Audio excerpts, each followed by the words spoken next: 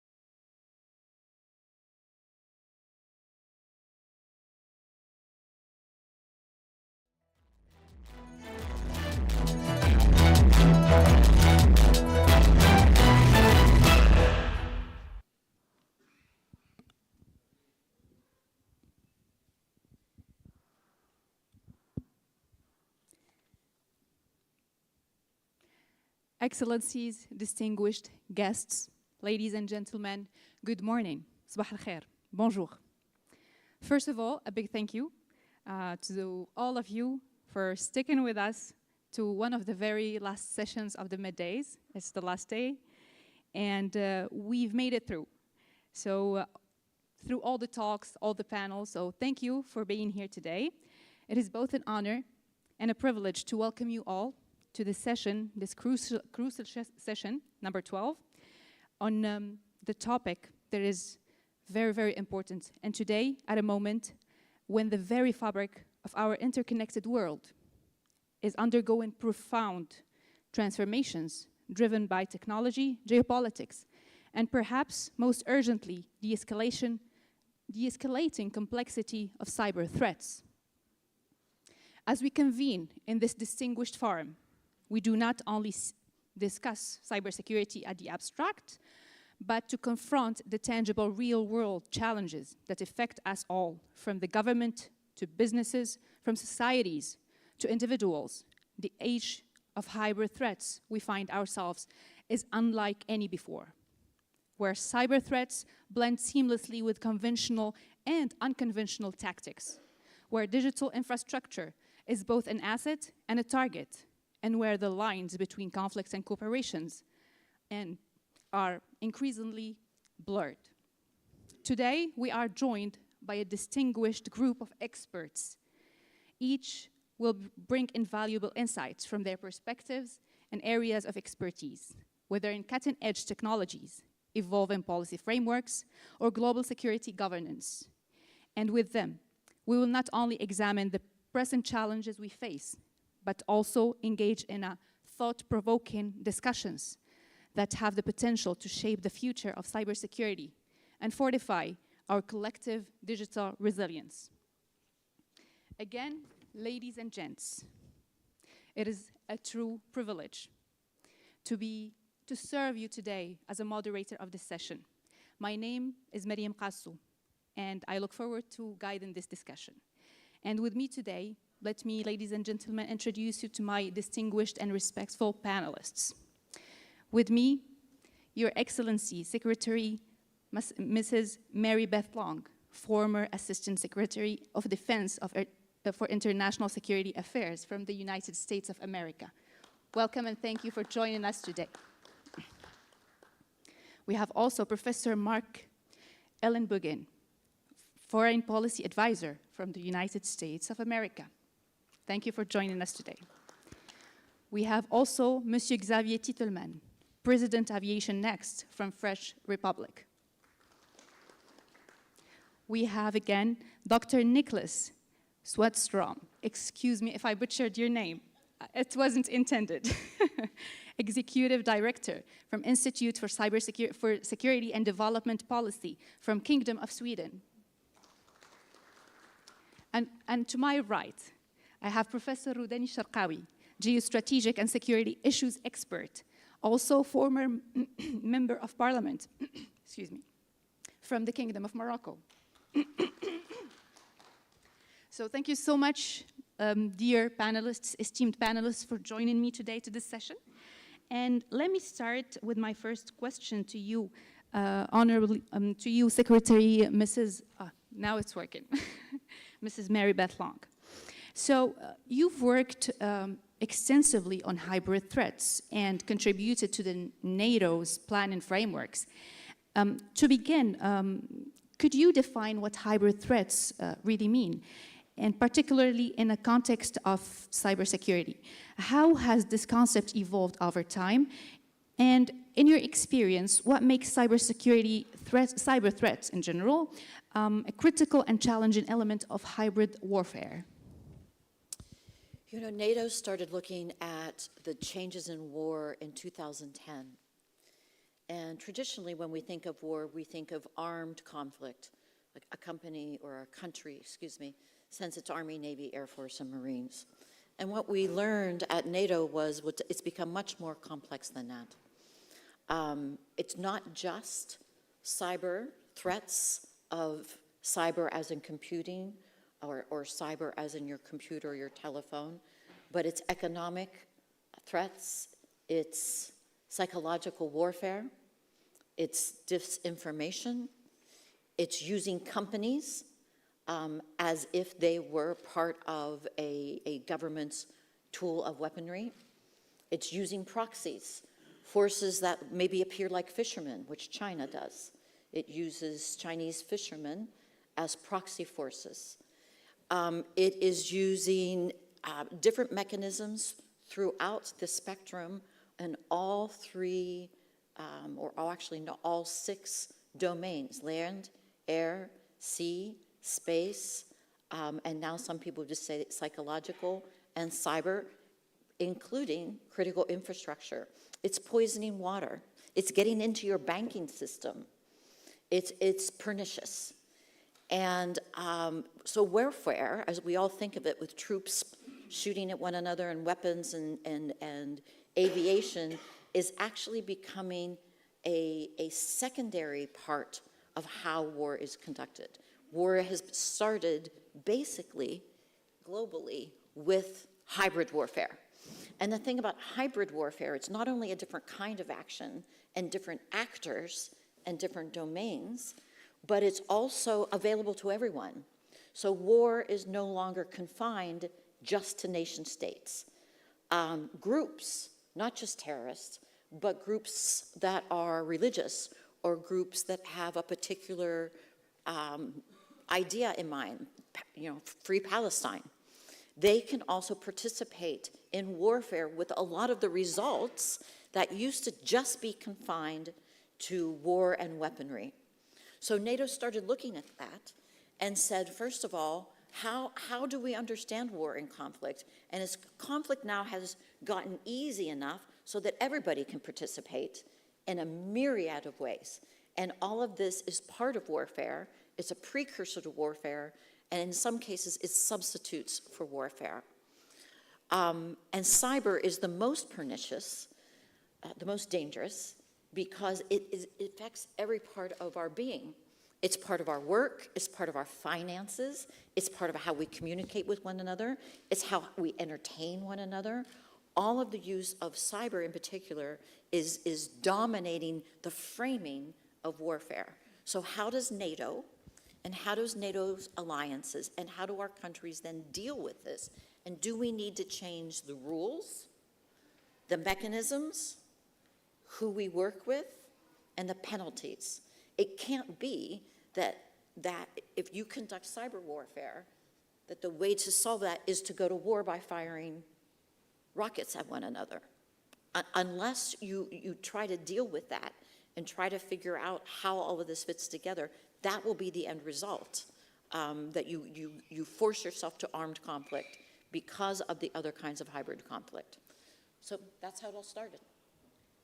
Thank you so much, Excellency, for this enlightenment, and thank you for enlightening us regarding these proxy forces and mechanisms of destabilization, especially, as you mentioned earlier, disinformation. And this led me to another question for you, Mr. Xavier, regarding disinformation. I know that this is your area of expertise, and I'd like to ask you a question around the impact of hybrid threats and global stability. So, hybrid threats, particularly through disinformation, and disinformation can be deep fakes, can be a lot of things.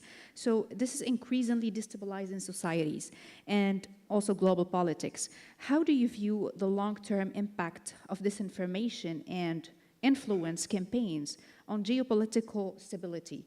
And what makes these threats more difficult to counter compared to the traditional military threats? Yeah, of course, it's a big issue right now. And for example, France is really attacked on the informational point of view, and specifically in Africa. The effort that France has been doing for decades, and I've been part of the French military, working here to save people, to avoid government to collapse, to avoid terrorists, to be able to kill people in Chad, in Ivory Coast, etc. And now, just because those new way of communication managed to change people's minds much faster than before, they manage to reach them much easier than before, they manage to have those impact on the point of view of the population. And there's a strong acceleration of it. And there's a strong acceleration in the capability of our opponent to do it. First, because they allow themselves to lie. For example, you know that Russia created a fake body, like if French soldier had killed people and left them and tried to bury them before we went away. And hopefully, French drones in Mali filmed the Russian fighters doing it, so we were able to prove that it was the Russians who were planting a fake massacre committed by French soldiers. Of course, it was fake. But this is just one example of something that we managed to identify before it occurred. But the fact is that 90% of what they try to do, the fake news they provide, they manage to go through our filters. So the first thing, they manage to do hundreds of fake news every day. And the second thing is that when it's online, there's nothing we can do to stop its propagation. For example, in my point of view, we can give an example. You remember about the Beirut attack, the bomb that exploded. It was not a bomb. The Beirut big explosion a couple of years ago, for example, the Hezbollah team wanted to claim that it was an attack, and they made some kind of fake videos with a missile coming, and the missile was supposed to be the beginning of the explosion. It was fake news. But still today, even if we know it's fake news, you have to point at each tweet or each message on Facebook that says this fake news, and you have to ask to Facebook and Twitter to delete it. It's not normal. It means that you need hundreds of thousands of people just to be able to stop an information that everybody knows is fake. And so we have those two problems. It's super easy to provide fake news, and it's super long just to try to compensate it. And now we are losing this. We are losing this information war because fake news has a much wider audience, and it's helped by the big network like Twitter, TikTok, for example. TikTok, for example, is one of the reasons that we had this guy, completely unknown, who almost arrived first at the presidential in Romania. And so Romania is just wondering, wow, because of those fake news and because of the algorithm that Chinese decided to help for Russia, we are fucked. So they are now thinking about banning TikTok. And so it's a question about freedom also. So, and because we consider ourselves as democracies, we don't accept to ban freedom of speech. And so this is a negative effect, of course.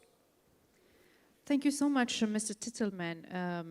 I completely agree on the complexity of dealing with this information and the challenge, and especially that there's nothing very tangible that we can do in order to stop the propagation that goes very, very fast, especially through social media that is consumed by a certain category of age of users. And this is, I believe, this is a major issue that needs certain mitigation strategies in order to help deal with that. And this takes me to my question for you, Professor Mark Ellenbogen, on cybersecurity and geopolitics and in hybrid warfare. So, Professor Ellenbogen, as a foreign policy advisor, you are, I believe, deeply familiar with the broader geopolitical context of cybersecurity. How do you see hybrid cyber threats reshaping traditional concepts of national security and foreign policy? And specifically, how can countries integrate cyber defense strategies into their broader diplomatic and military objectives?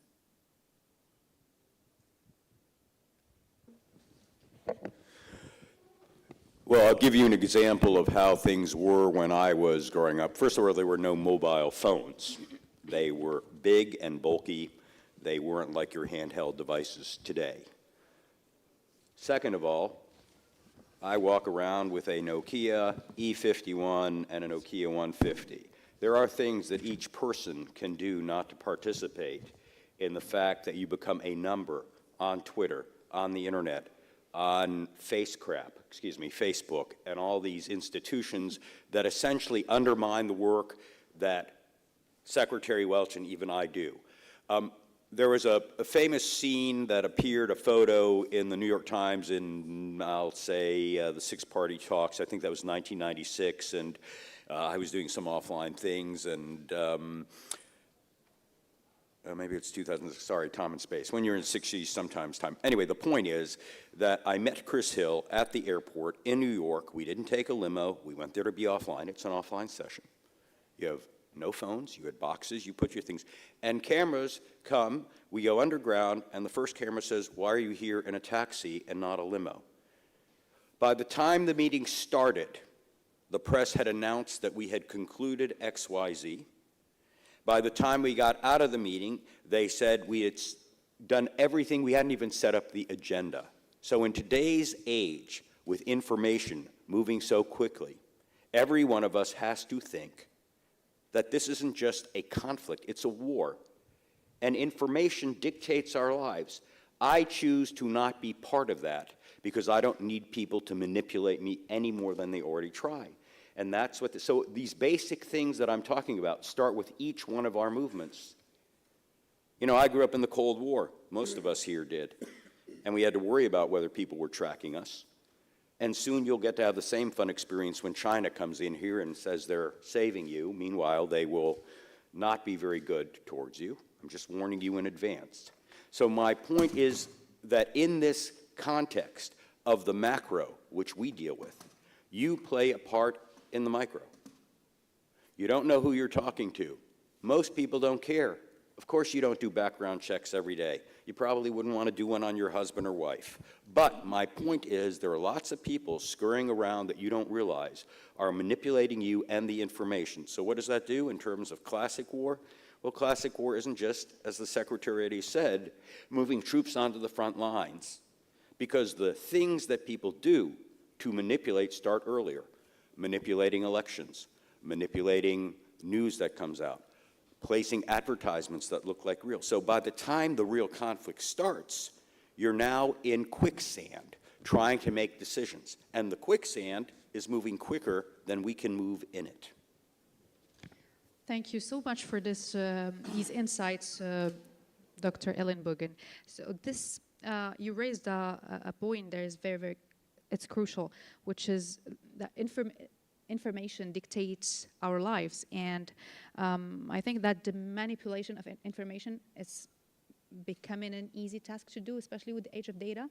And this manipulation of information can be really cross borders, let's say, tactic of war. So this will, I will turn to you, Mr. Nicholas Swatsrom. I'd like to ask you a question around regional security challenges in the face of, in the age of hybrid threats. So, Doctor, your work at the Institute for Security and Development Policy focuses mainly on both security and development. How do you see hybrid threats or hybrid cyber threats affecting regional security dynamics, particularly in developing and conflict-prone regions? I know you served in many similar regions. What vulnerabilities make these regions more susceptible to cyber-driven instability? Well, I think it is a disproportionate threat to the developing world, partly because of institutional weakness. A lot of the institutions here are basically outdated or poorly equipped, and that makes it really easy for a malign actor to attack. So the institutions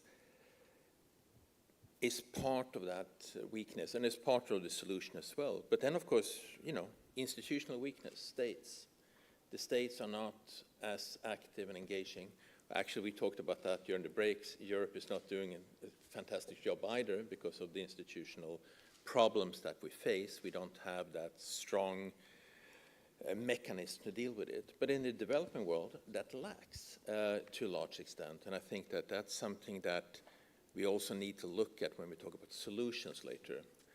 And then economic constraints. The obvious thing is, as been mentioned before, an attacker needs very little resources to handle this.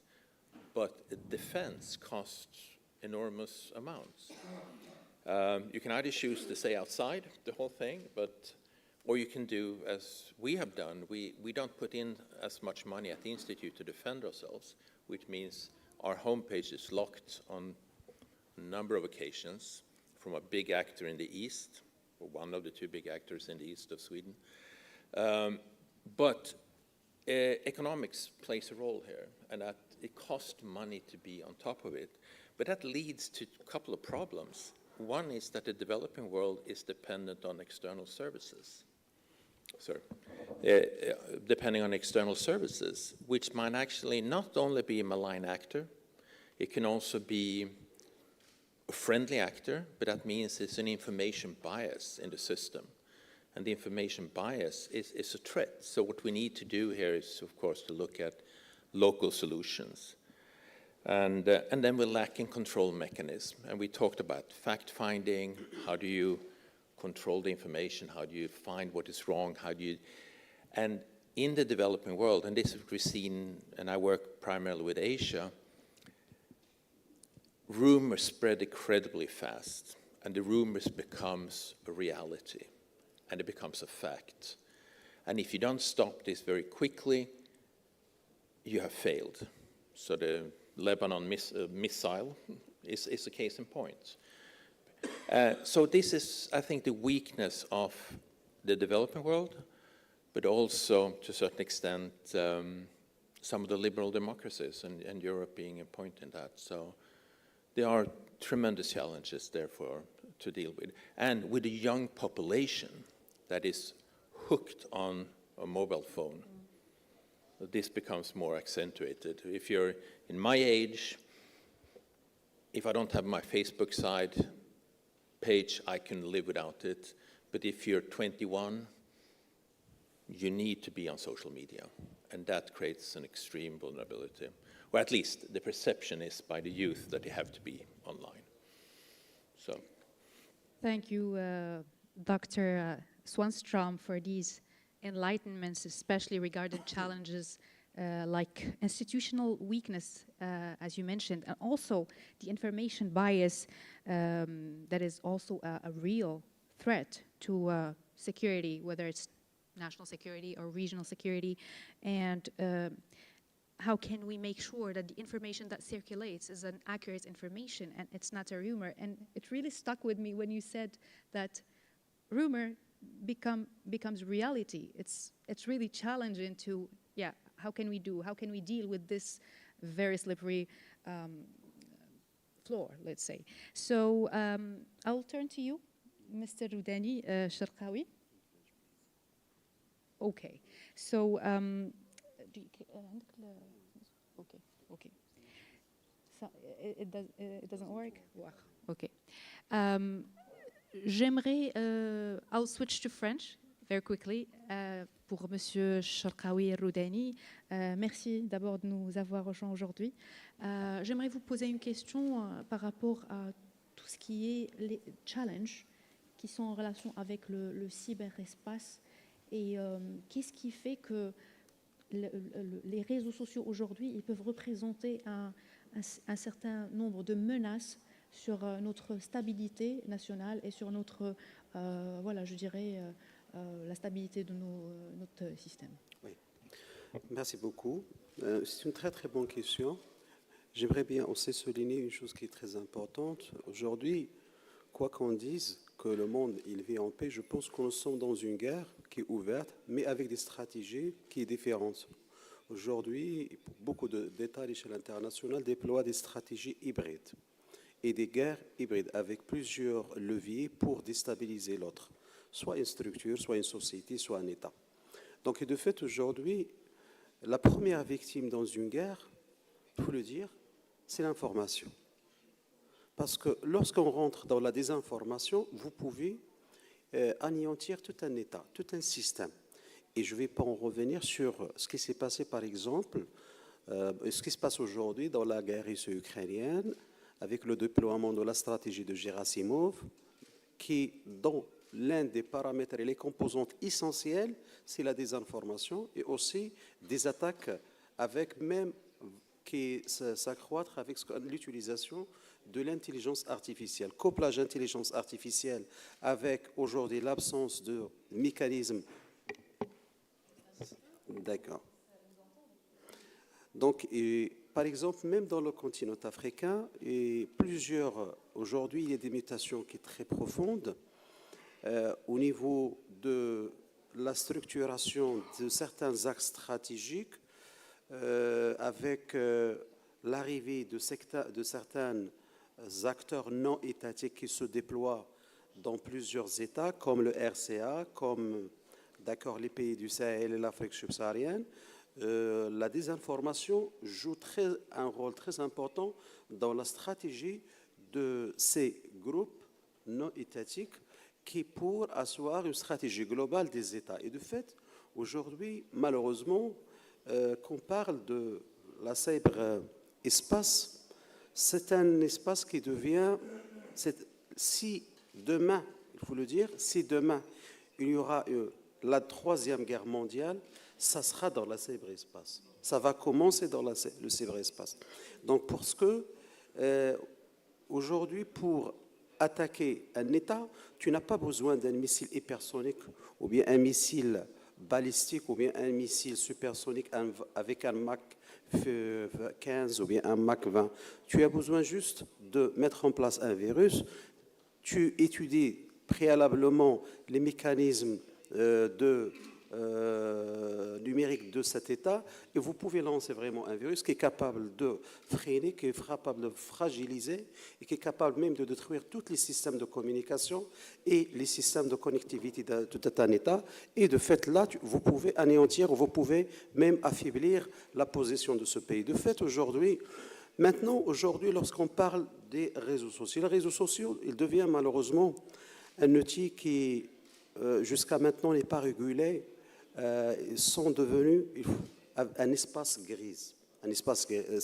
C'est une zone grise où les États n'arrivent pas de trouver vraiment donc des accords capables de rassembler toutes les synergies pour faire face aux menaces qui planent dans cet espace ou bien dans les réseaux sociaux. Aujourd'hui, par exemple, quand on parle des groupes criminels, des organisations transnationales dans la criminalité, dans le trafic illicite. Les groupes terroristes aujourd'hui commencent à utiliser les réseaux sociaux pour endoctriner, pour arriver d'avoir des informations. Donc, ils mènent des campagnes de désinformation à l'échelle de beaucoup d'États. Par exemple, quand on parle aujourd'hui de la Syrie, donc on commence à apercevoir qu'il y a une campagne de désinformation de Daesh, c'est-à-dire Daesh commence à avoir, donc il est dans une stratégie de retourner dans la région de Halab, dans la région Homs. Par exemple, dans les villes géopolitiques que connaît le continent africain, par exemple la région de l'Uptako-Gourma où il sévissent beaucoup de groupes terroristes comme l'organisation au Grand Sahara qui fait partie de Daesh ou bien le groupe de l'islam et musulmans de Ayad al-Radi, et aussi, par exemple, dans la région du Golfe de Guinée ou bien dans la région du nord de Mozambique, on voit qu'il y a vraiment des manœuvres des groupes terroristes qui utilisent les réseaux sociaux pour asseoir une stratégie de coercition de l'État, c'est-à-dire à travers une vision qui avance. Donc, ils essayent de mettre en place donc, une certaine conception stratégique pour contrer les États et aussi pour promouvoir l'idéologie donc, qui va avec les intérêts de ces groupes terroristes. Donc je pense aujourd'hui, effectivement, il faut le dire, les espaces, les réseaux sociaux sont devenus une zone grise qui nécessite une régulation à l'échelle internationale, qui nécessite une coopération transnationale et qui aussi nécessite un financement très important parce que, par exemple, quand on parle du continent africain, il faut dire qu'il y a des vides géonumériques. Donc, c'est-à-dire qu'il y a des États qui n'ont pas la capacité, si par exemple le Maroc arrive de mettre en place une stratégie globale de la sécurité, de la cyberdéfense, de la cybercriminalité, de la cybermenace, à travers la Direction générale de la sécurité des systèmes d'information, et aussi avec une régulation des lois, il y a une transition numérique qui est pilotée avec une stratégie bien peaufinée au niveau vertical et au niveau horizontal pour asseoir vraiment une vision plus claire. D'ailleurs, le Maroc il a joué un rôle très important dans la Coupe du Monde au Qatar 2022, dans la mise en place d'une stratégie de combattre la cybercriminalité, la cybersécurité au Qatar. Donc, plusieurs pays du continent africain n'ont pas les moyens, ils n'ont pas cette culture, n'ont pas malheureusement aussi le cadre, le règlement législatif, aussi cette culture pour développer la cyberdéfense, la cybersécurité. Mais aussi, j'aimerais bien aussi revenir sur un point qui me semble très important, c'est qu'aujourd'hui, nous sommes dans un monde qui vous savez, la science avance d'une manière incroyable. L'Occident, je parle des pays du Nord, je parle des États-Unis, aussi des pays européens, de la Chine qui déploie une stratégie très importante en matière de doctrine hybride capable, on l'a vu avec le Taïwan, on l'a vu dans l'antagonisme et aussi la confrontation avec les États-Unis. Je pense qu'aujourd'hui, ce développement qui s'accélère avec une vitesse superlumineuse de l'intelligence artificielle nécessite aujourd'hui une compréhension stratégique et aussi de travailler ensemble en synergie parce que lorsque vous connaissez votre ennemi, vous connaissez par exemple, vous lancez un missile avec un système de lancement. Vous pouvez le détecter avec satellite. Mais aujourd'hui, avec l'intelligence artificielle, si l'ennemi ou bien l'adversaire dispose aujourd'hui des moyens qui est capable de déchiffrer cette interopérabilité entre le missile, le GPS et aussi la communication, donc il peut vraiment anéantir toute atteinte. Donc c'est pourquoi c'est très important. Donc c'est pourquoi je pense, il me semble très important de travailler. Je pense que la coopération internationale reste un levier très très important dans ce domaine qui est un domaine qui est très stratégique et un domaine malheureusement je dirais que peu de pays à l'échelle internationale, c'est un club privé, qui ont les mécanismes, qui ont les approches, qui ont la technicité, qui ont aussi la stratégie à moyen et à long terme. Et je pense aujourd'hui qu'il faut ouvrir pour un monde plus sûr, plus stable, mais à condition sine qua non d'arriver, d'avoir vraiment le contrôle de développement de l'intelligence artificielle, de la désinformation et aussi promouvoir une vision plus cohérente sur les stratégies de développement. Il ne faut pas laisser les choses aller là où on ne peut pas contrôler vraiment la science. Merci.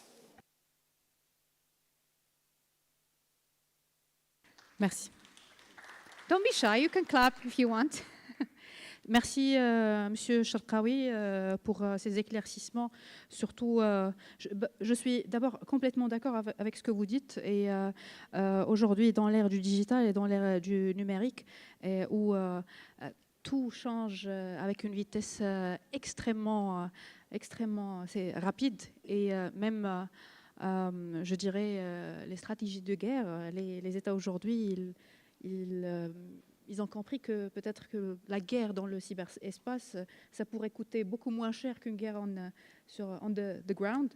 Et donc, je vais switch to... I will switch to English. Sorry. You hear me now?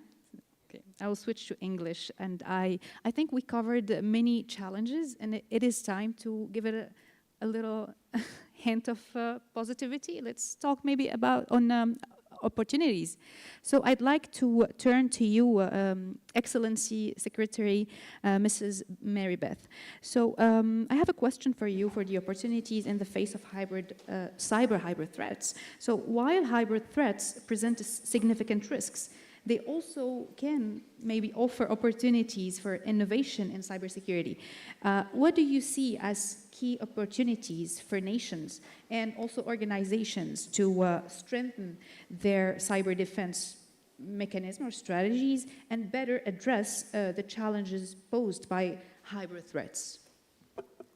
Well, let me start by saying that actually so many of you are in a really incredible opportunity in that you are in a place that's already a battlefield in many respects. Africa and the Maghreb in particular is a battlefield right now of winning the hearts and the minds. It's an informational battlefield, and it's happening right now today. Why? Because you have things that the rest of the world wants. You've got rare earths and minerals that are inaccessible or too difficult to get in other places in the world. You have incredible political power. Your role in the rising global south is really important. Your leadership it counts, and your power in not only in Africa but multilaterally and in the world, in the United Nations and other places, is incredibly jealously sought by all these big players who are out there trying to participate in cyber war. And the third thing is everybody knows that as far as economics goes, the biggest growth area in the next 10 years will be in African countries. Exponentially, your power of your spending, everybody wants. The Chinese, the Americans, the West, everyone wants to be the place that Africa and the rising South turns to to spend their economic wealth. So you are the battlefield, it's happening now. That puts you in a tremendous opportunity. Number one, why? Because you already know where many of us went into this sort of blind, not realizing that our hearts and minds are being sought after. You understand that already. And the opportunity you have is to become discerning consumers of information and to look out for these places where psychological warfare, disinformation, and misinformation is being directed at you. Number two, you can do your own. Start formulating your policy, formulating the messages that you want, whether they're political messages by your governments or individual messages from your culture, from your age, from your sport, from your religion, from what you think society ought to be bringing to you and your children. Start participating and get yourself on the battlefield. Third, you're building your infrastructure now. The thing about African nations and in many other parts of the world where it's not the infrastructure is still being developed, in the West in many places, all of that just sort of happened. And it was wildly uncontrolled and uncontrollable. You have the option as you build critical infrastructure to build it with the eye toward how do I protect it and how do I make sure that it doesn't become a means through which my enemy can attack me, whether it's psychologically, informationally, by getting into your banking system, all of that. As you build your infrastructure, you do it with a different defense in mind that we didn't do. Fourth, choose your interlocutors wisely. You know, in the West and in the United States in particular, we have this laissez-faire. We were talking about it earlier. We have this, well, everybody should be free. Everybody should be able to say whatever they say, even though it's a lie, even though it will incite violence. You know, the First Amendment, everyone should say what they want to say because freedom of expression is the most important thing. Well, guess what? When freedom of expression is manipulated and it gets you thinking the wrong things or incites you to violence or manipulates your children, isn't that something we should be protecting ourselves against? Well, it's too late for some of us because we don't have the means of doing it. It's not too late for you. So your generation in particular has a decision to make. How much freedom do I want? How much should I allow others to communicate? How much should I have unconstrained intercourse with the rest of the world? And how much do I want to protect myself? Because I'll tell you now, the Chinese and the Russians are all over you. And they're trying now to manipulate your decision-making, how you use your pocketbook, how you vote, how you organize yourself to go in favor of what they think they want out of you. The West is doing the same. So those are the opportunities that you have now, and the power that you have, that in many of our other countries that are more developed, we don't, because this, there's an expression in English, I'm sure you know better than I, the horse is out of the barn. Trying to get the horse to go back to the barn is going to be more difficult.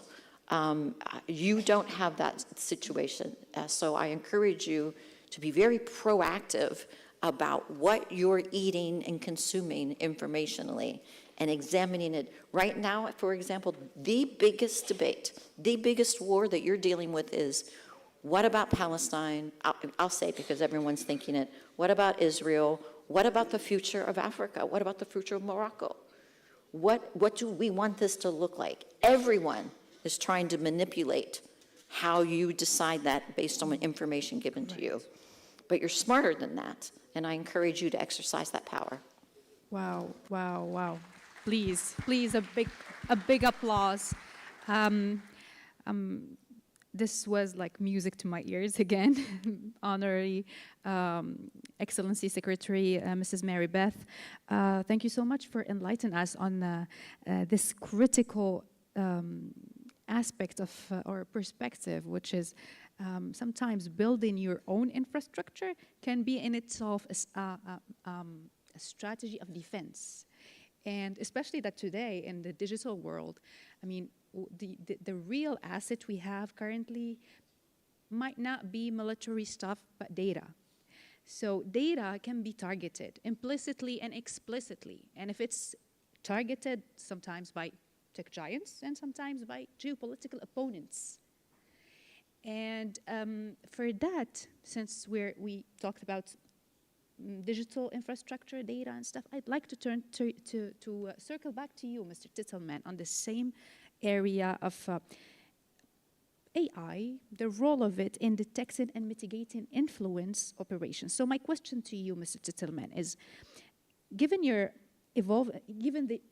excuse me, given the evolving capabilities of AI, how can it be effectively used to identify and neutralize hybrid threats, such as influence operations, whether it's detecting deepfakes, fake social media accounts, or disinformation networks, before they spread too widely, and at that time we won't find any strategy to mitigate and to stop the propagation, as we mentioned earlier. So please, the floor is yours.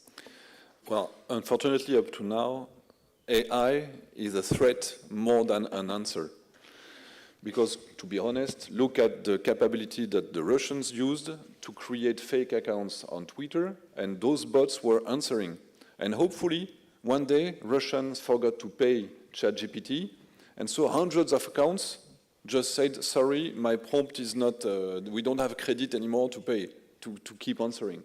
So we discovered that a huge amount of those pro-Russian propaganda everywhere in the world was just designed by AI.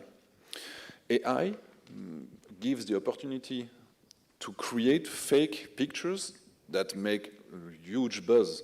If you look, for example, once again at Palestine, lots of things happen in Palestine, but lots of the pictures that we saw, and even some of them taken by the official news network, were just taken by those, produced by those fake generative AI. Hopefully, you have very good websites that can help you to fact-checking those information. For example, you can check if a picture is relevant to a situation. Did it exist before? For example, now Google Lens gives you the opportunity, you upload a picture, and it will give you the answer, no, this picture was taken 10 years ago. It's a fake news. So, of course, it can help. This is the first thing. The second thing is that now it's harder and harder to detect if a video is manipulated or if it's created from scratch. And the AI, there's lots of challenges, even in the French army, even in NATO, challenge to develop an AI to detect if a picture was made by an AI. And now you have photo forensics websites. Usually, for example, when the Russians tried to hide that they had shot down a plane in eastern Ukraine in 2014, They just manipulated those pictures. They just made random copy-paste weapons to accuse the Ukrainians, and it was easy to detect. When the Russians use you can still look at their website, on their Facebook page today. They say that USA was working with Daesh, Islamic State. And to prove it, they used video games. They used pictures from video games to prove that there was a connection between the US and the Islamic State. So it was much easier 10 years ago. And when I was working at the Crisis Management Center at the Emergency Security Force in Paris, we just had 7 people dedicated to identifying fake news and fact-checking those information. But today, if I had to do this, I would need hundreds of people. And hopefully, AI, I hope in the next 2 years, we will be able to have AI that can replace those hundreds of people. Because now, we don't have those hundreds of people. So now, AI is a threat. But I hope that in a couple of years, we will have an answer thanks to this. But the second point is when you identified manipulated facts, pictures, or videos, if YouTube doesn't decide to erase them, you're fucked. Okay? I can give you a personal example. I have a YouTube channel, but I have now about 500,000 followers. So when I ask people to help me, I can snap, and I have 2,000 volunteers now. So it's a huge capability of working without AI.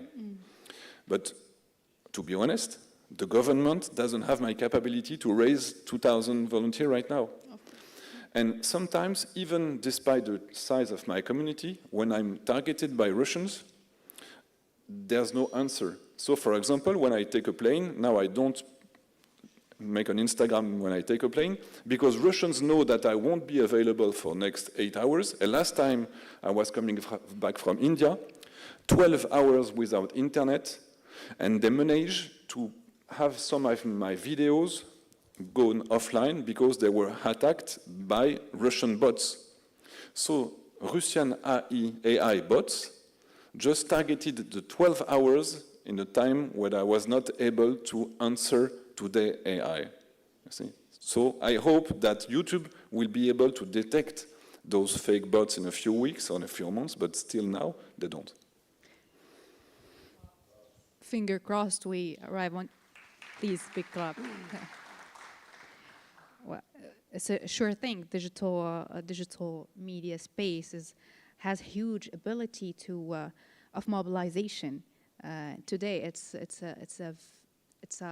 a great, let's say, asset or potential that we can count on. Sorry. I don't know why I do this. I should hold this properly. Okay, let me turn to you, Dr. Ellenbogen, with my second question on strengthening alliances against hybrid threats. Given the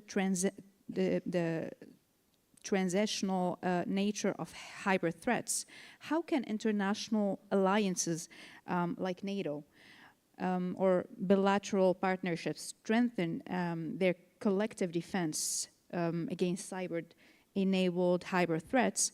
And what are the opportunities that exist for enhancing cyber deterrence and collective defense? Sorry, I didn't mean to sound so gruff. Well, NATO can do a lot of things that protect it. It moves into a new building. It tries to make it more secure.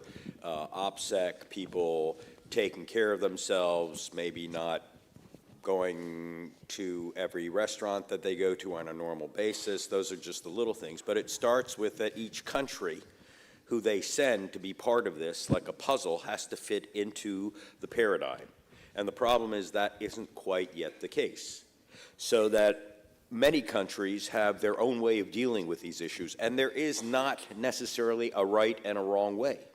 And so you've got the Estonians and the Latvians and the Lithuanians and the Nordic countries being more conscious of these things because they're right next door to Russia. You've got the companies of Asia, from Vietnam to Indonesia to Myanmar to whoever, are more conscious of what's going on with China, the South Koreans, and then, of course, the United States. In this case, I'm a mixed Canadian-U.S., born in Germany, that that part of the world is burdened by immigration. We haven't talked about that. People that are coming in, people that are sent to study. You know, sorry, I don't want to harp on this, and then I'll answer your question. The Chinese have 7 million students that go out to our countries every year. That's fine. But they belong to the elite. They are the haves. They are not the have-nots. They report back to the Chinese Secret Service. Even the Russians don't do that. So you see, and I'm sorry I'm focused on us as people, old school, because we play a very big role because we think this doesn't affect us. We think that it's not part of it. And so to answer the more specific question, systems then, who are quicker or smarter, as you are, most of you are young, are then quicker in responding to things than older systems which were built for a different time and space. So NATO, even though it's changing and increasing its budgets, Sue mentioned that, I think you did, Mr. Sandler, is not quite up to par. And of course, enemies, I'm sorry I define it that way, who want to have a different system running us. Look, democracy is not perfect. And there are many things in our worlds that are not good. But frankly, at the end of the day, I'd rather still have a North American, European system in place than having to deal next on the list would be Russia, and China would be at the absolute bottom. And this isn't Donald Trump talking. I came here 20 years ago, I can't be 20, 16 years ago, and talked to young people in Morocco and said the same thing then. So you have to have finances. Isn't the only way. You have to think of things that can create an issue that you haven't thought of. A bolt sunk, opened the Titanic, and 3 hours of human error. Well, that we still have today. And much of this is human error because we simply think that we don't have a responsibility to make decisions that are uncomfortable, even in our daily lives. That's it. Thank you, Mr. Ellen Dugan, for these insights. I'd like to circle back to you, Dr. Nicholas. Is it okay if I call you Dr. Nicholas? I avoid mispronouncing here. So my question will be, again, on opportunities. So what unique opportunities exist to strengthen cybersecurity development in emerging regions excuse me, through international cooperation? How can cybersecurity be integrated into broader development agendas to prevent hybrid threats from destabilizing regions already facing political and economic challenges? Well, I think it's, in a sense, you can boil it down to 2 points. One is collaborative capacity building and localized cyber training centers. And when I say localized, I really mean localized, because we talk a lot about Africa here. But Africa is a big place. It's this information, if you compare Sweden and Finland, two extremely similar states, the Russian attacks on Sweden and Finland varies very different. It's a waste difference because we have two different systems, two different perceptions, media works slightly differently. So we need to separate, we have to have localized solutions. And even in Morocco, I would expect Tangier to be different from Casablanca, simply because of language differences. Yes. Here would be Spanish more, and it would be European context or Spanish context, and then in Casablanca would be French, how you use languages. So this localized. Then I would like to see, regional knowledge sharing platforms. And regional, it doesn't have to be, it can include Europe, it can include the rest of Africa, it can include Middle East, but best practices sharing. And then mentorship programs between more advanced technological societies and less. Taiwan is a perfect example, and I'm very good, the minister spoke about that, but it was, we learn as Swedes enormous amounts from the Taiwanese. They have the experience that we benefit from. So this is a crossroad where we can actually learn from each other. And then, of course, providing targeted resources for digital infrastructure development.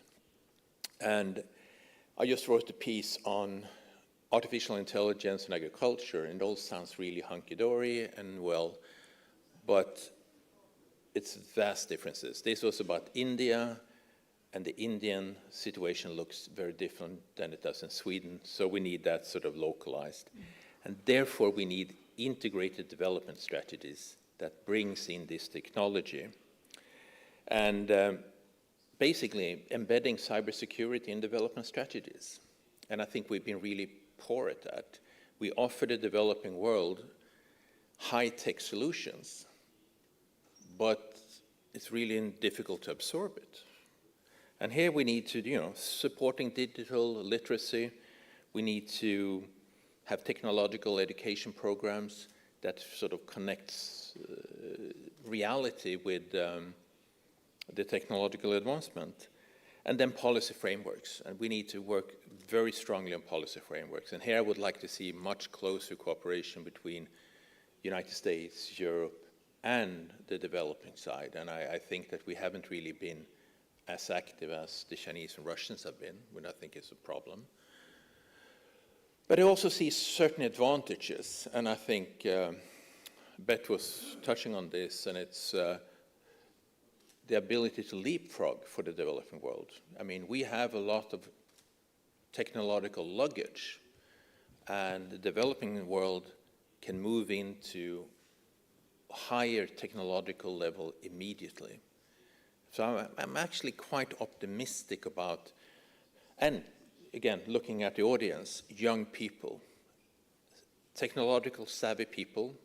I mean, when I want to have something done at the office, I go to the youngest person in the staff and ask, how do I do this? and that's the reality. You are bringing in the new technology, but with the challenges that comes into, of course. But I think here I think the West, and Europe in particular, from my perspective, needs to be more active in the developing world and be more of assistance. And, Morocco especially, it's next door to Europe. And actually, to some extent, it's very much part of the European neighborhood. So this, I think we can do quite a lot. And I'll stop there. Amazing. Thank you, Dr. Nicholas.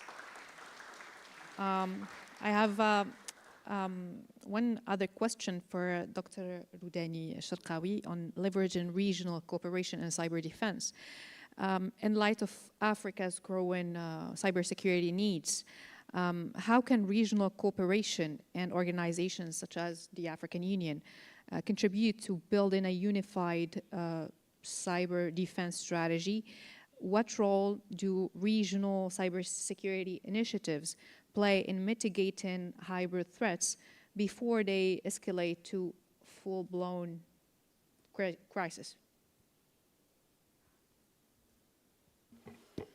Oui, il me semble que dans le continent africain, il y a vraiment un retard très très important dans ce domaine de la cybersécurité, la cyberespace, la cyberdéfense, la cybercriminalité. D'ailleurs, aujourd'hui, lorsqu'on voit le nombre des attaques numériques, des attaques des virus qui attaquent les infrastructures, qui érosent aussi la souveraineté étatique des pays africains à travers de l'espionnage, à travers aussi l'utilisation des attaques numériques pour toucher des infrastructures pétrolières ou aussi même toucher donc à travers la désinformation. Il faut le dire aussi parce qu'aujourd'hui ça c'est un vrai problème.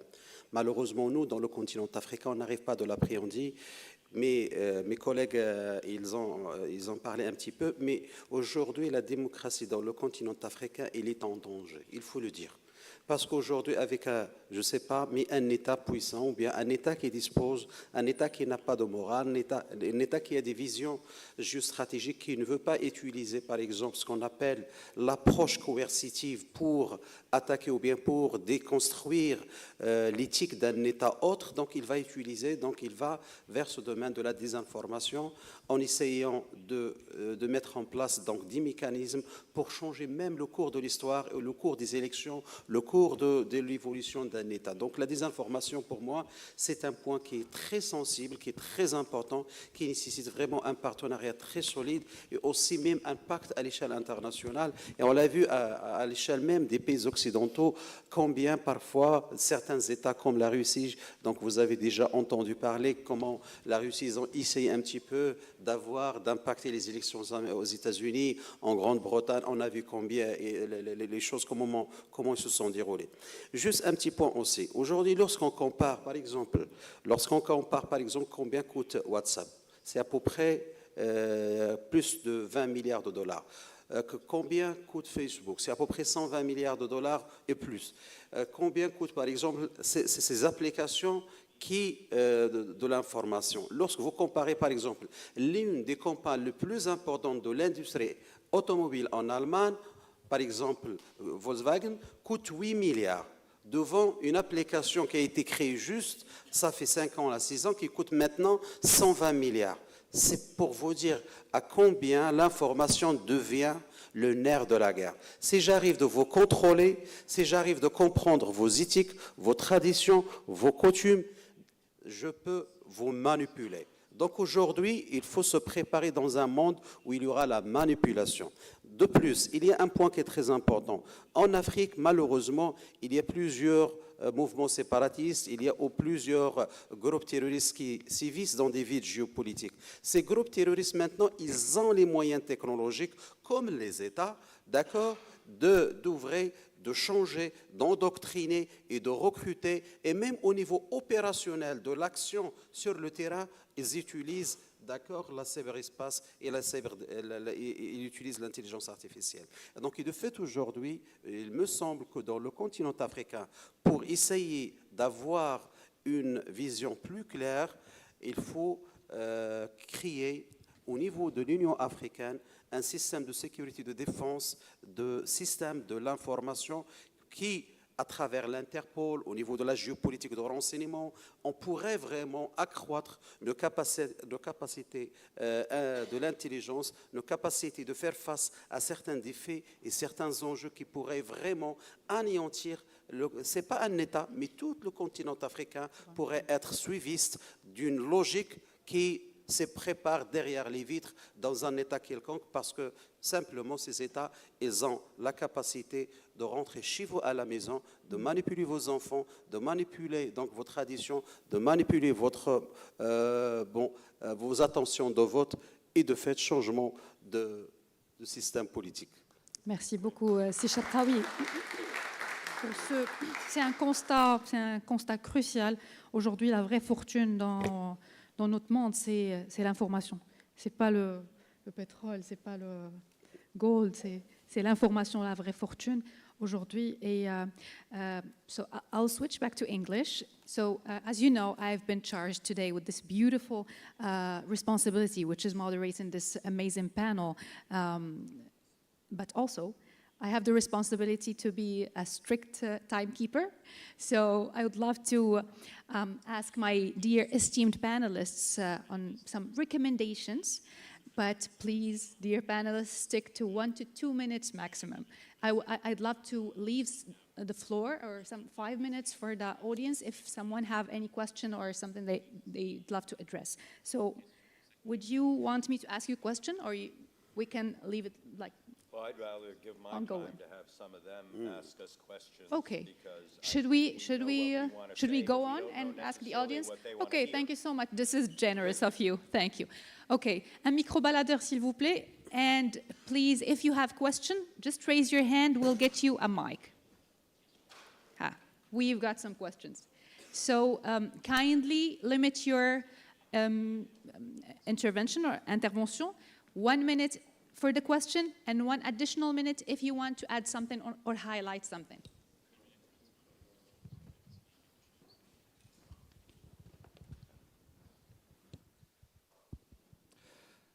Thank you so much for all these informations you shared with us today. I would like to present myself. I'm Mouad Blessawi. I'm from I'm a student at UM5 University. I'm a PhD student about ethical artificial intelligence and performance. I would like to ask you a question about collecting data. And this question is for all of you, if you want to answer. Do you think that is going to be a day where we will not be able to stop our data from collecting? Because today, if you want to talk about artificial intelligence, if you want to talk about progress and artificial intelligence, we must share our data. For you, it is going to be a day where we will not have this right anymore. Thank you so much. Into the rule, which is 1 minute, I'd like to ask my panelists if someone wants to share something or wants to answer. If you want to address, if not, I can do that. Well, my answer is yes, and I'm glad I won't be around when humans aren't making decisions and artificial intelligence is making it for us. So good luck with the future. And it's above my pay grade, unfortunately, as you saw with my phones. But yes, I believe in a time when machines will be telling us how to do things. I don't know how the algorithms will work. They probably do. So there we go. Yes, unfortunately. If I may, I can add an insight to your question. I think your question is crucial. But today, your question may be, I'll give you another formulation of the concern you have. So you said that we have to stop sharing our information. Actually, we do not mindfully share information. We participate and engage in platforms that consciously and unconsciously collect information. So how we stop our information that is gathered all over the place by not participating in certain platforms, by not engaging with it, by not accepting terms and reference. So to say that we can stop data collection, for me as a data person, as a big data engineer, it seems like an impossible. Just if you are ready to put on your phone and not use any apps, not use Instagram, not that way, maybe you can achieve this state of sovereignty, digital sovereignty and self-sovereignty. And I'd like to turn to Dr. Nicholas for please enlighten us. No, but just to reinforce, the problem, of course, is, I assume everybody has used ChatGPT, or chat robots. Well, I pointed to the young people. The problem is that information, and this is how it's going to work, is extremely biased. So, for example, I would type in, who's the president of Taiwan? Depending on the chat robot you use, you would get Xi Jinping, because it's Chinese-controlled information. So what we're going to see now with all this gathering of information is that, well, states and ultimately sort of the AI decides a bit of the information flow and how they distract it. So I have students giving me papers where I go like, this is obviously, either it's a Chinese person writing it or you're using a Chinese ChatGPT. This is a European person or you've been using a European ChatGPT. And this bias will be growing into this collective mass of information. So, yeah, even if I'm going to be around on some of these things, I do share the thing that good luck, because this is going to be more and more biased as we go along. And I don't think there's much we can do about it. Thank you so much, Dr. Nicholas. I'd like to turn to Your Excellency, Mrs. Mary Beth. Can you add some insights? So I'm an old person. I agree with these gentlemen. I believe the rush to AI, God bless the persons who are developing AI, because I think it'll be tremendously useful for health and for space and for climate change and those things. But the part of me that is troubled by exactly what we're talking about says to me, we need to be not only aware of who we're speaking with and who we're sharing our information with, but at some point when AI and machine learning begins to make decisions about what we see, what we hear, even beyond what we are now, you know, why are we on this earth? If we're getting rid of humanity, by having a machine dictate what we see, what we hear, what we believe, the art that we create, then shame on us as human beings. I think we failed ourselves, we failed our species, and whoever put us on this earth, if you believe in those things, and I do, will be grossly disappointed in us. So I believe that not only should you start making decisions now, but teach your children that this is not something that just comes out of nowhere that is helpful and that they should consume it like they consume candy or other things. It's not all good for you. And we will rot ourselves away as human beings if we don't put ourselves on a diet. What kind of diet that is, I don't know. But I refuse to give up my humanity for a machine. Excellent, excellent. What a self-awareness is very, very important, and mindfulness is very important. I think, have, yeah. yes. Hello, Please everyone. go ahead. Hi.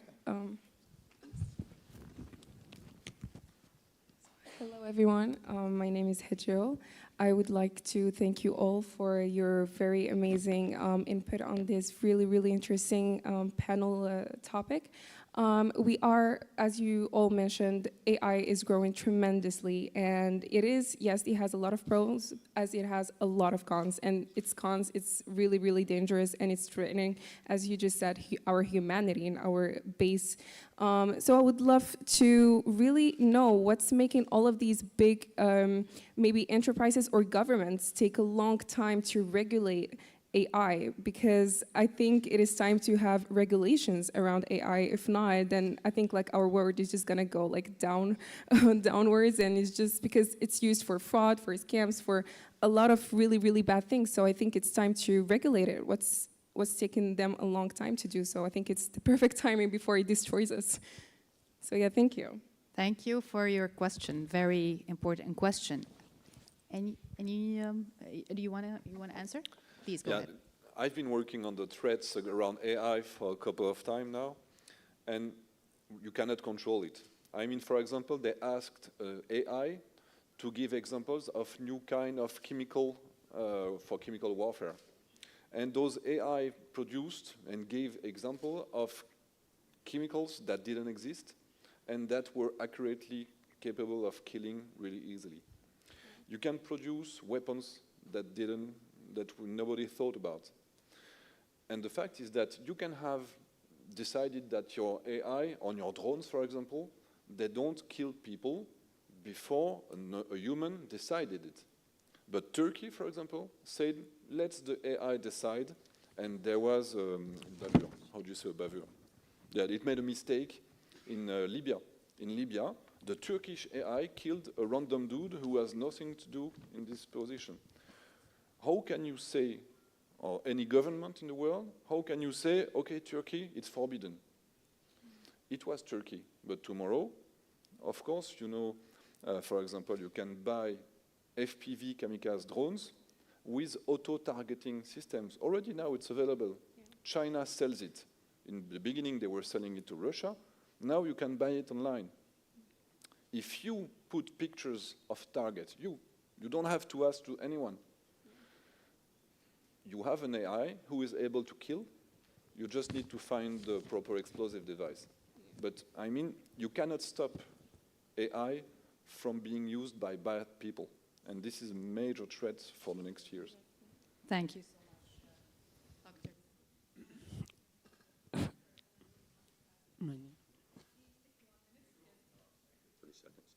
So 3 things that all of you can do. Go through those stupid cookies and Trojans every day and get rid of them. No, no, no. It doesn't make it perfect. But if everybody's doing it, it makes it harder for people to gather information. A piece of information. 5 men who are worth $300 billion roughly each at any day of the week are worth $1.5 trillion, and their companies are worth between $5 and $15 trillion. So why does government? That's bigger than most of the GDPs of many countries. And you're already a country that is actually well advanced of many countries. Okay, there are gaps between people. And number 3, you just have to be vigilant to make sure that they're not collecting your information, because these systems eat it up. And they want it. It's like mouse. stop them from eating a piece of cheese that's out, they'll just continue to eat it, except this is technology. And it's going to think about it, and it's going to then, at some point, I'm sorry, make us their drones. And they will be telling us what to do. They already tell you, am I already a minute? Sorry. Then I'll stop. They're already telling you what words to use, how to address things. So in fact, the input, exactly, where the inputs are, A plus B equals C, they're already telling you how to do it. So what are we doing? And you need to play a role in this. Yeah? You have a great continent, a great country. Sorry, excuse me. Thank you so much for the very last note, which is, I'm so sorry, the timekeeper freak in me is telling me this is 0000. So I will have to conclude this session, unfortunately. And I was... Une minute. OK, allez-y. Voilà, j'aimerais juste revenir sur ce point de l'intelligence artificielle pour un petit peu vous dire. En 1942, il y avait une structure qui s'appelle CryptoAG qui a été créée par un certain monsieur. Cette structure qui s'est développée au fur et à mesure du temps. Alors, en 1970 et en 1993, cette structure qui travaille dans la cryptologie et le chiffrement et le déchiffrement des messages arrive d'intercepter les messages, les communications les plus chiffrées, les plus développées en chiffrement. Cette entreprise, ces opérations qui ont été menées par des États ont influencé des équations de dimension géostratégique à l'échelle internationale. Donc, de fait, aujourd'hui, donc imaginez-vous la cryptologie en 1940 jusqu'à 1993, qu'est-ce qu'elle a fait comme impact majeur sur l'ordre mondial, sur les alliances stratégiques, sur la conception des stratégies, sur mener une certaine politique de coercition vis-à-vis des États. Aujourd'hui, avec l'intelligence artificielle, moi je peux dire une chose très importante, je vais terminer avec ça. Shakespeare, dans un livre qui s'appelle « Dating Love », il a dit une phrase très importante. Je pense que ça résume tout. Toute personne qui court derrière ses ambitions démesurées court à son autodestruction. L'humanité court à son autodestruction. Si on n'arrive pas à contrôler les choses, on devient, dans 100 ans, l'être humain devient une machine.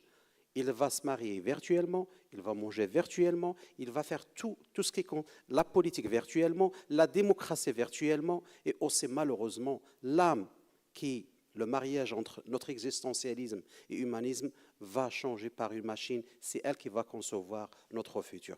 Donc je pense qu'il faut faire attention. Quelle idée, quelle belle idée. À terminer avec, merci beaucoup, c'est Sharqawi. Thank you so much, dear esteemed panelists, for your generosity, your time and efforts, and all the insights you shared with us. Was with me today, and I was honored to be among my dear panelists, Her Excellency Secretary Mrs. Mary Beth Long, again, former Assistant Secretary of Defense of International Security Affairs from the United States of America. Please, big applause. Was with me today Professor Mark Ellenbogen, Foreign Policy Advisor from the United States of America. As well as Mr. Xavier Titelman, President Aviation Next from French Republic. Also Dr. Nicholas Wanstrom, Executive Director from Institute for Security and Development Policy from Kingdom of Sweden. Last but not least, to my right, Professor Roudani Sharqawi, Geostrategic and Security Issues expert, also former Member of Parliament from Kingdom of Morocco. Thank you so much, dear audience, for being patient with us today and for listening very actively. Thank you, and yeah, let's go lunch.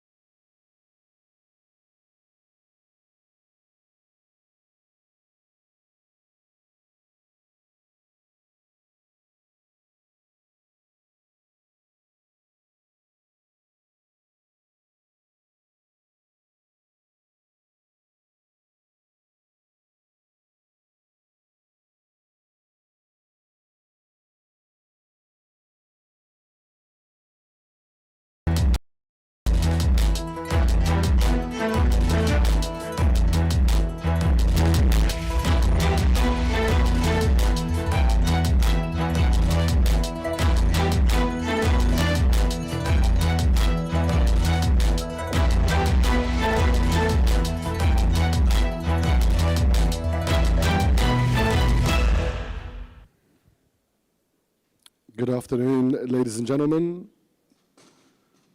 We're going to wait a few minutes for some of the guests outside to take their seats.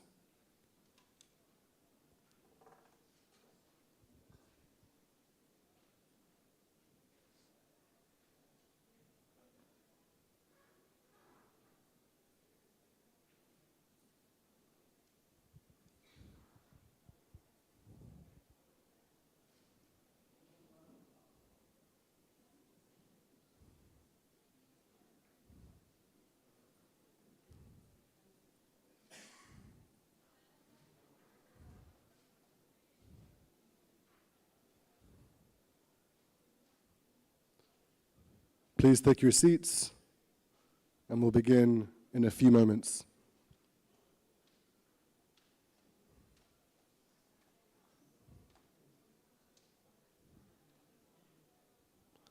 Good afternoon, ladies and gentlemen, distinguished panelists and esteemed guests.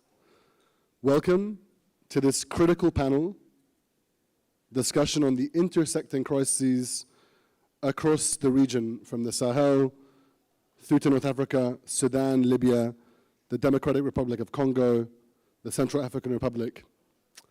This region has been characterized over the last 10 to 12 years in so many different ways, but we keep coming back to a central thread, a stark reality today. These conflicts are not isolated. They're interconnected, they're intertwined. It's not always that history repeats itself, but it has a pattern of rhyming at times, and I think that's why it's such an interesting time to have this conversation. Now, the Sahel, Sudan, Libya, the DRC, and CAR are arenas where local struggles for power and stability have collided with international interests, and they've created this unusual web of competing interests over resources and strategic access for oil, minerals like cobalt, and precious minerals like gold. These resources are critical to our modern times, and they've transformed the region into a very complex geopolitical battleground. If you take Libya, for instance, what is seen now over 14 years of conflict that started with protests in 2011, but has transformed into an arena of competing mercenaries. And that is now connecting to Sudan, where fighters who fought yesterday in Libya are fighting today in Sudan. So as we see in the case of Libya, what starts in one place can end in another. But as we navigate this volatile landscape, there's also signs of resilience and even innovation. Regional alliances, mediation efforts, and international support are paving the way towards some forms of early signs of stability. These efforts are often fragile, and they don't take place in a vacuum. The biggest, and I think the most pressing concern, especially when we look at Sudan, is the deep humanitarian crisis that it's facing, where I believe yesterday the BBC reported, nowhere on earth are children fleeing at this rate.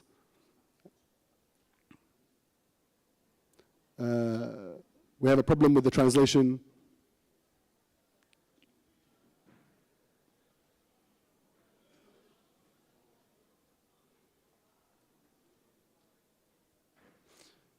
I return back to that central point.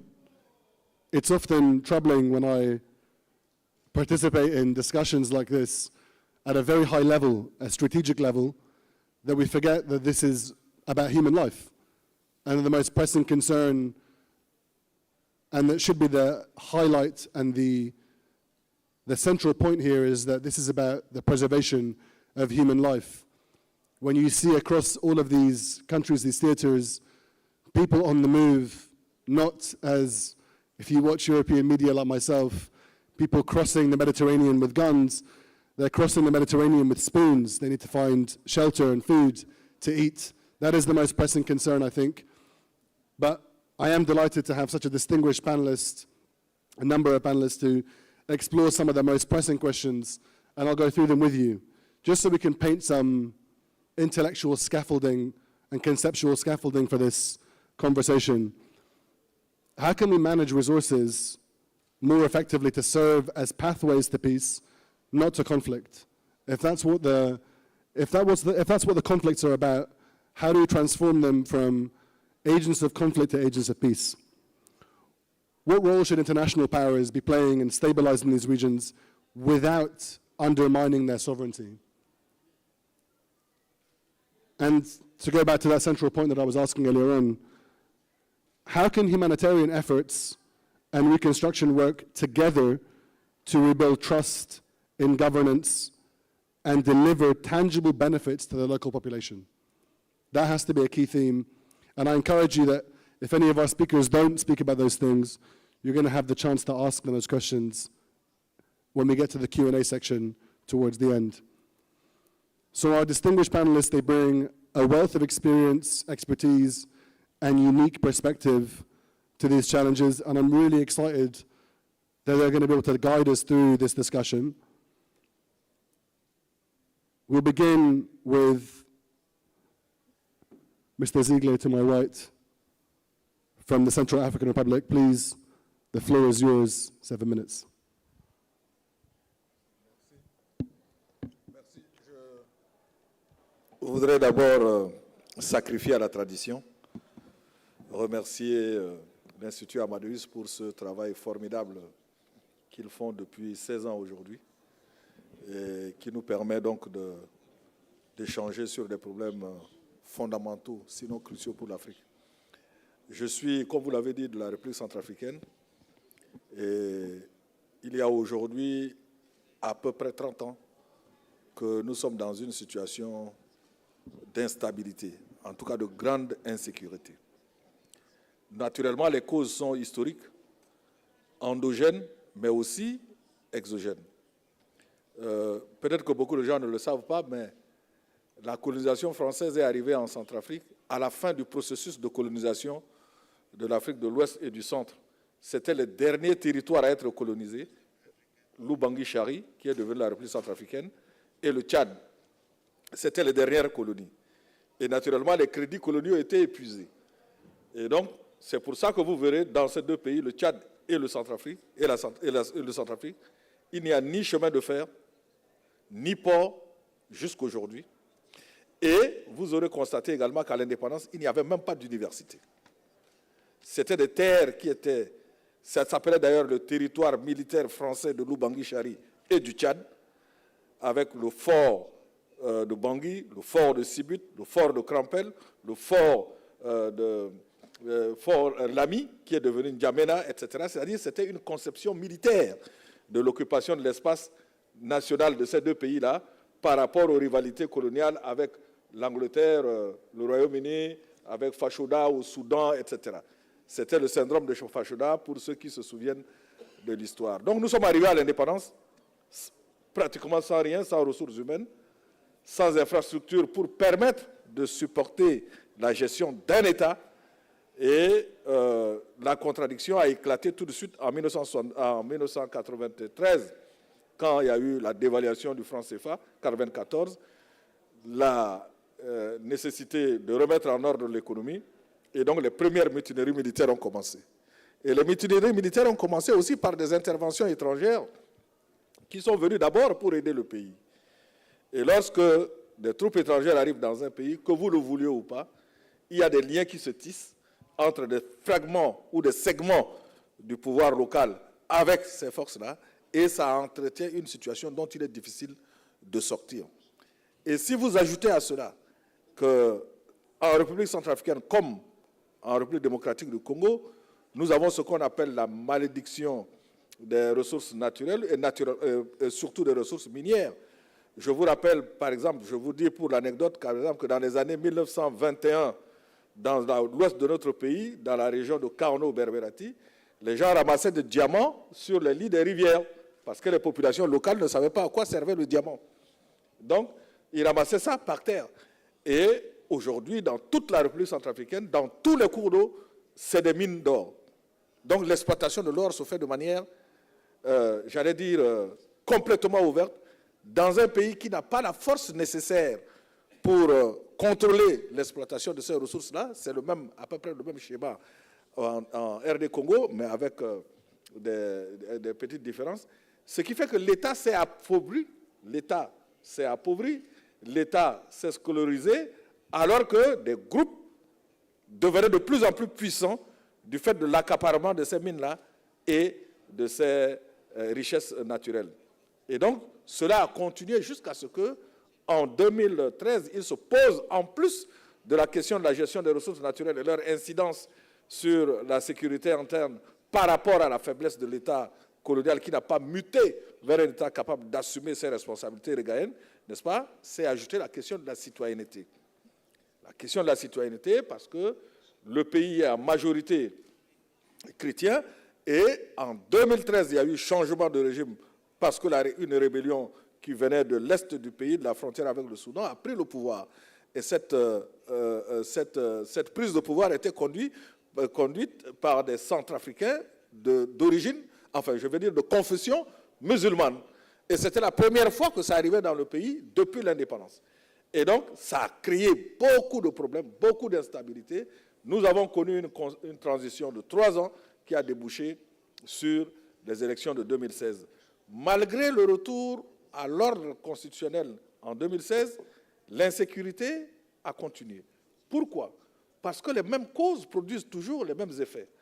Si l'État n'a pas de contrôle sur l'ensemble du territoire, si l'État n'a pas de contrôle sur des ressources qu'il faut juste prendre pour vendre et avoir du cash, donc les groupes continueront à être plus forts et parfois mieux armés et plus connectés avec les réseaux internationaux de trafic d'armes que l'État, et continuent donc à déstabiliser l'État. C'est cette situation que nous vivons dans notre pays depuis un certain nombre d'années.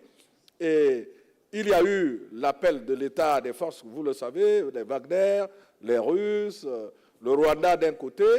Et si dans un premier temps, l'appel à ces troupes-là ont permis de stabiliser le pays, comme je l'ai dit, le mal est dans la solution, c'est-à-dire ces forces qui arrivent à un certain moment, elles s'autonomisent, elles commencent également à regarder leurs propres intérêts, elles complexifient le problème local.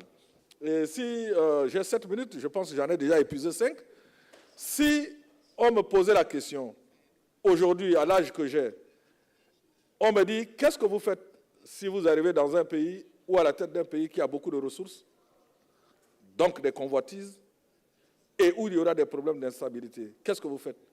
Je veux dire, tout ce que je peux demander aux uns et aux autres, c'est de m'aider à construire une armée. Une armée. C'est trivial, mais c'est le fondement. Si vous n'avez pas de sécurité, si vous n'avez pas une armée capable d'assurer la sécurité dans le pays, tous les projets économiques, toute la vision politique, toutes les politiques publiques vont à l'eau.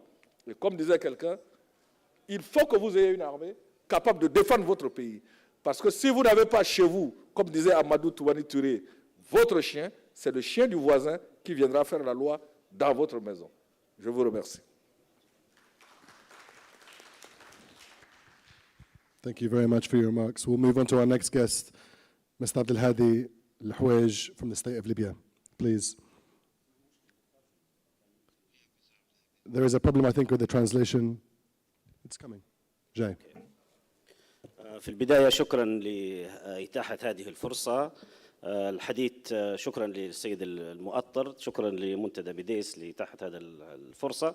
الحديث عن الأزمة الليبية، أعتقد بشكل سريع أن أحد أسباب استمرار الأزمة الليبية هو حجم التدخلات الدولية في الملف الليبي.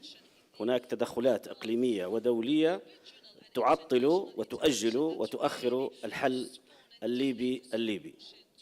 هذا أولا. ثانيا، هناك غياب للإرادة الدولية لحل الأزمة. ما يسمى بالمجتمع الدولي يدير الأزمة الليبية ولا يعمل على حل دائم ومنصف ومستدام للأزمة الليبية. نعتقد أن هذه عقبة أساسية في سبيل الذهاب نحو الاستقرار الدائم، ونحو الذهاب نحو سلام الشجعان، ونحو الذهاب نحو التنمية والاستقرار لليبيا وللفضاء المغاربي ومختلف دول العالم. أعتقد أن أهم التحديات الأخرى هو مسألة بناء أزمة الثقة بين الأطراف الليبية. هناك أطراف ليبية مختلفة، ولكن هناك أزمة ثقة بين هذه الأطراف. ما نحتاجه اليوم هو أن يكون هناك أطراف محايدة، وسيط نزيه يعمل على جمع الأطراف الليبية وحلحلة هذه الأزمة. المغرب مثال حي، مثال صادق على هذا العمل. المملكة المغربية، جلالة الملك محمد السادس، الحكومة، الشعب المغربي بذل جهود مضنية وكبيرة لحلحلة وحل الأزمة الليبية. اتفاق الصخيرات الشهير تعرفونه جيدا، كان هناك حالة انقسام. اتفاق الصخيرات استطاع أن يجمع الأطراف الليبية، استطاع أن يستمر ويصمد هذا الاتفاق على الرغم من حجم التدخلات الدولية. ثم اتفاق أبو زنيقة أيضا. اتفاق أبو زنيقة هو اتفاق مهم جدا، لا يقل أهمية عن اتفاق الصخيرات. لماذا؟ لأن اتفاق أبو زنيقة أرسى التوافق بين مجلسي النواب ومجلس الدولة على القوانين الانتخابية البرلمانية والرئاسية. إذن أرسى قواعد مهمة للذهاب نحو صندوق الديمقراطية بدلا من صندوق السلاح، الذهاب نحو الانتخابات والامتثال للانتخابات واحترام إرادة الشعب الليبي بدل الهيمنة وفرض الحكومات بالخارج. أعتقد أن أحد أهم التحديات هو وجود حكومتين بكل صراحة. اليوم هناك حكومتين، هناك حكومة منتخبة من البرلمان تمثل الشعب الليبي، تمثل إرادة الشعب الليبي، هذه حكومة قانونية شرعية أخلاقية. هناك حكومة أخرى فرضت فيما يسمى بالمجتمع الدولي، فيما يسمى باتفاق جنيف الذي جاء بهذه الحكومة ونص في الاتفاق، نص حرفيا على أن صلاحية هذه الحكومة سنة واحدة. وقال الاتفاق بالنص أنه في كل حال من الأحوال لا يجب أن تستمر هذه الحكومة في أجل أقصاه 18 شهرا. اليوم أكثر من 4 سنوات تصرف المليارات، الميزانيات الكبيرة على مناطق محددة وعلى مدن محددة، ويحرم بقية الليبيين من هذه الثروة. أحد أهم مشاكل ليبيا هي التوزيع، عدم وجود توزيع عادل للثروات. التوزيع العادل للثروة هو ضمانة حقيقية وأساسية، توزيع الثروة، توزيع الموارد، وتوزيع المؤسسات. للأسف اليوم المؤسسات والموارد والثروة تتكدس في منطقة واحدة.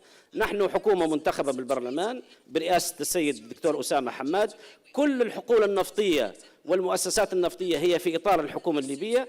نحن نبسط سيادتنا على أكثر من 80% من ليبيا.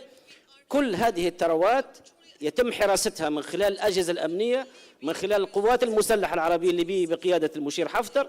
كل هذه الحقول تذهب إيراداتها إلى المؤسسة الوطنية في النفط في طرابلس، ولا يتم الاستفادة منها من كل الليبيين.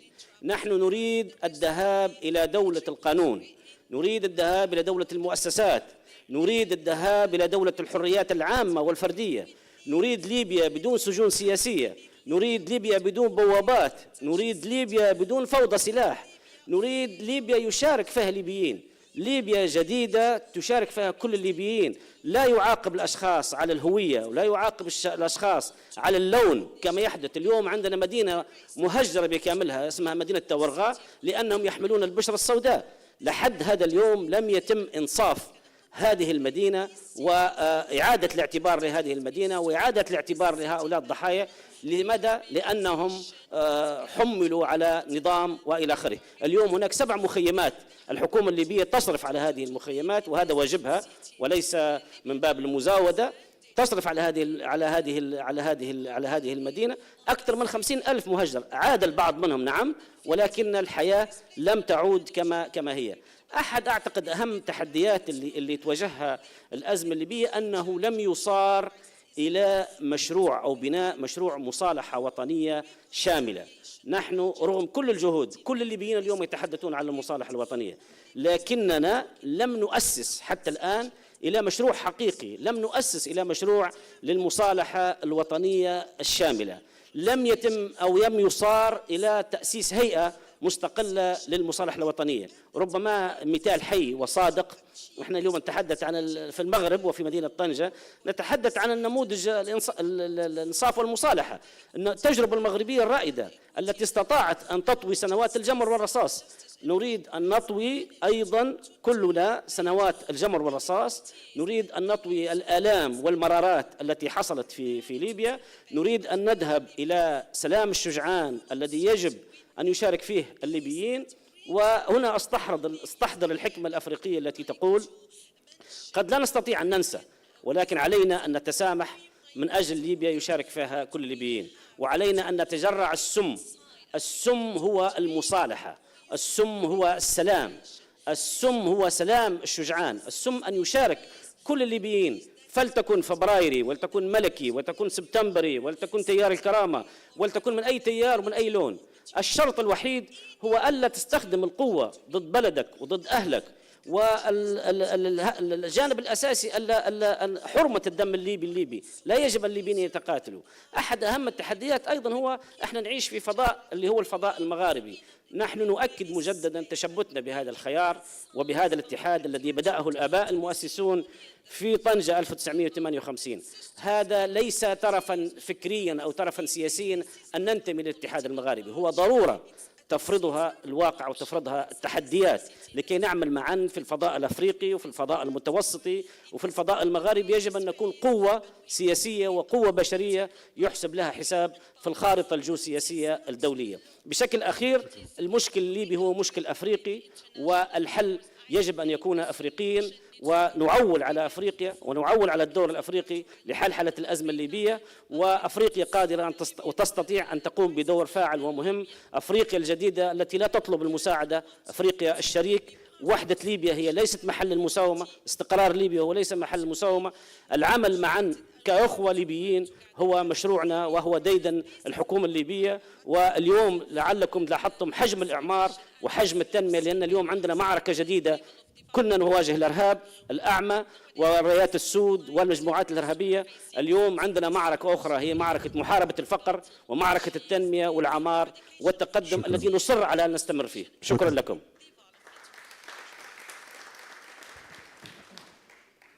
Thank you very much. We'll move next to Mr. Francois Lessenifo from the Republic of Guinea. Please, the floor is yours. Je vous remercie. Notre session de ce matin traite d'un sujet qui est extrêmement important. Il s'agit des 5 crises qui secouent le continent et qui constituent une menace sérieuse à la stabilité et aussi un frein à l'intégration du continent.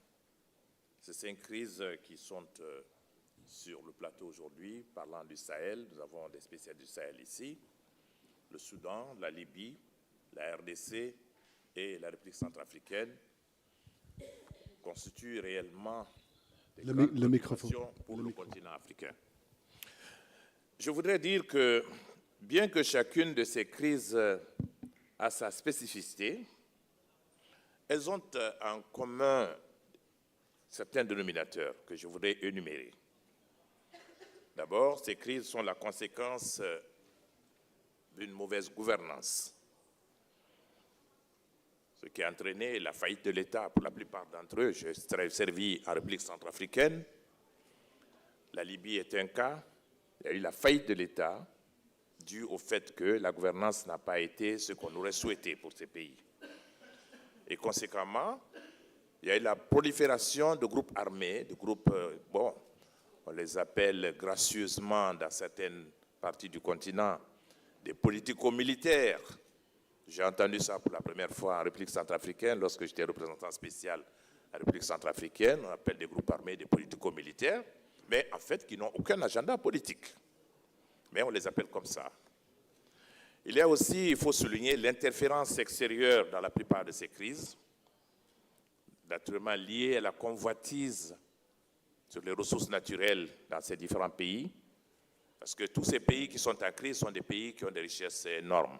Quand on prend la Libye, quand on prend la République centrafricaine, le Sahel ou la RDC, ce sont des réservoirs importants de ressources naturelles. Il y a aussi l'incapacité, il faut le dire, on l'a constaté, de l'Union africaine et des communautés économiques régionales à pouvoir adresser ces crises et à trouver des solutions pour chacune de ces crises. Mais si ces crises ont des causes et des déclencheurs divers, il convient de les traiter, parce qu'il est inquiétant que nous ne puissions pas trouver de solution jusqu'aujourd'hui. Et le risque est que ces crises peuvent interférer sur la stabilité des États voisins. D'où la nécessité pour l'Union africaine de mettre tout en œuvre pour que nous puissions trouver des solutions à ces différentes crises. Il faudrait ajouter aussi, pour certains cas, les changements anticonstitutionnels qui sont survenus dans certains pays, notamment au Sahel, dans certains pays du Sahel, et qui ont encore compliqué davantage la situation de ces pays. Il est urgent donc que l'Union africaine et les communautés économiques régionales redoublent d'efforts pour revoir leur architecture de paix et de sécurité, parce qu'il s'agit réellement de cela. Et il est important donc que nous puissions le revoir ensemble et surtout faire en sorte que l'Afrique puisse avoir mobilisé elle-même les ressources nécessaires qui peuvent nous permettre de régler ces problèmes, parce qu'on ne peut pas toujours compter sur l'extérieur pour venir régler nos propres problèmes. Aussi longtemps que l'Afrique dépendra du monde extérieur, nous ne trouverons jamais de solution à nos problèmes. Je crois que le frère de Libye a trouvé tout à l'heure la solution en disant qu'il faut une solution africaine. Et c'est nous autres Africains, c'est nous qui devons nous mobiliser pour trouver cette solution. Aujourd'hui, il est évident que le reste du monde est préoccupé par d'autres problèmes géostratégiques à certains points du monde. Et ces crises qui commencent à dormir, qui sont là depuis des années, intéressent très peu le reste du monde. On l'a senti au cours des dernières années. Quand on a vu l'Ukraine, tout le monde était sur l'Ukraine. On a oublié qu'en Afrique, il y a des crises qui perdurent et qui méritent d'être vraiment traitées et auxquelles il faut accorder la plus grande attention. Le continent doit compter avant tout sur ses propres forces pour que le chaos qui est annoncé ou qui est dit dans le titre concernant le Sahel, le Soudan, la République démocratique du Congo, la RCA, nous devons tout faire. C'est en conclusion ce que je vais dire, afin de garantir que un ordre africain puisse émerger du chaos actuel que ces pays connaissent. Je vous remercie.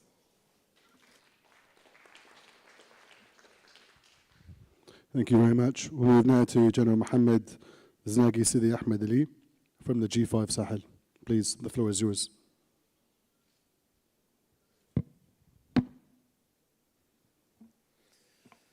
Merci infiniment.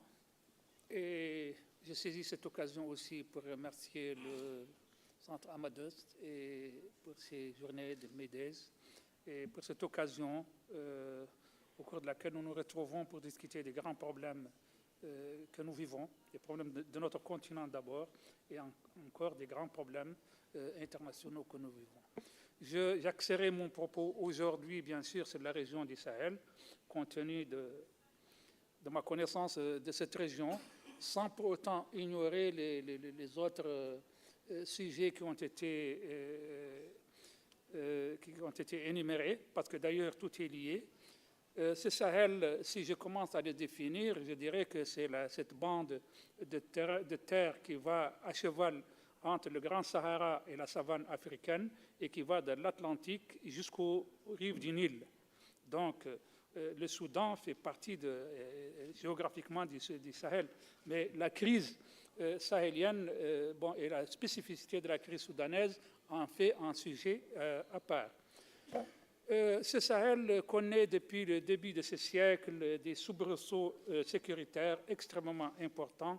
C'est d'ailleurs un séisme sécuritaire qui continue, qui se métamorphose, qui évolue, et toujours malheureusement de pis en mal, de mal en pis. Donc, je commencerai par le début. C'est au début des années 2000, 2005, 2004, 2003, que l'insécurité a commencé à apparaître dans le Sahel, particulièrement dans la grande zone saharienne. Ça a commencé malheureusement par mon pays, parce qu'en fait, c'est la Mauritanie qui a connu les premiers coups de force des djihadistes, ce qu'on appelle les djihadistes, en 2005. Nous avons nos unités qui ont été attaquées, nous avons des villes qui ont été attaquées, nous avons eu le rapt des touristes, nous avons eu le massacre des touristes à l'intérieur de notre pays. Et par ailleurs, ça s'est poursuivi dans le Nord Mali, particulièrement avec la chute du gouvernement en Libye, l'assassinat ou le meurtre du colonel Kadhafi et la désintégration du gouvernement libyen, en fait de l'État d'ailleurs à l'époque, et beaucoup de combattants sahariens, sahéliens, qui étaient en Libye sont revenus avec armes et bagages et se sont installés au Nord Mali. Il s'est trouvé déjà que les djihadistes, les islamistes étaient bien ancrés au Mali et compte tenu des divergences qui existaient entre les sécessionnistes ou bien les nationalistes du Nord Mali et les djihadistes, il y a eu une alliance et une offensive vers le sud qui a abouti à l'occupation de tout le Nord Mali et à la création d'un État, d'un émirat ou d'un califat, pseudo-califat, au nord du fleuve Niger, dans le septentrion malien. Ceci a entraîné l'intervention des forces françaises, avec la force Serval à l'époque, de laquelle tout le monde se rappelle, qui a été remplacée peu de temps après par l'opération Barkhane, qui a duré quelques années. Pour aller vite et compte tenu que le temps ne nous permet pas de rentrer dans tous les détails, les populations attendaient beaucoup de résultats. Malheureusement, les résultats n'étaient pas au rendez-vous. Avec la présence de Barkhane et la présence de la MINUSMA pendant quelques années au Mali, les populations étaient tellement impatientes d'avoir des résultats et la gouvernance était tellement mauvaise à l'époque que ça a évolué et qu'il y a eu un changement anticonstitutionnel qui a abouti à l'éviction de l'ancien président qui était en place et à l'arrivée d'une nouvelle équipe militaire qui a voulu avoir des résultats tout de suite. Et pour ça, il y a eu un changement d'alliance. Il faut dire que ce problème, à partir du Mali, a évolué vers les pays voisins, particulièrement vers le Burkina Faso et vers le Niger, qui eux aussi ont commencé à connaître de l'insécurité. Et surtout, il y a eu deux insécurités, une qui vient du Nord Mali et l'autre qui venait de la frontière avec le Nigeria, avec Boko Haram et autres, l'État islamique. Et il y a presque une jonction au niveau des trois frontières, Niger, Mali, Burkina Faso. Entre-temps, il y a eu, devant ce constat, il y a eu la création d'une organisation qui s'appelait le G5 Sahel, entre 5 États du Sahel qui ont les mêmes problèmes et qui voulaient mettre en commun leurs moyens pour faire face à leurs problèmes, aussi bien d'insécurité que de développement. C'était le Tchad, le Niger, le Burkina Faso, le Mali et la Mauritanie. Avec les changements anticonstitutionnels, et je dirais même qui ont été accompagnés d'un changement de partenariat, les nouveaux gouvernements ont choisi de s'allier à de nouveaux partenaires, tels que la Russie, par exemple, qui est présente au Mali, qui a été présente au Mali à travers les milices Wagner, et avec une aide importante militaire. Il y a eu aussi le changement anticonstitutionnel au Burkina Faso et au Niger, qui ont suivi le même schéma que le Mali. Et malheureusement, le Mali s'était retiré très tôt de l'organisation du G5 Sahel, arguant qu'elle n'a pas eu de résultats et que surtout elle était dominée par les puissances occidentales. C'est ce que les Maliens ont dit. Bon, je leur laisse la responsabilité de l'affirmation. Et le Mali a été suivi par les autres pays, les deux autres pays, le Burkina Faso et le Niger, qui se sont retirés de l'organisation, qui aujourd'hui ne comptent plus que deux États, la Mauritanie et le Tchad, qui ont déclaré que les principes et les objectifs de l'organisation demeurent pertinents et qu'ils poursuivront, même sous une nouvelle appellation ou sous une nouvelle forme, la création. Ce qui fait, en tout cas, avec la nouvelle situation, l'insécurité s'est multipliée les déplacements de population se sont accentués et le problème humanitaire demeure de toute première importance. Actuellement, ce qui est sûr et certain, c'est que ces trois États ont constitué une alliance qu'on appelle l'Alliance des États du Sahel central.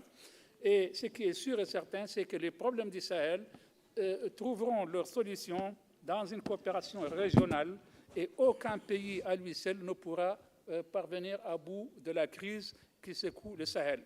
Ensuite, j'ai craint fort que le Sahel, en tant que grande région civilisationnelle en Afrique, en tant que zone tampon entre le Nord et le Sud, ne devienne le champ d'affrontement entre puissances extérieures, auquel cas nous perdrons tout contrôle sur notre avenir. Je vous remercie. Merci. Dr. Alex Vines from Chatham House. The floor is yours. Wrap it up for us. Thank you very much. I'm going to speak slowly in English. The General is absolutely right that the Sahel is critically important for Africa's future, but it's also critically important for Europe's future. Put it this way, the Sahel is the epicenter of the world for demographic growth, the youngest people in the world and the fastest growing populations. The Sahel is the epicenter of the world for unconstitutional changes of government, coups at the moment, more coups and more fragility. The Sahel is the epicenter of climate change, the hottest countries in the world, and global warming is happening in the Sahel. The Sahel is the epicenter of global terrorism. 47% of all deaths to terrorism were last year in the Sahel. You cannot ignore the Sahel. It is Morocco's near abroad, it's Europe's near abroad. So what we've heard is about the fragmentation of the West African region, ECOWAS. As you have heard from the General, there are now 3 states that are preparing to leave ECOWAS. There is a summit next month to decide on the pathway for the departure of Mali, Burkina Faso, and Niger. They will be gone. They will have left ECOWAS, CEDEAO, in January next year. There will still be the West African Economic Monetary Union. Those AES states, the Sahelian 3, will remain in there. But there is a problem that they will not be able to freely travel to the countries that are not part of the West African Economic Monetary Union. The position in ECOWAS at the moment is they will need to require visas. So where is the freedom of movement, freedom of trade, reducing trade friction? What the continent needs is better internal trade. That is one of the visions of Morocco also. This has also now become an epicenter, a fault line for geopolitical competition. When I speak to one of the Malian colonels, there are 7 that are really in power, they don't mention Morocco as a best friend, or Algeria for that reason. Who do they say are their sincere partners? Russia, China, Iran, and Turkey. Those are the sincere partners for Mali at the moment. And so this is opening the issue of multipolarity. What we're seeing is a reframing of international relations and partnerships. And so the traditional partners are on the retreat, or they've been told to go. So good example, France was told that Chad announced that France was no longer military welcome 2 days ago. So where others retreat, new or renewed partnerships exist. And so we are moving into a much more complicated region, of which Iran, Turkey, the United Arab Emirates are going to be in competition with Morocco and traditional partners that are in the region. One of the problems in the region, in my view, on the Sahel, has been that over the past decade, there have been a proliferation of strategies focused on the Sahel, but most of them have been focused on supporting state actors. And His Excellency Francois mentioned one word or two words that are fundamental for the crisis: lack of good governance. So what we've seen is increased security training for states that the majority of the population see as illegitimate, not bringing prosperity, not bringing peace. It goes to the point that our colleague Excellency Martin mentioned about natural resources. And this is my last point I think I want to make, which is that the DRC, Central African Republic, the Sahel, we're seeing a repeat of a pattern we saw 20 years ago, that there's increased competition over natural resources. They can be gold or diamonds, but the future resources that everybody are wanting for the energy transition, for example, are lithium, are cobalt, actually copper. Why is President Biden of the United States, his only trip to Africa is next week to Angola? It's because of a strategic corridor, the Lobito corridor, which is about getting particularly the minerals of the Democratic Republic of Congo to the coast, Lobito, and then into the Atlantic and on the supply chain. So it's about supply chain resilience. We are now seeing, I think, the African continent becoming central for what could well be the equivalent of oil for the 21st century. And that makes places like the Democratic Republic of Congo increasingly important. It will be becoming like the Gulf states and Saudi Arabia were for the last 50, 60, 70 years. And so the question, I think, is how do African states and regions manage fragmentation, an emphasis on bilateralism, when all the actual solutions are multilateral? I do worry when I listen to the presentation on Libya, and we haven't really talked about Sudan, that we're also not just talking about regional bodies fragmenting, but we are in real danger of seeing countries fragment, separation. Is that what we want? I'm not so sure. I hope you ask some questions about that. Thank you. Thank you very much, Alex. I'm going to use the privilege as the moderator to speak about Sudan because it hasn't been raised, and I said again at the beginning of this, Sudan is probably one of the catastrophes of our generation. And regretfully, because of what is happening in other places in the Middle East, it takes so little attention, but it really is brimming up. And all of the dynamics that Alex has mentioned and our other panelists have mentioned are key critical factors. What happened in Libya with the arrival of the Wagner group and Russian mercenaries in Libya that now use Libya in its frozen, divided situation that Mr. Houej mentioned earlier on, the delivery of weapons from Libya, from Syria via the United Arab Emirates into Libya, the delivery of natural resources like petrol into Sudan has made that conflict viable. And the honest brokers aren't there to end that conflict. And the bandwidth, frankly, let's be speaking about multilateral bodies, the bandwidth isn't there either at the UN Security Council. It seems like we're kind of paralyzed at both the multilateral level and at the bilateral level. So I think there is a real danger, as I think Alex said, of that fragmentation happening. But let's not forget, Sudan sits in a place that connects multiple places. And what happens in Sudan going north into Europe, also in the Horn of Africa, also into the Sahel. So it really is a disastrous situation, but a perfect storm that exemplifies why the region is so tightly knitted together. I'm going to bring it and open it up to the audience for questions and answers. If you have a question, please raise your hand. We'll go here, over here, and over here. Someone has a microphone? State your name and give the question. Bonjour tout le monde. I want to ask my question in French. Go ahead. Ok. Bonjour tout le monde. Je m'appelle Moussa Mohamed Djibrine, étudiant à l'Université internationale de Rabat. Merci à tous pour ces riches présentations. Et ma question sera axée essentiellement sur la situation sécuritaire au Sahel.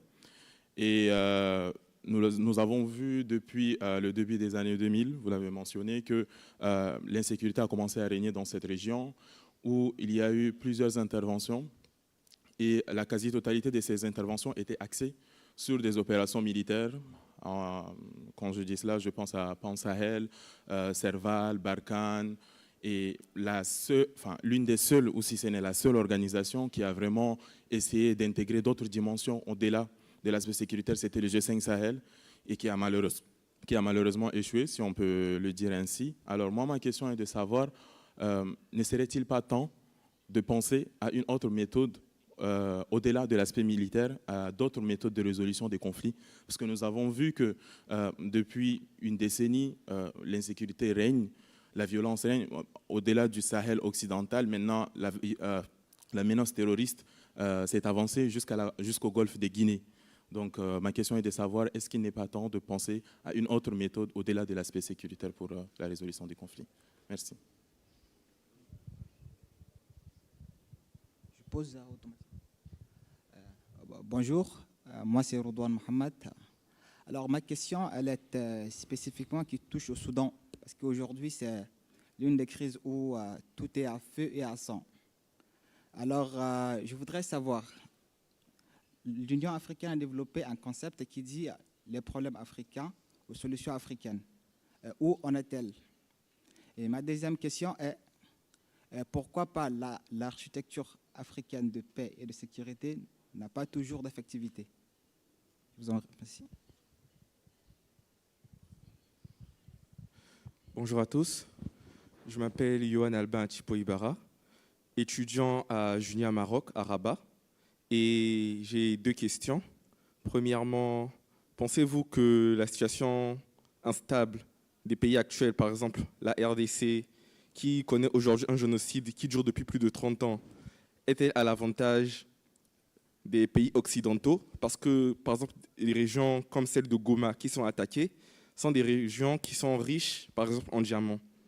Et quelles sont les mesures à prendre pour nous, les Africains, pour trouver des solutions et aller de l'avant?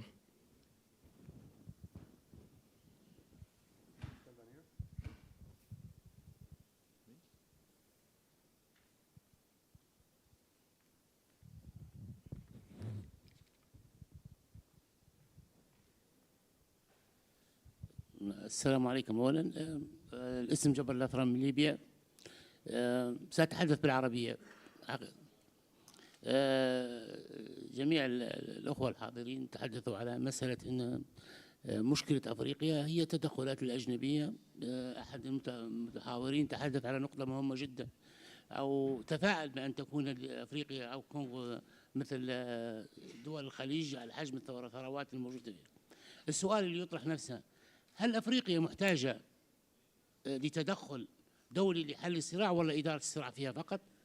نقطة مهمة جدا. بالتالي طالما هو كل مشاغل أو كل مشاكل أفريقيا هي في الواقع نتاج لصراعات الدول الأوروبية، هل نحن محتاجين لمن يدير الصراع ومن يحل الصراع بالدرجة الأولى؟ هل أفريقيا قادرة على أن هي تخرج بمبادرة لحل الصراع ما بين الدول الشقيقة الأفريقية أو الصديقة الأفريقية فيما بينها؟ نعلم بأن هناك تجمعات كثيرة، الكواسا، تجمع الساحل والصحراء، الاتحاد المغاربي العربي، كل هذه التجمعات ما هو دورها الحقيقي في حل هذه الصراعات؟ مش هنطول أكثر منك. شكرا للجميع.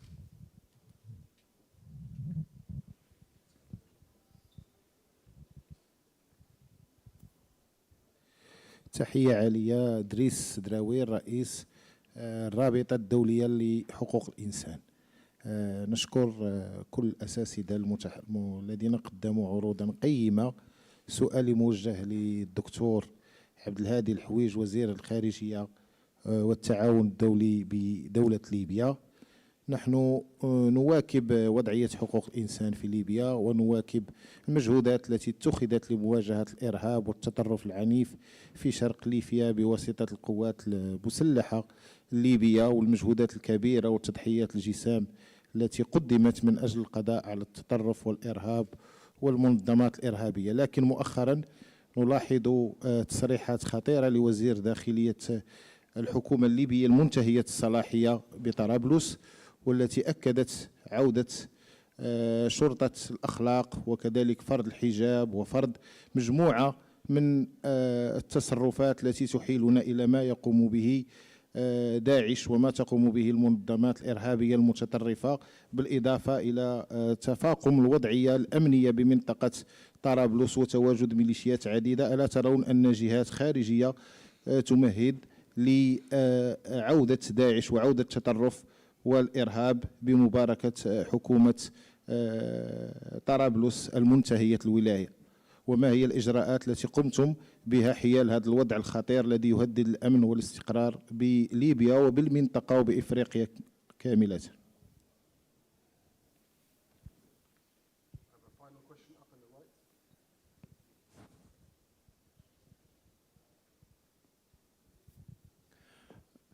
Bonjour, Messieurs, Excellences. Je vous remercie infiniment pour les éclaircissements que vous avez apportés ce matin. Ma question, étant donné que l'Afrique est un continent très riche, dans tous les sens, avec ses humains, avec ses richesses, etc., n'est-il pas temps aujourd'hui à ce que l'Afrique dépasse les conflits et s'unit pour faire un continent à l'instar de l'Europe pour développer l'économie, développer les ressources humaines, développer les richesses, au lieu de passer le temps maintenant dans ce conflit. Bien sûr, il y a l'Union africaine. Et une autre question, est-ce que cette Union africaine n'est pas capable justement de régler ces conflits pour avancer et pour faire du continent vraiment un continent brillant, parce que l'Union est capable.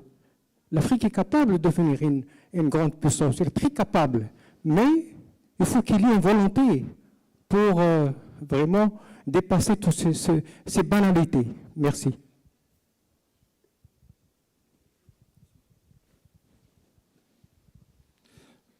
Merci bien, messieurs les panélistes. C'est Seyd Omar Seyd Hassan, consul général de l'Union de Comores au Sahara marocain. Par rapport à ce qui a été dit, résoudre les problèmes, résoudre ce qui se pose comme conflit au niveau du continent, je crois qu'il y a le mot qu'avait prononcé mon grand frère de la Guinée, c'est la mauvaise gouvernance. Parce qu'aujourd'hui, on peut avoir une armée, on peut avoir...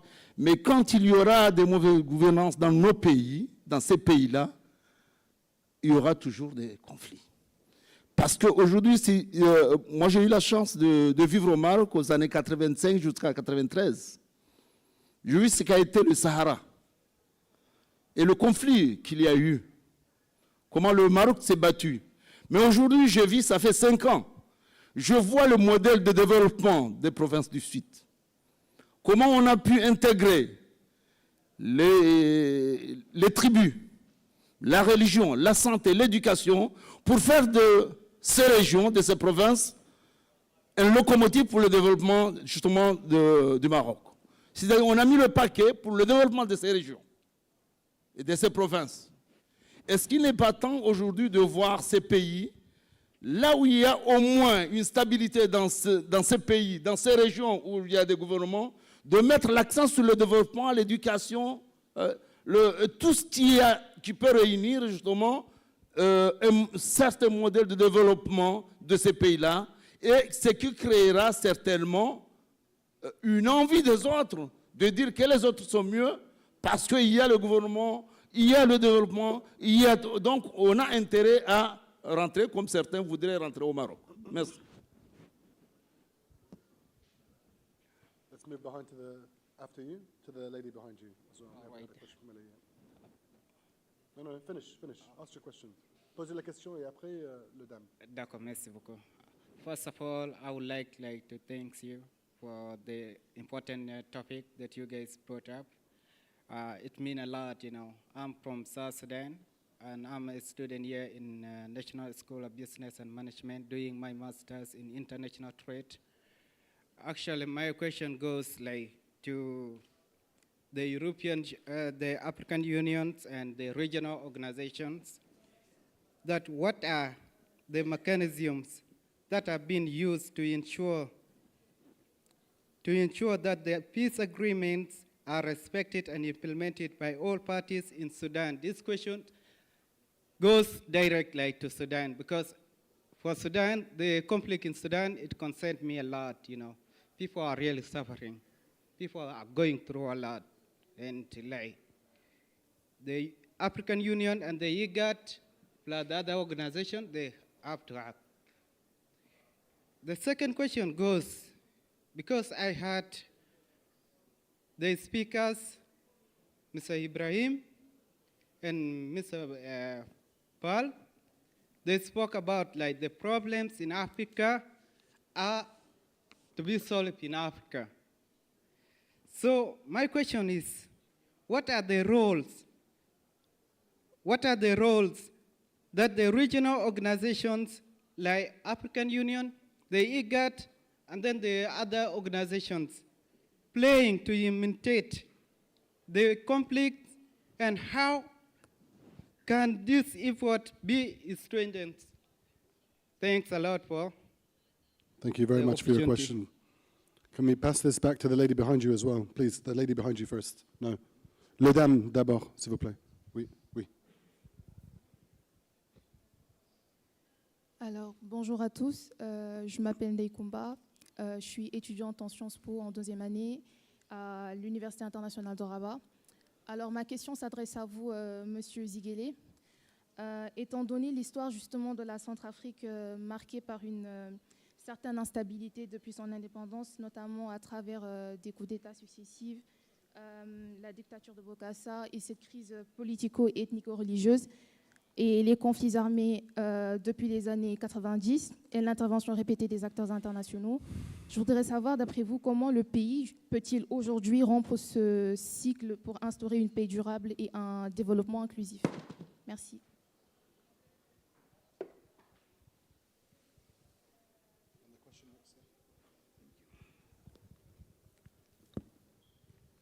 Good afternoon. My name is Emmanuel Silame, chargé d'affaires embassy of Liberia in Morocco.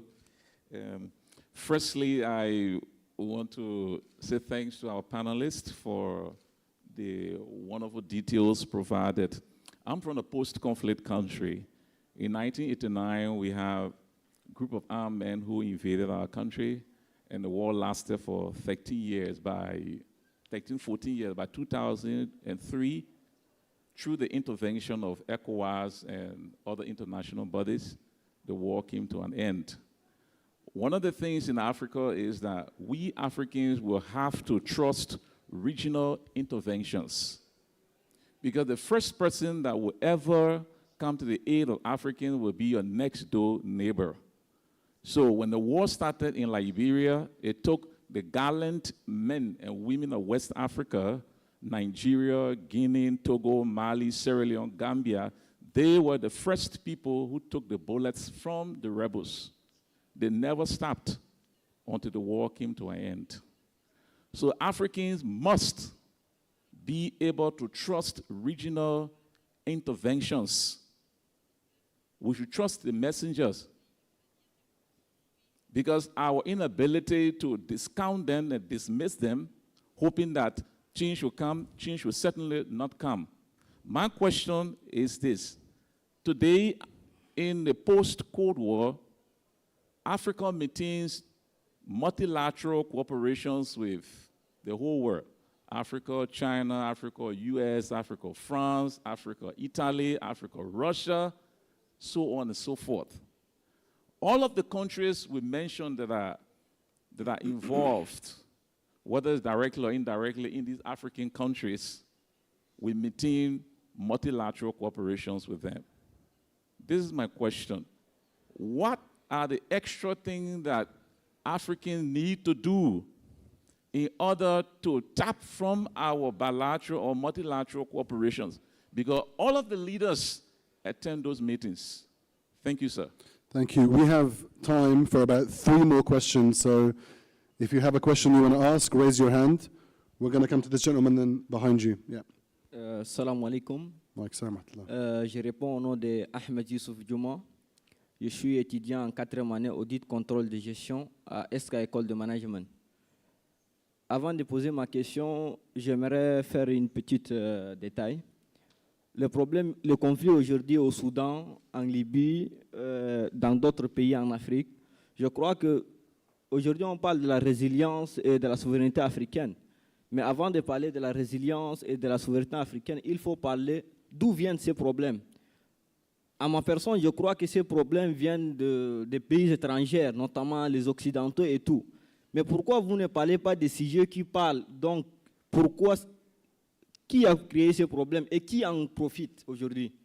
Surtout le conflit au Soudan. Je suis originaire de la République du Tchad, je suis un Tchadien. Le Soudan et le Tchad, c'est un seul pays pour moi. Mais aujourd'hui, le peuple soudanais et le peuple tchadien, ils se sont mis en conflit. Aujourd'hui, on se déteste. Pourquoi? À cause de nos dirigeants. Et moi, personnellement, je pense que ces problèmes viennent de très haut, notamment les pays occidentaux.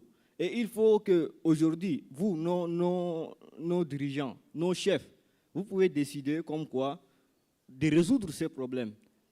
Aujourd'hui, ils exigent comme quoi que nos dirigeants, ils doivent pas intervenir au Soudan, en Libye, je ne sais pas.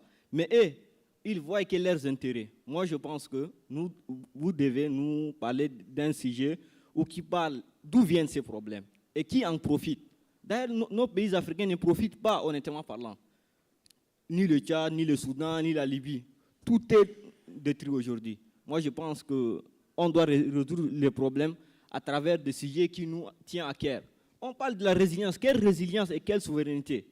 On ne peut pas avoir de la souveraineté et nos pays sont en guerre.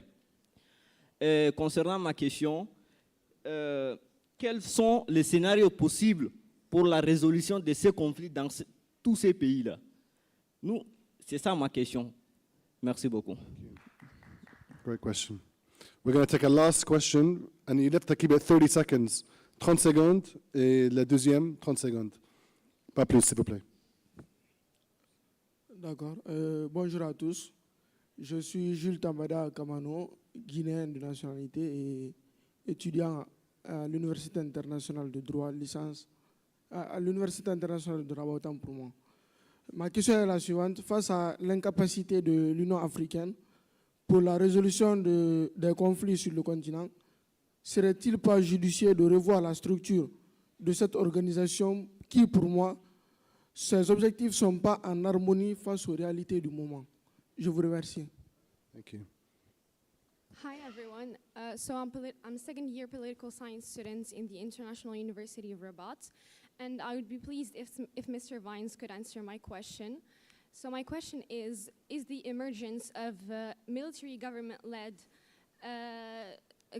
military governments in Africa poses a security obstacle towards peace, or rather an emancipation towards the peace and security? Thank you so much. Thank you very much. That's all the time we have for questions. I'm going to answer a couple, and I'm going to give each of the panelists 3 minutes to answer the questions. You know, before we do, I want to answer the question of the two gentlemen that were sitting right here about what's happening in Sudan, because, you know, let me take my moderator hat off for a second. I also think that the terms resilience, you know, is funny. How resilient can you be when your country is facing a threat like this? And I do have the same reservations. I do think, I want to congratulate you on your comments, because it's a very human touch. The same for the gentleman behind you. It's difficult. It's difficult because one of the gentlemen asked the question here earlier on, and it's not, for me, analysis. It's the words that we use and how we describe these conflicts. If you call your opponent a terrorist, that's not analysis, that's ammunition. In Sudan, both sides are calling each other terrorists. That's ammunition. It's saying, I don't want to talk to you anymore. You must die. You can't have peace when you call your enemy a terrorist. That has to end. That's a real major problem because there is a terrorism problem on the continent. It does include ISIS. It does include ACME, whether in West Africa or Mujah. These are groups that have been known. But when you call your political opponents by that same name, that is an issue because it's not analysis, it's ammunition for your conflict. Don't forget that. I want to move very quickly on to all of the speakers. I want to give you 3 minutes to wrap up your comments because we don't have time. I'm going to be a strict moderator. And I'm going to tell you, if you go over 3 minutes, I'm going to cut you. So please, I'm going to give you the floor. Go ahead. Donc je vais aller très vite. Je pense que quand on était en 6e, on nous apprenait l'anglais avec des images. C'est ce qu'on appelait l'anglais par l'illustration. Donc on vous montrait John et Betty, et puis vous la voyez en train de boire de l'eau, vous dites, hey, she is drinking water. Et je vais prendre 3 exemples dans l'histoire de l'Afrique, comment on a résolu des conflits avant d'entrer dans cette complexification que nous voyons aujourd'hui. D'abord le Nigeria et le Biafra. Vous savez que c'est un certain nombre de pays occidentaux qui ont soutenu Ojukwu avec les Biafrais pour essayer de fragiliser, de faire la sécession au Nigeria. Qui a dit non? D'abord le gouvernement fédéral nigérian, et puis un certain nombre de pays africains qui ont soutenu le Nigeria. Et il faut aussi saluer l'action du Royaume-Uni, qui ont fait en sorte que la sécession au Nigeria s'est éteinte en 1968 jusqu'à aujourd'hui. 1. 2. Mon frère vient de parler du Libéria. J'étais beaucoup plus jeune que ça, j'étais à Lomé, lorsqu'il y a eu Okemog au Libéria. Et aussi en Sierra Leone. Pourquoi? Parce qu'il y avait la CEDEAO qui était unie, forte, et puis il y avait à la tête du Nigeria, parce qu'il faut toujours un pays leader qui traîne, qui tire la machine. Il y avait Obasanjo qui a imposé l'intervention de Komog au Libéria et en Sierra Leone, et plus jamais il n'y a eu de rébellion dans ce pays. 3e exemple, l'Angola. L'Angola, c'est un seul exemple de coopération internationale. À l'époque, l'Afrique du Sud était sous domination de l'apartheid. C'est les éléments de l'apartheid qui ont soutenu l'UNITA et Savimbi. Et de l'autre côté, vous aviez les Russes et les Cubains et un certain nombre de pays africains qui ont soutenu le MPLA qui a fait la paix, qui a pris le pouvoir et qui aujourd'hui a fait que l'Angola est en paix. 3 exemples différents. Ça veut dire qu'il y a un mixage d'un leadership régional très fort. C'est pour ça que les communautés économiques régionales sont l'avenir, sont la solution pour les problèmes dans nos pays, parce que tous les pays n'ont pas la même force. Mais Dieu a fait que dans chaque région, il y a un pays qui est fort, ou 2. Et ça permet de gérer les choses. Comme dans une famille, il y a un grand frère qui doit aider les petits frères et autres à se calmer. Ça, c'est 2. De 2, il y a également le fait que aujourd'hui, en Afrique, dans nos pays, la solution de dire les crises, on le dit, sont créées par des interventions extérieures, mais les interventions extérieures ne cesseront jamais en Afrique.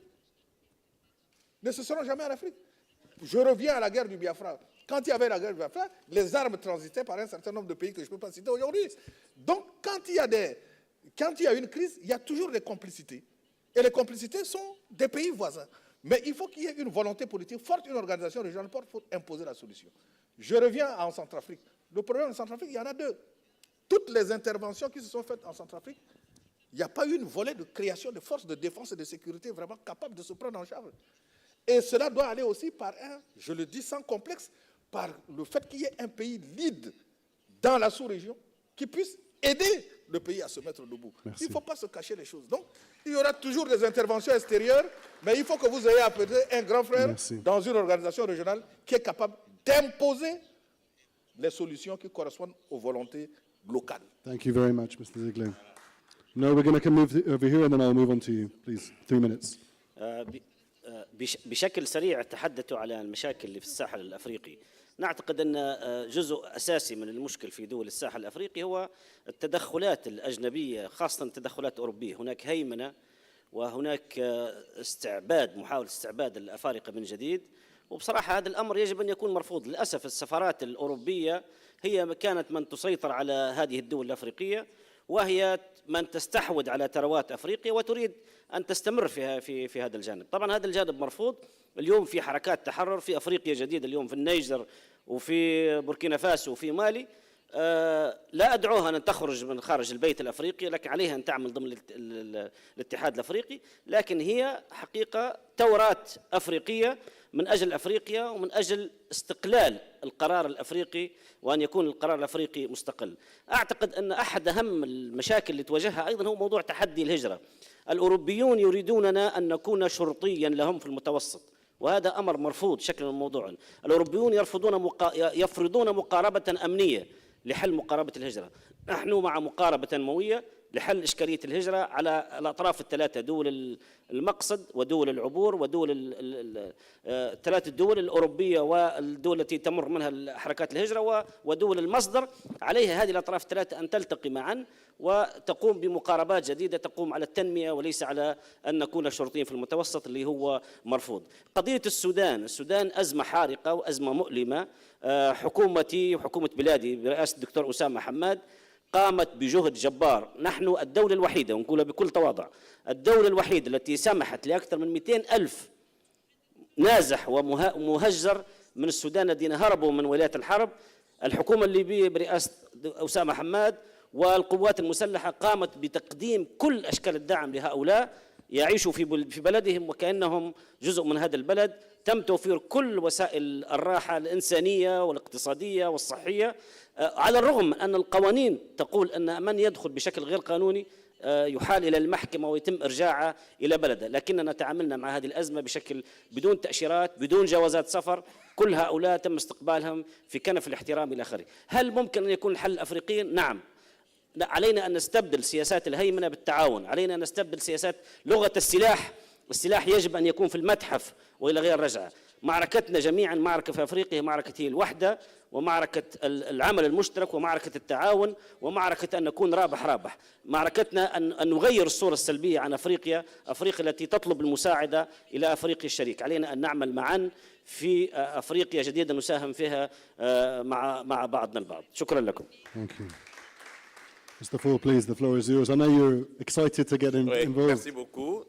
Je vois qu'il y a beaucoup d'étudiants dans la salle qui ont soulevé beaucoup de questions très intéressantes. Moi, je voudrais dire à ces jeunes ceci. L'Afrique est à même de régler ses problèmes. Dans le passé, toutes les grandes crises que nous avons connues, les premières grandes crises, ont été réglées par les Africains. Et je vais vous citer quelques exemples. La première crise du Congo a été réglée à Sun City.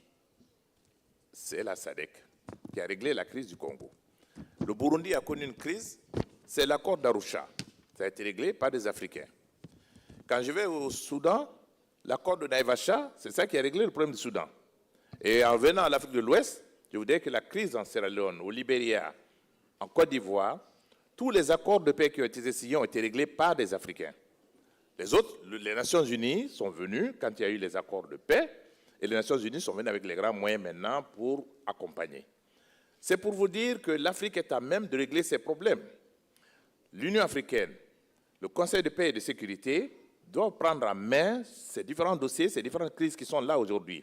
Il s'agit de revitaliser les mécanismes de paix, de résolution de paix, et faire en sorte que non seulement au niveau de l'Union africaine, les CPS soient revitalisés, mais qu'au niveau des communautés économiques régionales, que les conseils de paix qui sont au niveau des communautés puissent être revitalisés pour suivre l'exemple qui a été donné. Les Africains, comme je l'ai dit dans mon exposé, le chaos qui est là aujourd'hui ne peut être réglé que par un seul facteur, que les Africains imposent leur volonté. Nous sommes à même de le faire, compter sur nous-mêmes et mettre en place et profiter des mécanismes qui sont en place pour essayer de résoudre nos problèmes. Personne d'autre ne viendra le faire à notre place. Les Africains doivent se prendre en charge. Nos organisations régionales et sous-régionales sont à même de régler ces problèmes. Si j'ai donné les exemples des premières crises, c'est dire que ce qu'on a fait hier, on peut le faire encore aujourd'hui. Il faut une volonté politique forte de nos dirigeants et que nous puissions nous engager, mobiliser les ressources nécessaires nous-mêmes pour venir à bout de ces crises, que ce soit en Libye, en RDC, en République centrafricaine. J'ai passé des années en République centrafricaine. J'ai été mêlé à plusieurs crises en Afrique. Je sais que les Africains sont à même de régler ces problèmes. Voilà ce que je peux dire. Et la jeunesse doit pouvoir le savoir. Nous devons nous y mettre. Et je pense que la volonté politique nous aidant, on pourra régler ces problèmes. Thank you very much. General Mohammed, the floor is yours. Merci infiniment. Moi, pour ma part, je répondrai essentiellement à deux questions. La première concernant le Sahel. Quelqu'un a dit, n'est-il pas temps de passer à une méthode autre que la méthode militaire? Ce n'est pas le moment, mais vraiment, on y a pensé dès le début. Je vous prends l'exemple du G5 Sahel. C'est une organisation qui a 4 départements de développement et un développement défense et sécurité. Malgré le fait que la sécurité a pris le pas sur le reste, mais nous avions un département gouvernance, nous avions un département infrastructure et nous avons un département résilience et droits humains. Plus en dernier lieu, un département défense et sécurité, mais qui a donné des résultats meilleurs que les autres. Nous avions un projet de route transsahélienne qui va de N'Djamena à Nouakchott, d'un chemin de fer, d'une compagnie aérienne, énormément de projets dans le domaine des infrastructures et beaucoup de projets surtout dans le domaine de la résilience et des droits humains.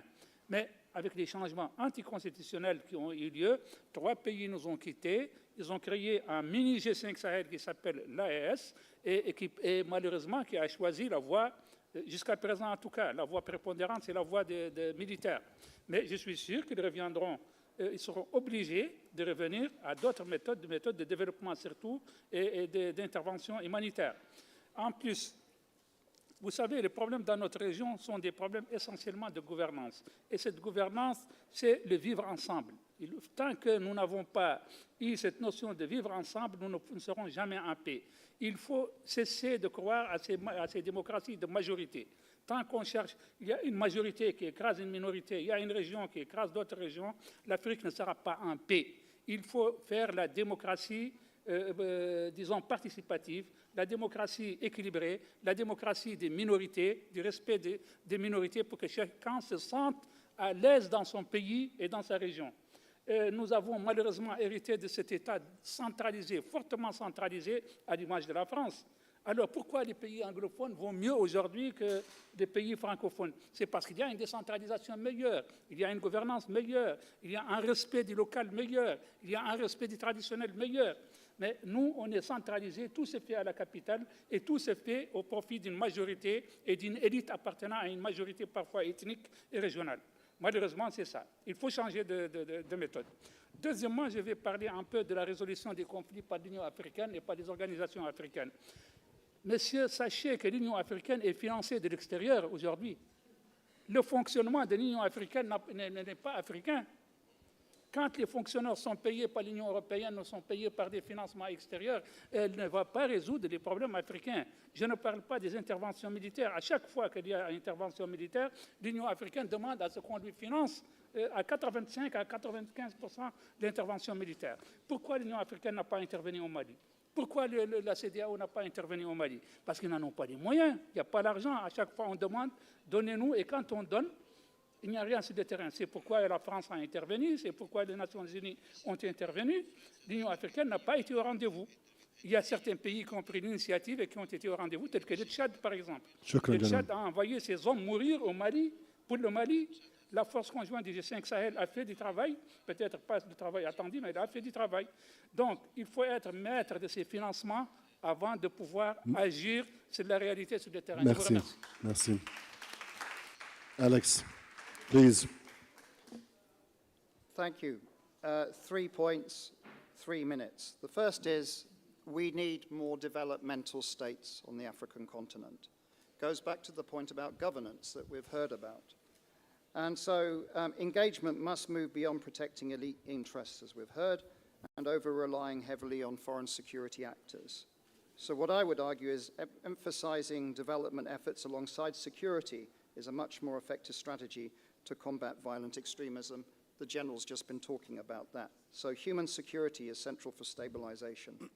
Second point, nobody has good policies, strategies, a toolkit to deal with the morass of Libya or Sudan at the moment. We do not have it. We don't know what to do, actually, in terms of international partners and how to avoid the fragmentation of those two states. We're also not good at dealing with no-win, no-war situations. Central African Republic, Democratic Republic of Congo. The old rule book of DDR, SSR, so security sector reform, demobilization and reintegration, they're not working. So we need to rethink these things. Third point, each junta is different. The reasons how they came about and staged their coups have different reasons. So Gabon is very different from Mali, Mali is very different from Guinea, and so on. So one size does not fit all. So we need to be very nuanced in this. What I would agree with you is that the reason for the Burkina and Mali coups originally was because of endemic insecurity and poor governance. They were, in a way, revolutions, in a sense. The problem is they're not delivering the security and the development that people want. And so there is a sense of buyer's remorse moving in.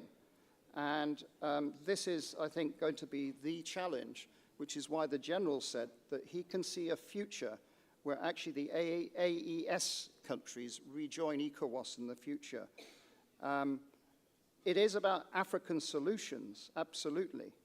But I don't think non-constitutional changes of government, coups, unaccountable military people are going to be the final solution to the development and security needs that we really need to think about. Thank you very much. Thank you, Dr. Alex. I want to wrap this up. Thank you so much. I want to thank our distinguished panelists. I want to thank you also in the audience for giving us your thoughts. Please give everyone a warm welcome and a warm thank you. And we'll see you next year. Thank you so much, guys.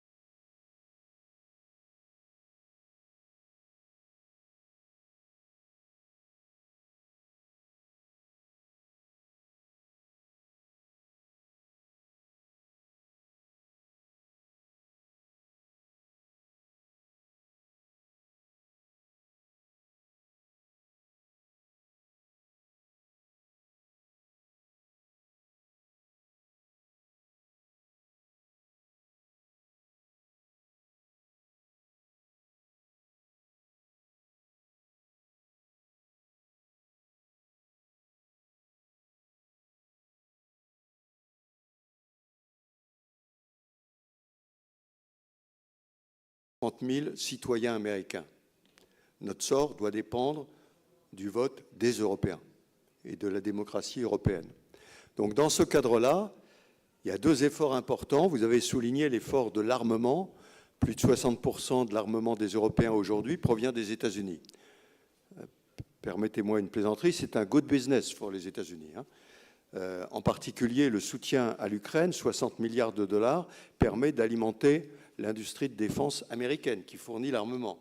Lorsque les États-Unis disent aux Européens « c'est bon, donnez vos F-16 aux Ukrainiens », alors qu'il y a des stocks de F-16 aux États-Unis, c'est pour que les Européens achètent des F-35 qui coûtent 10 fois plus cher. Donc il y a un good business. Il faudrait inverser un peu les données et que le good business, ce soit pour nous, Européens. Alors on ne peut pas tout fabriquer, mais je pense qu'il y a beaucoup de choses qu'on peut fabriquer ensemble. Et je soulignais au passage, je disais qu'il y a une révolution européenne là-dedans.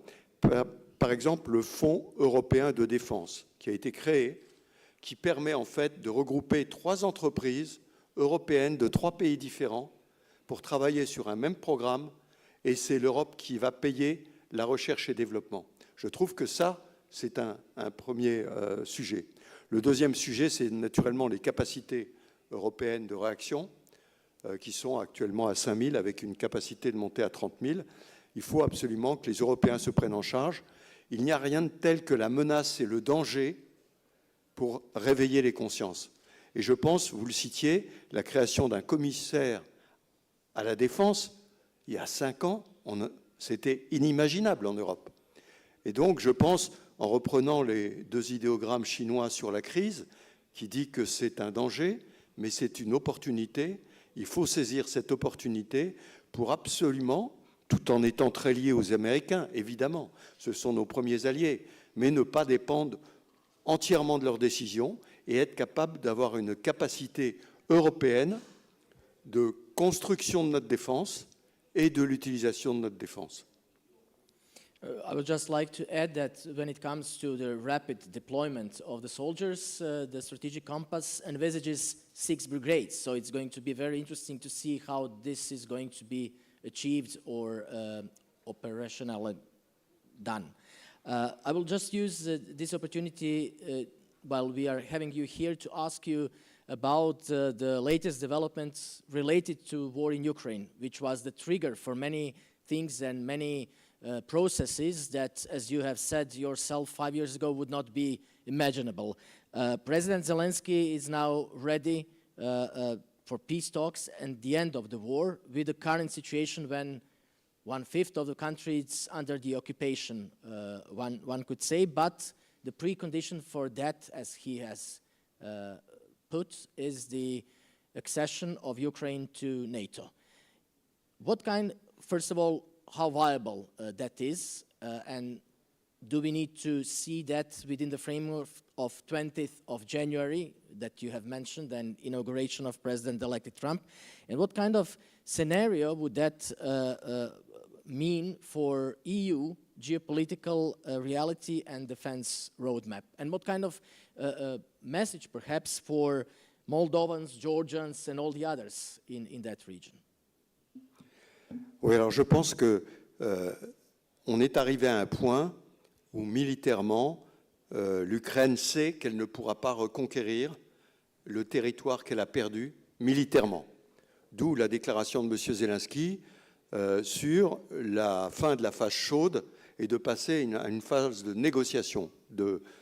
En revanche, je pense que dans la déclaration qu'il a fait hier, ou pardonnez-moi, j'ai fait 7 interviews avant de venir ici sur ce sujet-là, il a tort d'annoncer tout de suite que la diplomatie va lui rendre le terrain.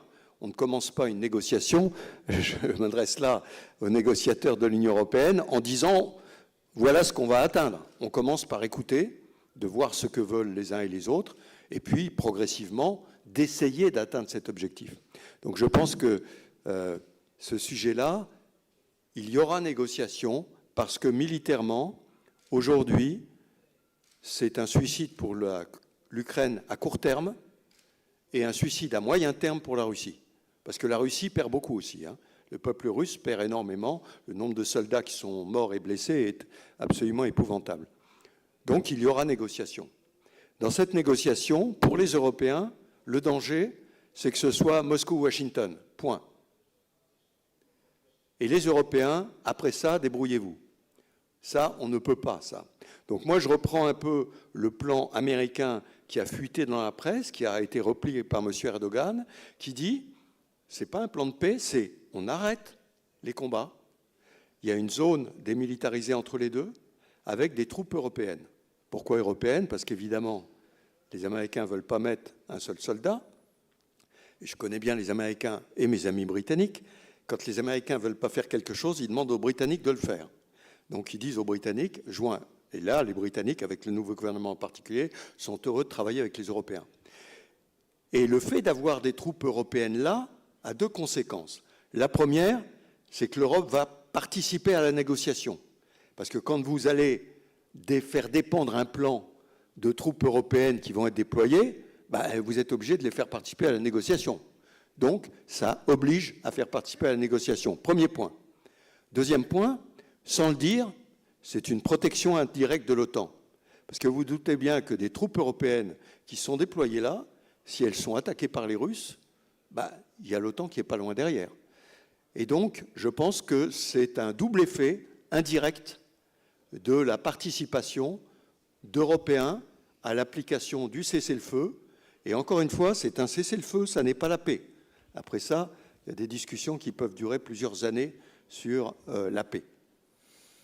Thank you for this perspective. In that regard, it will be very interesting to see from the European Union side or European side who is going to be around that negotiation table if that would be the scenario. Mr. Heger, the NATO Secretary General in his 2023 annual report states that the United States accounts 53% of the allies' GDP and 67% of defense spending.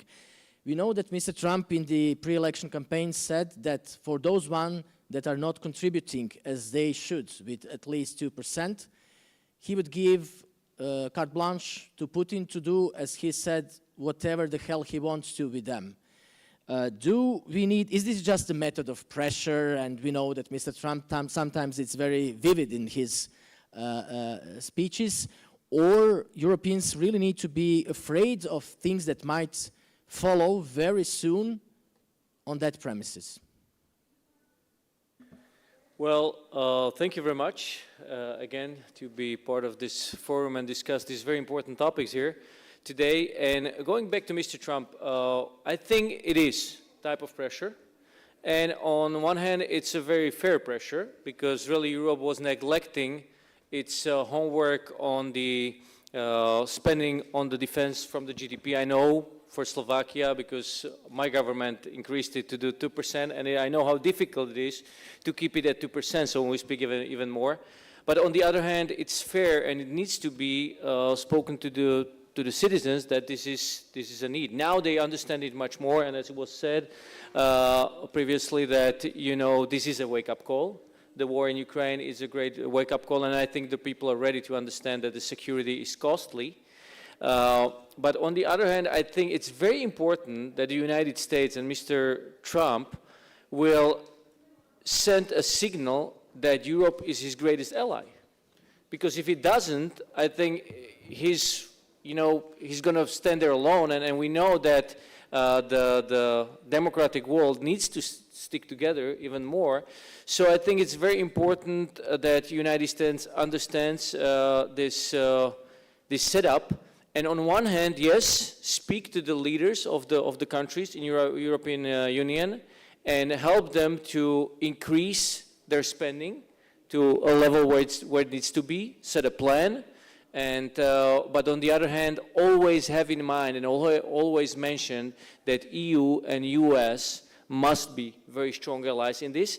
And there should not be, when you're in campaign, of course, sometimes you use sentences that are, I would say, over the board. But once you're in the government, you must really watch every word, that it's not going to give a wrong signal. And we definitely cannot send a signal to the world that US will abandon some of the countries in EU. I mean, as I said, we are on the border with Ukraine. We know how important it is for Ukraine to stay democratic and sovereign country, because we don't want to have Russian tanks on our border. That totally changes the atmosphere in the whole European Union. So even speaking out of this perspective, being so close to the battlefield, it's so important to send the right signals for the future, for the people to be safe, because there's already enough polarization, already enough of fear, and you don't want to give those who cause the fear more food for growing the fear.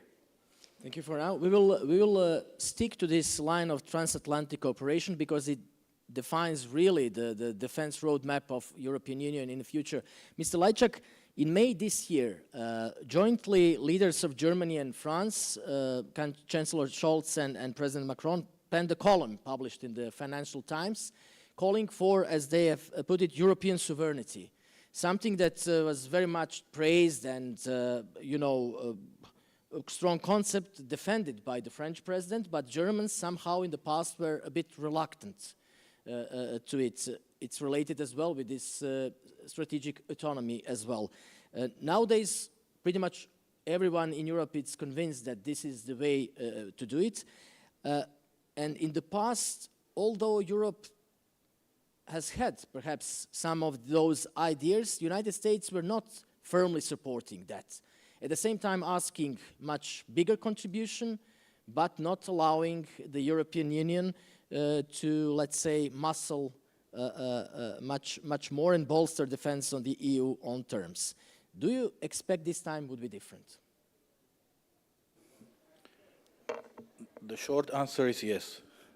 Now let me elaborate. What is happening in the European Union is really a tectonic change, because European Union was not built on the idea of power, but as a matter of fact was built against the idea of power.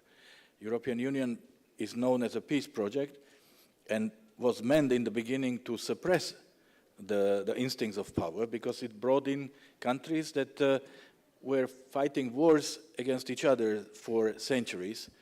So European Union was promoting the concept of soft power, and instead of war, security, defense, was promoting trade, interdependence, as I said, and free trade, believing that this will bring us closer together. This has changed. This is no longer possible, and there are like 3 reasons for this. The first one is the fragmented global architecture, which turned what should have been our strength, interdependence, into our weakness. And we saw it during the COVID crisis, and the understanding of greater national sovereignty and less dependence has become obvious. Second, yes, Mr. Trump number 1, Trump number 2, and exactly as General said, we cannot ask ourselves every 4 years whether we can rely on NATO's security umbrella or not. So it's very clear that we need to be stronger and more autonomous when it comes to defense and security. And thirdly, the war in Ukraine, of course. So that was something we could not think of, to have a real war on the European soil. It is the reality. So therefore, European Union is changing. No one questions the fact that we must become more robust when it comes to defense and security, and this is already happening. Yes, we have the European Defense Fund, we have the PESCO project. High Representative Borrell said that, well, his title is High Representative for Foreign and Security Policy. He said for last 2 years he has been much more dealing with security than with foreign policy. So we are increasing our defense spending. It went up to 40% in the last 10 years. Only between 22 and 23, we increased by 50 billion. But in general, overall, European Union is still spending only 1.7% of our GDP. So that means below the threshold that no one questions of 2%. So European defense autonomy is a reality. We are still discussing what does it mean. And I would say there will not be a second European army. European Union will not be a hard power. We don't want to be only the soft power. But well, again, I will quote Mr. Borrell, who said, we are the semi-hard power in making, because this is what we are. We are not one state. We do not have one army, and we will not have one army. We cannot build our autonomy in separation from NATO. This is and will be our anchor of our security. But what is really important is complementarity, interoperability.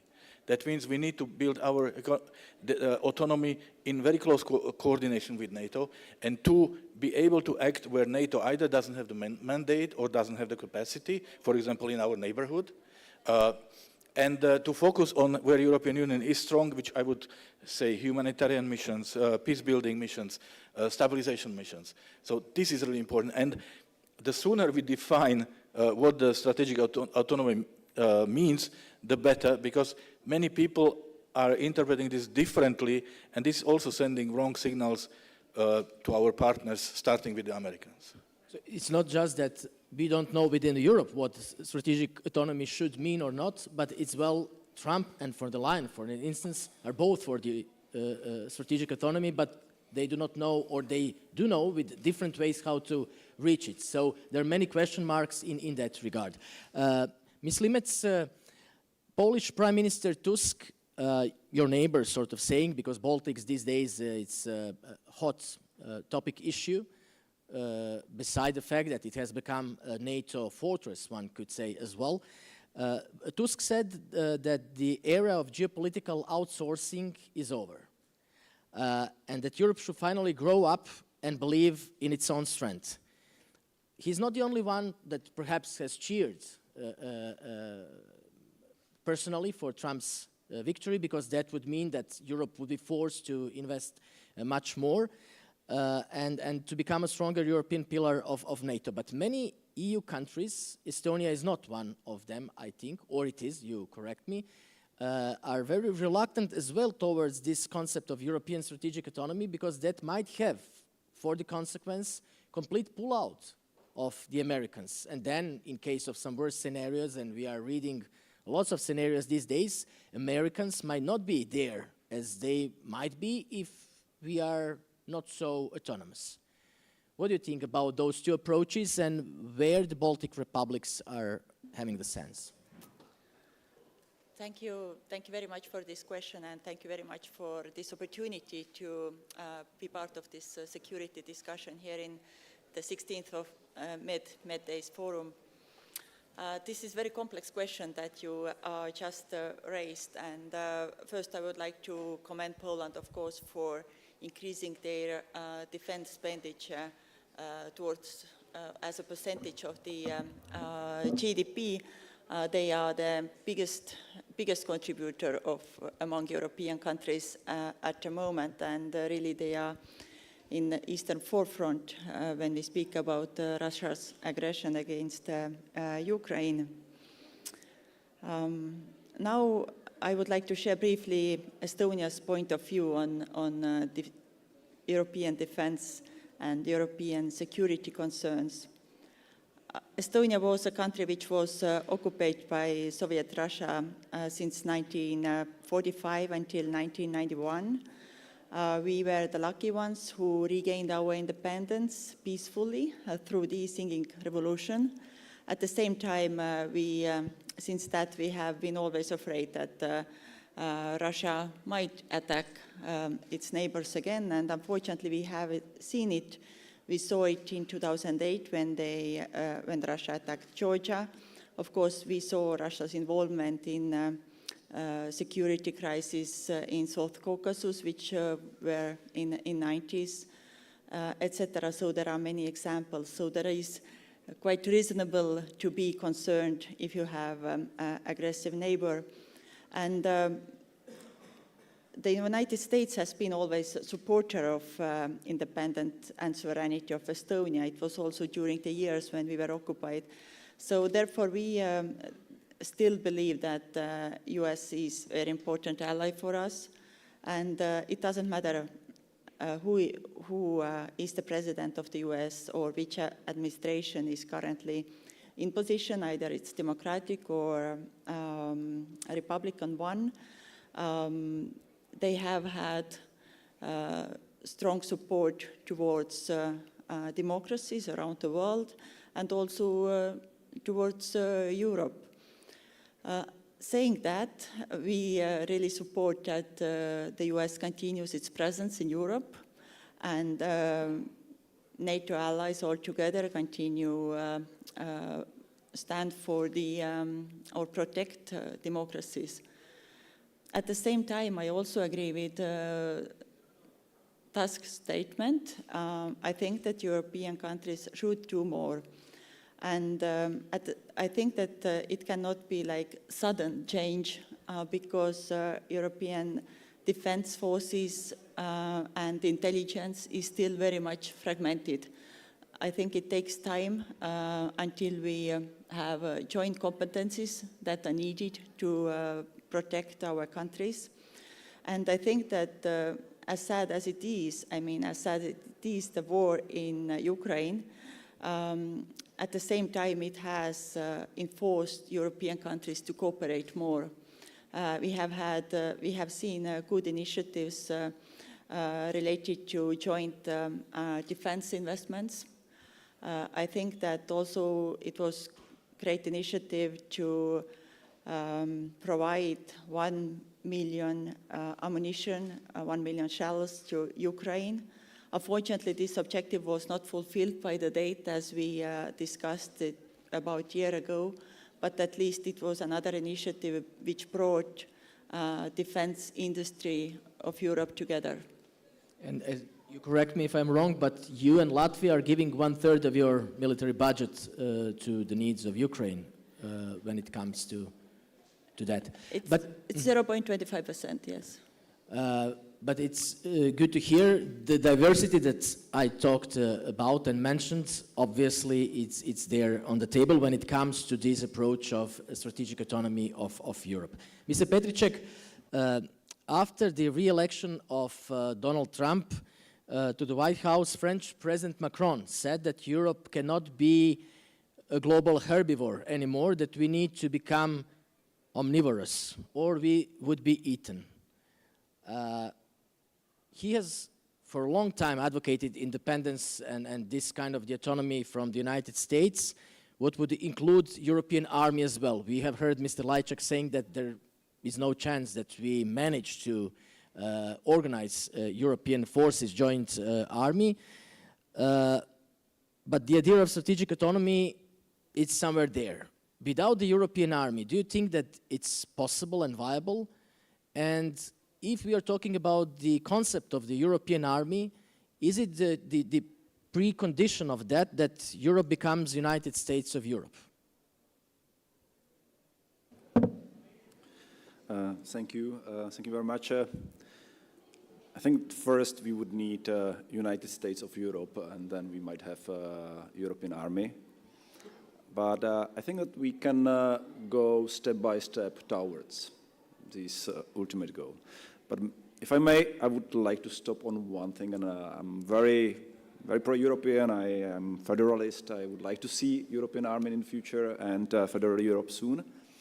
And what I don't like is that I think we are the only major power in the world that is discussing internally and externally about our own strategic autonomy, our own sovereignty. I think that it only demonstrates that there is a lot we need to do on our home front, because even smaller actors with less resources and capabilities, they don't discuss about their sovereignty, about their autonomy. Do you think that Turkey is discussing about their autonomy? No, they act. Do you think that South Africa, Brazil, India are discussing about whether they should be autonomous? No, they don't. But there are not 27 in a story. But I think that for you to be autonomous, you need to and play a role in the world and be a geopolitical actor and geostrategic actor. You need two facets: capabilities, and that's, I think, where we focus a lot at the moment in Europe. But second is will to use these capabilities, and I think that's why President Macron mentioned that Europe needs to become omnivorous, not only that we use our soft power, but we are able to use and have a will to use our other powers, economic, military, also all the porters of hard power. So in this respect, I think it's about focusing more how to build a joint will to act as a EU, and maybe to build a trust among Europeans, that this common will, this joint will, is not going to be used in a way that disfavors or disadvantages some parts of Europe compared to other parts of Europe. But we are not yet there. We need much more work to do on strategic convergence.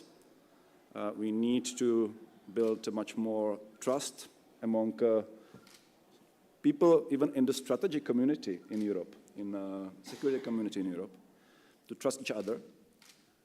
Then I think we can start really putting what we have on paper, like a strategic compass, into reality. We have capabilities. Europe is not weak. Combined together, Europe has enormous capabilities. Look, only even France itself has a bigger military budget than Russia. And altogether, all resources put together, it's huge. We don't have a will to use them, and we don't have a will to share them. But we can also get to the question that why, for example, we don't have a joint procurement still. We have 27 procurement systems, leading in inefficiency, leading in overpricing, and wasting of precious resources. So there are a lot we can do still to be autonomous. We don't have but to I would speak say about that has a lot to do with internal politics of certain countries as well. Mr. Kofod, in October this year, something from your region sort of saying, which is interesting because we know for Draghi's report, for Letta's report, when it comes to EU competitiveness and all the things that economically Europe should do, former Finnish President Niinistö has released a new report on enhancing Europe's civilian and defense preparedness and readiness. And there it says that Europe should, at least 20% of its overall EU budget, contribute to the EU security crisis preparedness and all things that are on that track. Is that realistic?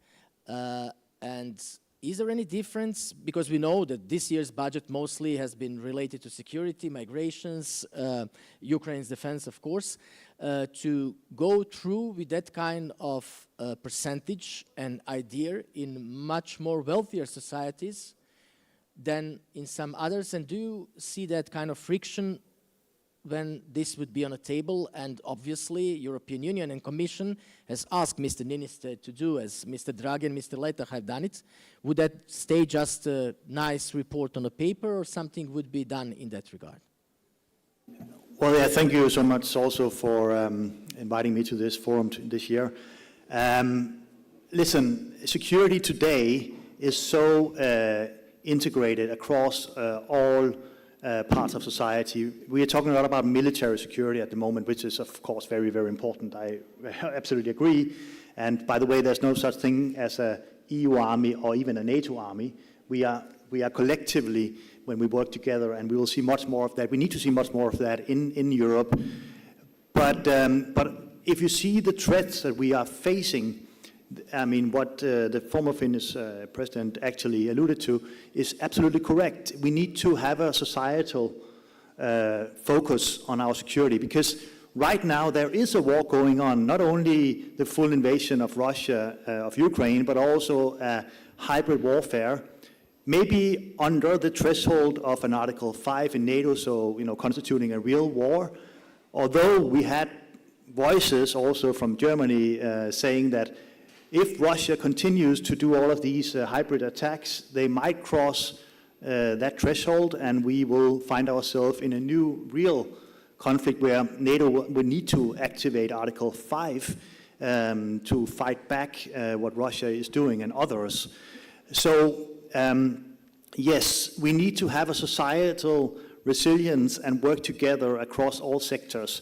Therefore, I think 20% of the budget, it sounds a lot, but if it's not a lot if you look at all how we secure our society. I mean, critical infrastructure on energy, on utilities, for example, cybersecurity, of course, very, very important. When I was foreign minister, in the EU, we adopted for the first time a regime where we not only attributed cyber attacks to the enemies that are attacking us, but also made sanctions against the ones who are doing the cyber and hybrid attacks, because we need to increase the cost of the ones who are attacking us all the time. Right now, the cost is too low. It's too much a free ride for Russia or Chinese entities or North Koreans or Iranians or others to attack us in Europe and destabilize our society. So yes, we need that resilience as I see it. And just one more comment, because I think this discussion on European strategic autonomy is fundamentally important. We will not be one federal state, we know that, but we will be a strong unit if we start working together. If you read any US national security strategy, it always starts by stating that, influence abroad comes from the strength at home. And we don't have a strong Europe at the moment. We have a weakening economy, we are losing competition. And the Commission, they just, as you know, they came with the first draft for an economic security strategy, which is very good. It has not been adopted yet. I'm very concerned if we not put our act together to strengthen our economy, our, of course, military cooperation, EU, NATO, but also our critical infrastructure coordination and cooperation, then we will face a hard time. And then my final remarks is about Ukraine. Listen, I sense in the discussions over these days that Ukraine is treated separately from European core national security interests. That's not the case. What is happening in Ukraine right now is core national European security. And if we in any way lose this, then it will be whole of Europe that will be jeopardized. And therefore, I think we should first, of course, put troops on the ground when there is a ceasefire to ensure that there is a real, tangible security guarantee to Ukrainians. Secondly, we also need to increase our defense budgets. 2%, I'm sorry to say, it's not enough. We need probably to go to 3%. What Mr. Trump is asking already. Yes, and I think that's the last, and I will stop. We will not have any real respect from a Trump administration if we do not in Europe show force ourselves. They think about that we should build a transatlantic alliance by not investing in European defense, but only investing in transatlantic cooperation is a mistake. We need to do, of course, both. And I think a Trump president will be much more in respect of a Europe that is able to do more by itself than a Europe which is not able to do it. And it comes with Ukraine as the first test case, I think. Thank you. Ms. Vodo, there are ways to bolster national sovereignty within the joint European defense. Some cases or projects within PESCO that finally has, after being established in 2009, has taken the ground, and there are some projects where sovereign national states are doing it. So could we say that things have moved in some way in that regard, as well, having in mind that the European Commission has put some projects, created the European Defence Fund, but as well the European Defence Industrial Strategy in March this year? Thank you very much for this interesting question. Indeed, this has been such a long debate for years. So the defense system.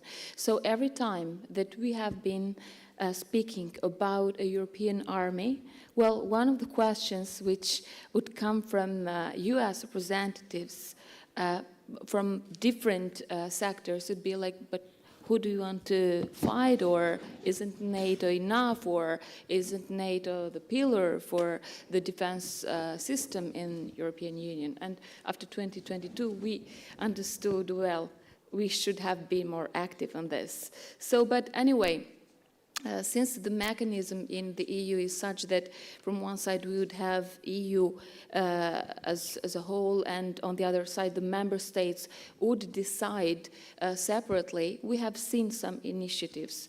So while reflecting on the defense system as it is now, I could go a little bit through all the initiatives, projects, platforms, and the budget, which has increased in all the member states. I mentioned here Germany, which immediately passed to 100 billion euro, or the EU as a whole in 2022 spent 240 billion euros in defense system. So these were some very prompt responses to say, like, hey, we should do something about it. So it was a wake-up call in a way.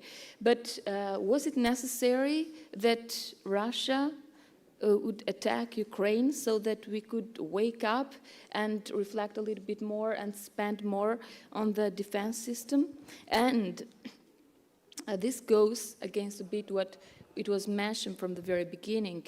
So since European Union, one of the pillars is related to the prevention of conflicts, is related to peace, is related to peacekeeping. So where are we at, and what should we do?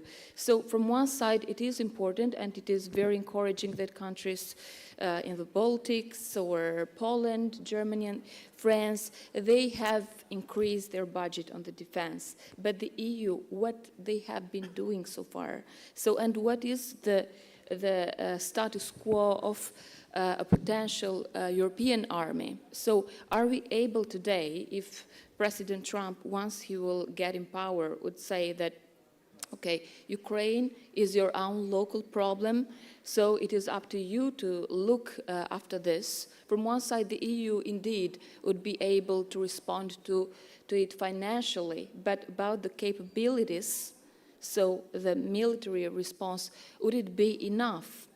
So from the numbers, it is still not ready, so it needs to build upon the personnel, upon the military. So these are some of the wake-up calls, but again, we have to focus especially on the what we call prevention, preventive diplomacy, and this is the strongest card of the European Union.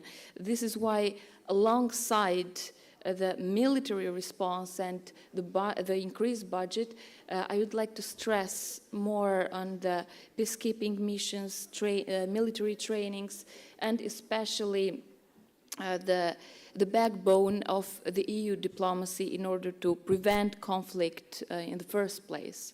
Thank you. Thank you for your first insight. And before the General leaves, just briefly, I would like to use this opportunity as a military expert to ask you, we are witnessing or reading, many experts are warning that within the next 5 years, Russia could be capable of attacking EU and NATO member countries. What is your assessment in that regard? And if this is something realistic or not, in what way this could shape this roadmap and agenda for European defense? Merci beaucoup de me donner la parole avant mon départ et je m'excuse par avance d'être obligé de partir avant. 3 points. Le premier point, on parle beaucoup de l'armée européenne. Ne parlons pas de l'armée européenne. Il n'y a pas d'armée européenne. L'OTAN est une alliance avec des armées nationales. Et je pense que pour le futur de dizaines d'années, ça sera encore comme ça. Nos pays, c'est une question politique. Politiquement, est-ce qu'on veut soumettre ces armées à une autre instance que l'instance nationale élue par les citoyens? Je ne le pense pas. Ça a été un repoussoir en Grande-Bretagne en particulier.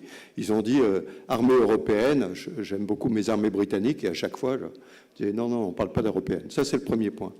Le deuxième point, je voudrais juste amener sur la table un sujet qui ne va peut-être pas recueillir l'assentiment de tout le monde, mais il y a plusieurs présidents de la République, M. Macron, mais avant lui Sarkozy et avant le Mitterrand, qui avaient dit « N'oubliez pas que la France a l'arme nucléaire ».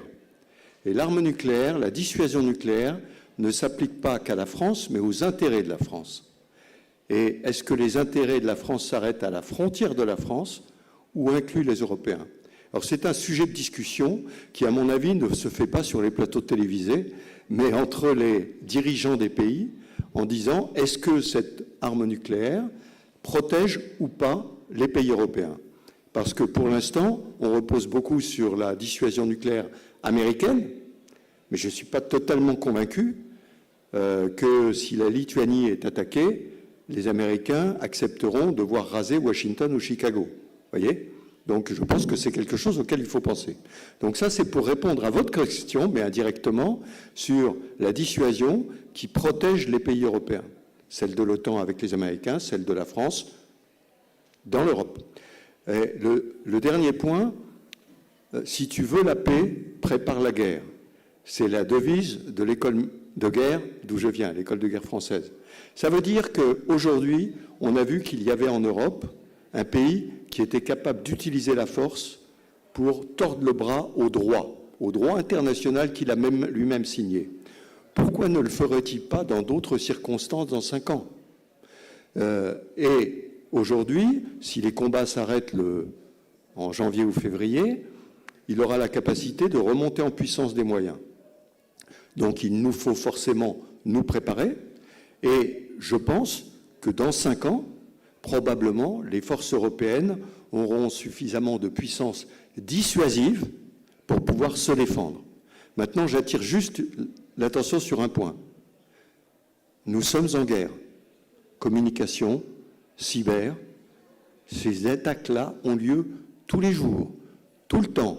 Les récits sont changés, les fake news arrivent en permanence. Et cette guerre-là, il faut la mener dès maintenant. Et cette guerre-là, c'est pourquoi? C'est pour que nos citoyens comprennent ce qui se passe. Je cite le grand penseur Thucydide grec, « La défense de la cité ne repose ni sur les murs, ni sur les vaisseaux, mais sur le caractère des citoyens. » Et les caractères des citoyens européens doivent être convaincus qu'ils sont assez forts pour tenir, mais il faut se préparer.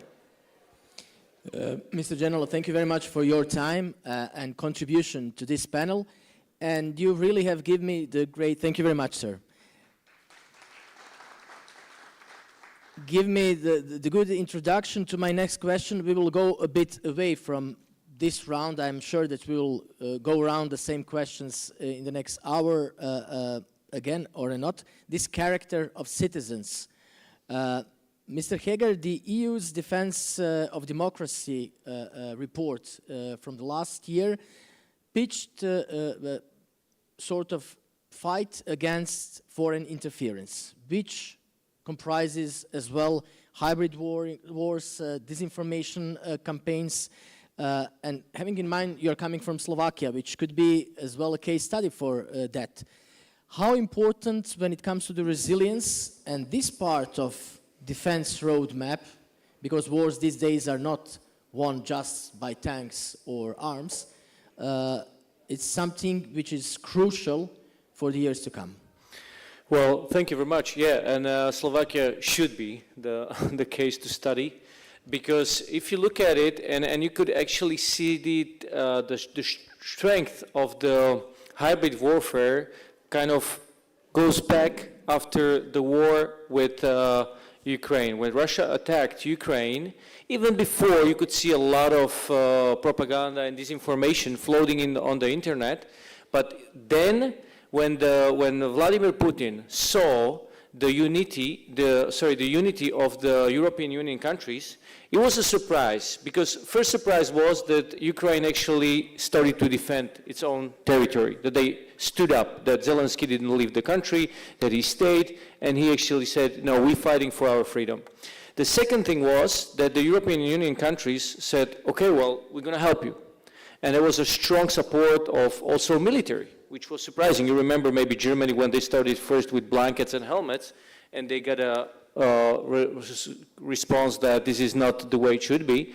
So we got into unity, and mostly the countries on the eastern part of European Union, those who have the experience with Soviet Union from the communist regime, we were the ones who were saying, guys, you have to wake up, and we have to be united, and we have to show the strength, because that's the only thing that the people in Moscow understand.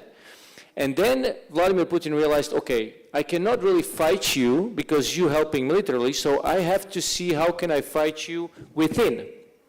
And that's where the hybrid warfare started.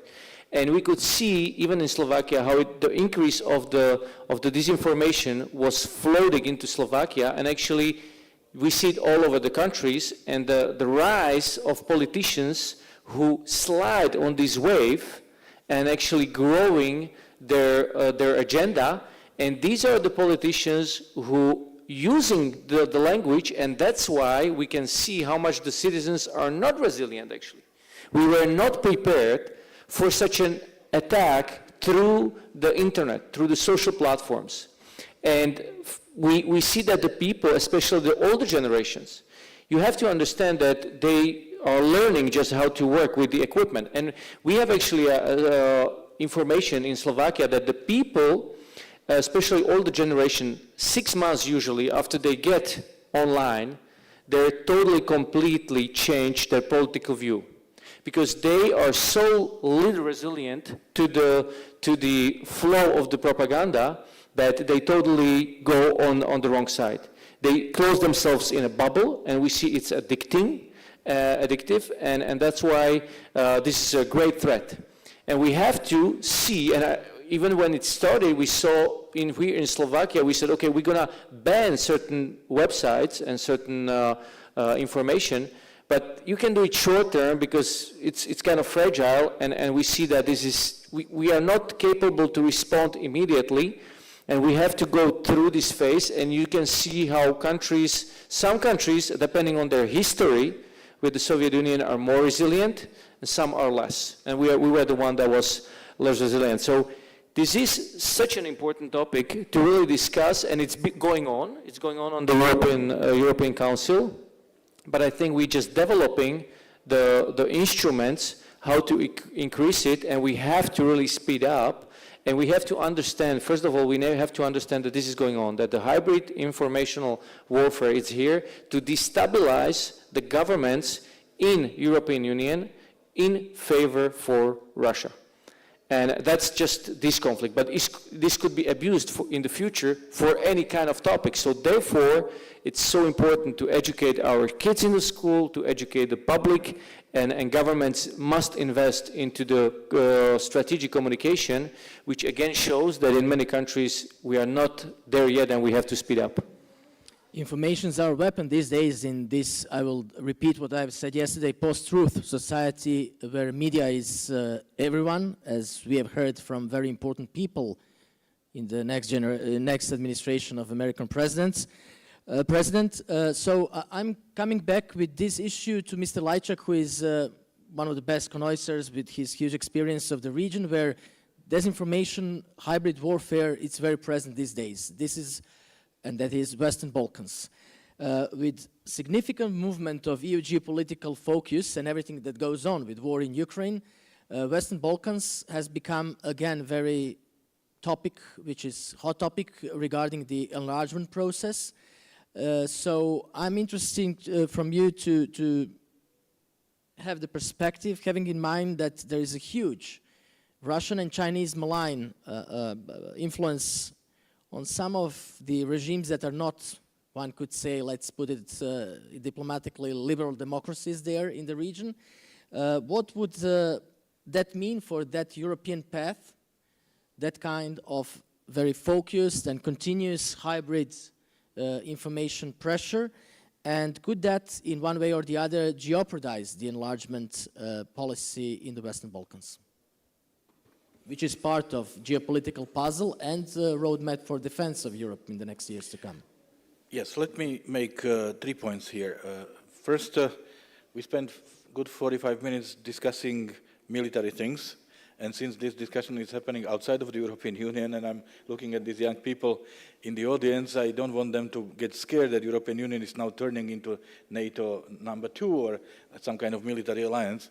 Not at all. The European Union continues to be a peace project which really believes in cooperation, in fair partnerships with different regions, including with your country. And this discussion, intensified discussion about the defense, is really for us to be able to defend ourselves because we cannot longer trust that somebody else will do it for us, and also to help those who need to be helped, like we provided more than 120 billion euros assistance to Ukraine because it's a victim of aggression. But its European Union continues to be, as you know, that's very important. Second, speaking about disinformation, it is a reality. Hybrid war is a reality. It's naive to think that you can counter it like mechanically, that there is a fake news and then you will issue a statement pointing that this is fake news. You cannot counter yesterday's information, because the world goes on and people are already, of course, overflown with additional information. What you can do is, of course, to help with cybersecurity and resilience of systems, so that they will not be vulnerable to cyber attacks. We had massive attacks against the information systems in Albania, in Montenegro, for example. And second, education. Education so that people can tell or distinguish the real information and propaganda. And of course, critical thinking. This is extremely important. And finally, the third point about the Western Balkans. Yes, Western Balkans is a region which is geopolitically very interesting. It's a crossroad of many interests, and there are many global actors who are trying to have their influence, and they are using all the means, not military, fortunately, but of course information and disinformation and propaganda to increase their leverage over the region. Now, I am not one of those who start by blaming the others. First of all, I say we do not own the Balkans. We have an offer. We have an offer which I don't think anyone else can beat, because we offer the Balkans membership in the European Union. So there is no offer that China or Russia or whoever can present that would beat our offer. And with the European agenda, we can really fill the space, the public space, with a positive agenda, with European reforms, which are strengthening the resilience, administrative capacity, but also protection of rights and rule of law in this country. However, if we are not seen as being serious with our offer, if we are saying one thing and doing different things, then obviously the attractiveness of our offer is going down, and then the people in the region are looking elsewhere. So what I'm saying is that what we like to call malign actors, they are only using the space we decided not to fill. And then we cannot blame them. But I'm glad that you have mentioned that, gave me the idea now, because we are talking about the countries that, because they have not done their homework earlier, perhaps, are in a very frustrational limbo when it comes to the EU accession for years. Now the last, it's 2030, Mr. Michel said, and Ursula von der Leyen as well. And you had, by the European Union, very persuasive kind of behavior in case of Macedonia, then later Northern Macedonia. We have Serbia with a huge fall of support of citizens for the EU accession when they see that now we will put aside human rights, media freedom and everything if there is a lithium and some big guys are coming to Belgrade to be the best friends with Mr. Vucic. So what kind of message the Europe is sending to those countries being exposed again to some malign actors? It's again, I will start with ourselves. We have to be credible. Our offer has to be credible. And there are several of us who have brought our countries into the European Union. We know how painful it was. And you could only do these painful reforms when you were sure that in the end, the reward, that means the membership, is awaiting you. If the membership is somewhere in the distance, very blurred, there is no way you will do this. And it's our responsibility that we've blurred the reward, the membership. So that's why the commitment to reforms have really faded away. Now European Union, ironically, as a consequence of the war in Ukraine, as Russia's aggressions against Ukraine, realized that the Balkans are not safe and we are not serious. So now we are, and we are at the stage when the countries in the Balkans are realizing that this time it might work. So this is, and then they will no longer be able to sit on the fence, saying one thing and doing the different thing. And what I want to see is to see 1-2 countries from the region, and Montenegro and Albania are very well positioned to make a real advancement towards membership in the European Union, and I can guarantee that it will have a huge impact on the overall atmosphere in the rest of the region, because people would ask, why them and why not us? How come they can do it and we cannot do it? So this is the best thing we can do, to be credible in our offer. Fingers crossed for that, but you have mentioned just right now one country, Montenegro, where that kind of malign hybrid influence already has changed the government, which is now much more leaning towards some other factors than the European Union, although they are the most advanced in the class when it comes to that. Ms. Limnitz, we have mentioned Western Balkans, but on the other side, what has pushed some other countries, notably Republic of Moldova, Georgia not, we have seen what happened these days with Georgia, but as well Ukraine to it. You have Belarus there, which completely is overwhelmed with strategic nuclear weapon from Russia, and has become sort of second Russia. You would be, as Baltic countries, much more interesting for this other part of the enlargement, I would say. This is the Eastern Partnership countries. Where do you see some perspective of that in the years to come, which is as well the belly of the EU security, if it's not being one way or the other treated, the belly that could be very soft? We see Republic of Moldova as well. And do you expect that new developments with Ukraine, new president in the White House, peace talks, would be something good and viable for the countries of Eastern Partnership and their accession to the EU, mostly because of defense, or not? Thank you very much for this question. Let me bring us back to the year of 1991 when the Soviet Union collapsed, and in that period of time, all those countries that you referred to, Baltic countries, Estonia, Latvia, Lithuania, but also Ukraine, Moldova, Belarus, or South Caucasus countries, Georgia, Armenia, and Azerbaijan, all those countries basically were in the same situation, that they were looking what to do with its independence.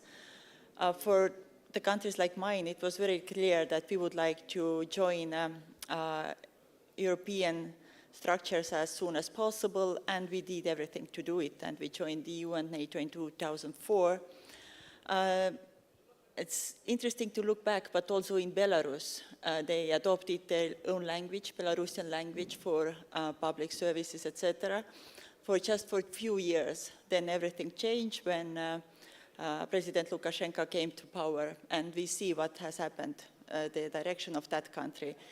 Today, sometimes even we don't speak about sovereign and independent country of Belarus. We see it, as you referred to, it's a part of Russia and its aggressive policies.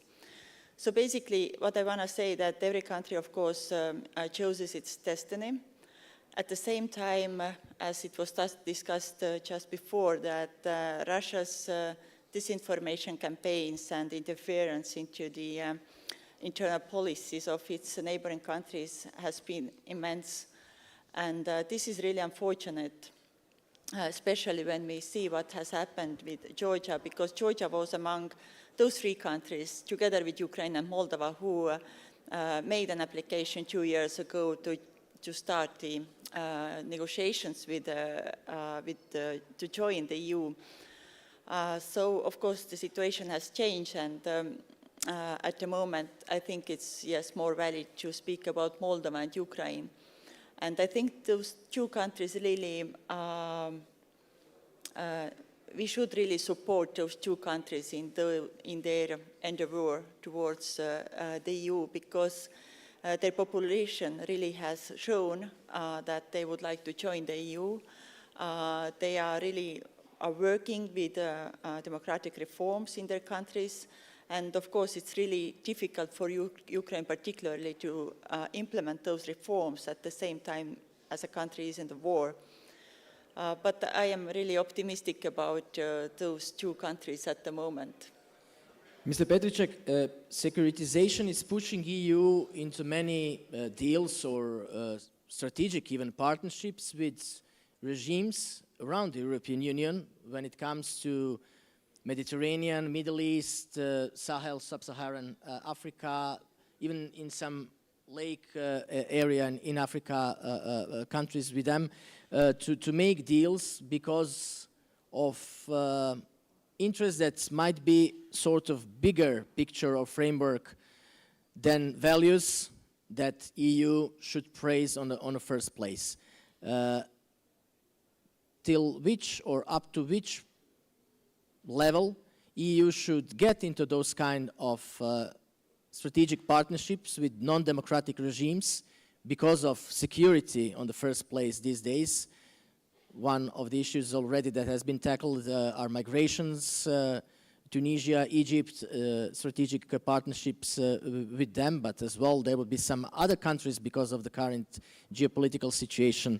And do you feel that Europe is, because of securitization, going towards much more transactional way, like some other countries, and perhaps even the United States, much more after the 20th of January is going, or we should stick much more to the values in this geopolitical jigsaw? It's a rather difficult question, and I think that it's a puzzle most of the European policymakers are not very well able to reply to. But I think that it is not about choice between giving up on your values while dealing with countries that are authoritarian, have bad record in human rights.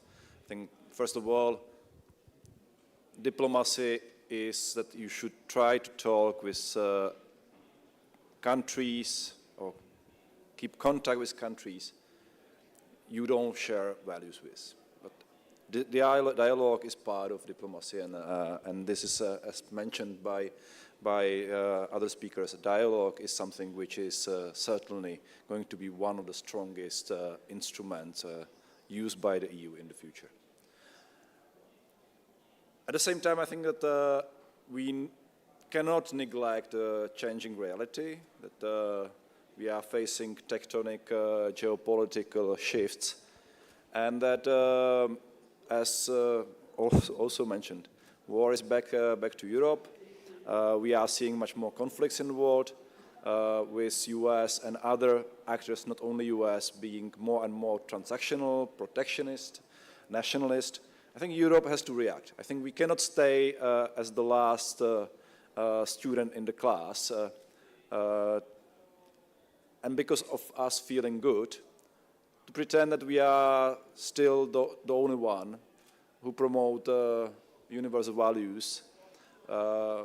We need to protect them, but we also need to use other instruments. And this is also why we need, for example, to speak and deal with some countries in the Gulf region that probably are very far from ideal on human rights, but these are our partners. These are countries that share similar security concerns regarding, for example, Iran, and we would like to work with them. If I may also very briefly react to the discussion about influence operations and hybrid and disinformation.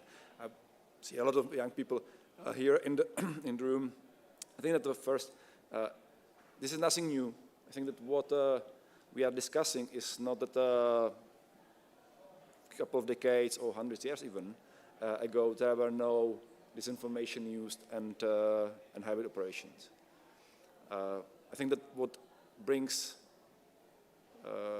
comes with social media now is the scale and intensity what we are facing right now in terms of manipulation with information, trying to influence public opinion, and so on. And I think that what we need to think about is first addressing also the causes of dissatisfaction in our societies, but also try to think about what I call hybrid deterrence. We think about solving the problem with resilience, so meaning like your society is better prepared. But I think that we need also to increase, and Epe also said that we need to increase the costs for those who are attacking our societies with hybrid operations and with disinformation. And there are a couple of options how to raise the bar so high through increasing the deterrence, through asymmetric deterrence that can react to these kind of activities.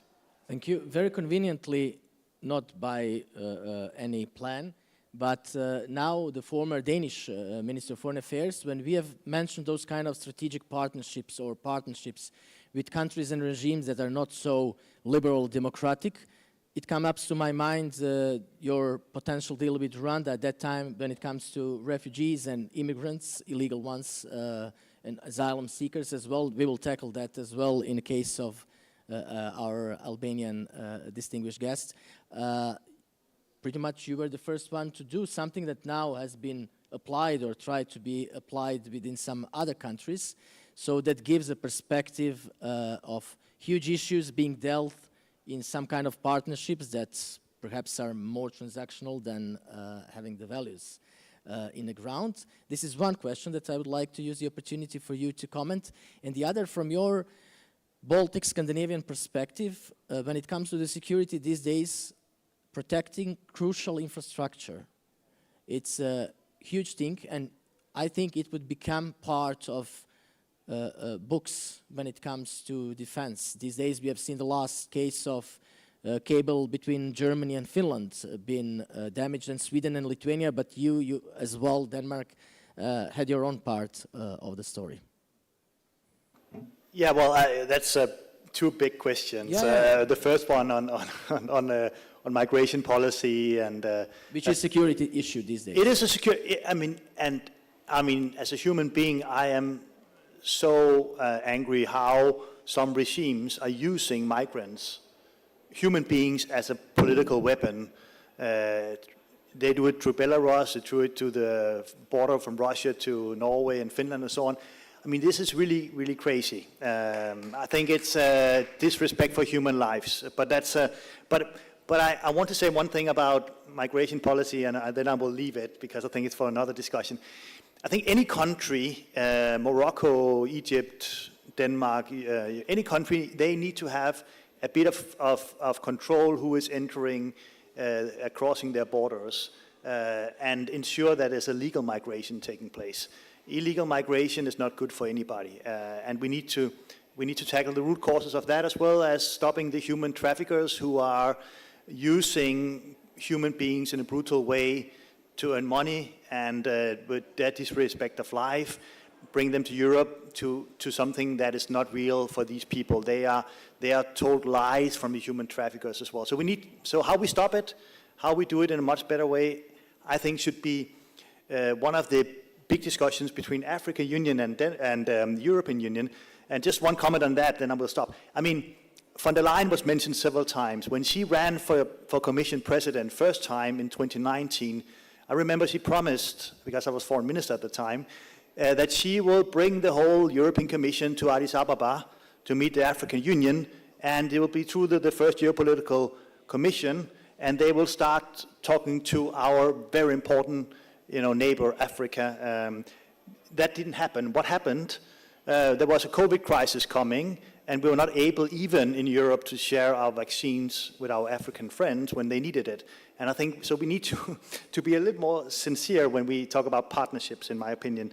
But sorry, I need to react. Yeah. In the meantime, what happened is that Wagner came to Africa, and it's making the sketches of this migratory instrumentalization of migrants as a security issue. Yeah. And Europe is not dealing with that at all. No, I agree. I mean, we should be much more active. But may I just, because I was also foreign minister when Nord Stream 1 and 2 was blown up, gas pipelines, just in Danish exclusive economic zone, very near our territorial border, our sea border. And this is hybrid warfare. And we also have a Chinese vehicle, ship that has been sailing to the Baltic, as you alluded to, and suddenly there was cables, internet cables that was cut, and now we are trying to figure out what's happening with ships with Russian people on board. this is really the world that we are in. And I think the general who left, he said it very clearly, that we are in some kind of a warfare, not only over infrastructure or cyber attacks, but also, I would say, over fundamental values. And you were asking about that before. And for me, it is a fundamental value that you respect Article 2 in the UN Charter. You know, that you have a sovereignty and national and territorial integrity as a country. That was what Russia violently, disrespected last year, 2 years, in 2022. And it's also 2014 already. Yeah, 2014 with the Crimea. Yeah, the full invasion came in 2022. You're right, but I also think that values, I mean, we should not preach values. I don't believe we can preach Putin values and he will respect it. We should support the forces, civil society, free media, human rights groups, young people that want to make a change, to transform societies. When I was foreign minister, I did something in the tech area. I did something called Tech for Democracy. I also appointed a tech ambassador to deal with the tech companies because social media can be such a powerful tool in the hands of democracy movements, but it can also be such a suppressive tool in the hands of a dictator. So how do you work together, civil society, governments, and also, I would say, big tech companies to protect our democratic values? That's one of the things we need to take much more seriously in our discussions. Thank you very much. Ms. Wodo, one of the main dimensions of growing securitization is hard borders. And this is related to the phenomenon that already I've mentioned, borders, meaning frontiers that are like, much more technically and in a military way, much more strengthened. The EU has committed itself to creating a 10,000 strong standby corps by 2027, which is as well an important part of this defense, one could say, geopolitical strategy to deal with border control tasks and beyond its border. And again, we have from this year, finally, the new Pact on Migration and Asylum has been approved in the European Parliament. So migration policy, one could say, has become one of the most important policies when it comes to geopolitics and defense. And we have the case in Albania, again, some very similar model that some others have tried to implement, and we see that it's not working there as well in Albania. Yes, indeed. Just to update you, for those who haven't heard about it, it was about opening a camp where the refugees would apply for asylum, and this was an agreement between Italy and Albania. So this camp was set up. There was a lot of criticism from many actors, not only from the civil society, but from the judicial actors as well. The court in Italy gave its say. So anyway, it is upon how we manage such a crisis. It is not an easy task, and how it has been dealt so far, it has shown how many problems and how many challenges we are facing today in terms of human rights. And because we are here in the European Union, and one of the pillars of the European Union is human rights, rule of law, how the refugees are treated and how the whole process has been dealt with from the logistical actors is very important. And there have been a lot of misuse. There has been a lot of lengthy proceedings, which means that there have been abuses of human rights towards all the asylum seekers. And can you imagine what happens, especially from all those refugees who are going away from war, and it depends how you see this. So what we saw, for example, when we had the crisis in Syria.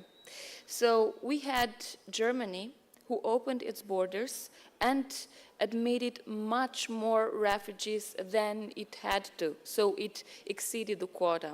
So from one side you can say, yes, but Germany really needed personnel in many sectors, so it was a very good momentum. Yes, but this is how Germany saw this, as an opportunity. So let's open the door to the Syrian refugees, and today they are well integrated in many sectors, depending on their expertise. So what happens with all the other countries which did not? So we saw the example of Hungary, and it's such a pity that we do not have here an Hungarian representative to tell us a little bit more. But, you know, every time that Hungary was appealed about opening the doors and respecting the quota from the EU, well, actually the response is that we don't want in Hungary to be repeated the same that happened in France or in Belgium with all the terrorist attacks. So there is always a risk then some propaganda will be used, and some single events will be used in order to push away obligations from the EU members. And we saw the Balkan routes and so on. All these were key issues which we had to deal with. But on the other side, how is the European Union doing today in terms of dealing with such immigration issues? The Prime Minister of Italy, well, had this idea to open camp in a non-EU member state, such as Albania, which is a candidate country, but still not yet a full member state. And it did not work. It had a lot of issues, not only logistical, but in the long term, which should deal with human rights issues. So I believe that when it comes to these immigration flows, we could see it in two ways. Either, wow, all this vague of refugees are coming into our territory and it is frightening, or we could see this as an opportunity, as a refreshing way of regenerating the society, where we could actually have the best from each of these cultures. So I personally see this as an opportunity, and I live in a neighborhood with so many multicultural standpoints, and this is what I would like to see the EU policy dealing with. I have mentioned the migration issue because it has become, with the closure of the Finnish-Russian border, with hybrid tries or phenomenons from Belarus to Poland and Baltic states as well, a part of defense agenda these days. And Schengen, which is one of the key successes of European integration, pretty much is in crashes because of that issue as well.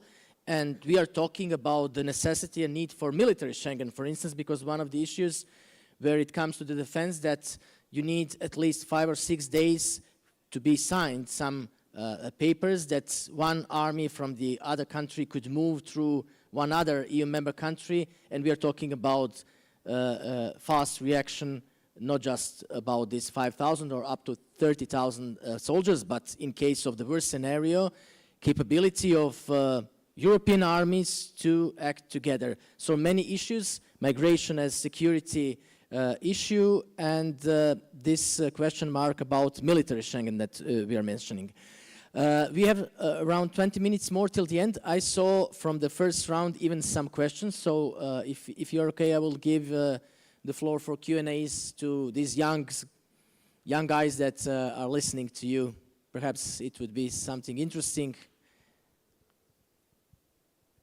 food for thought from their perspective. Well, thank you so much for the opportunity. My name is El Hussein Msoud. I am a young Moroccan trying to form a new political party, but as well, I have studied in Europe, in many countries, Spain and Luxembourg and etc.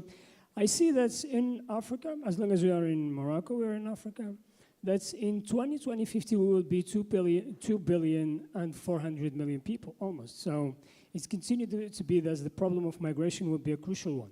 But as long as I'm local, as a native to Tangier, I still remember 2 years ago I was in trip here in Tangier, and I have seen tremendous number of people, probably undocumented, trying to cross the strait, holding within the boat. And as well, in the other side, I was seeing tremendous number of police, law enforcement, but unable to stop the great number of migrants, or people who are desiring to cross the strait. So my question, do you think, or do you see that you have some kind of obligation to make some transfer of technology to Africa as well? And as well, establishing campuses, universities in the sub-Saharan and Africa, because at the end of the day, many Africans who are trying to cross the border in 20 years from now, there will be shocking numbers, and honestly, much more horrible than the scenario of Libya. But these people are trying for a good opportunity, I believe, good life. So most of them, the asylum seekers, they want to have in first place economic migrants, not political or anything else. So don't you think we have the African Union alongside the European Union have to form some kind of migration pacts, including education, etc., technology transfer, etc.? Thank you for this question. That opens very interesting perspective, having in mind that for the first time we will have the Commissioner for Mediterranean as well. The fact that Morocco is crucial for Western Africa, not just because of two enclaves, Ceuta and Melilla, out there, and the fact that in 2030 there will be a World Cup with Spain and Portugal and Morocco, and finally they say, hosts in Morocco these days, that they will do that tunnel. So physically Morocco and Africa would become connected to Europe. It's not anymore European courtyard, it's Europe. So please, who would like to perhaps give a stance? Yes, Mr. Hager. May I just a short introduction to this. I very much appreciate your question, and I very much appreciate your mindset about it, because I think that's the key. You know, we as a Slovakia used to be a country where a lot of people migrated into the Western Europe, the United States in the history.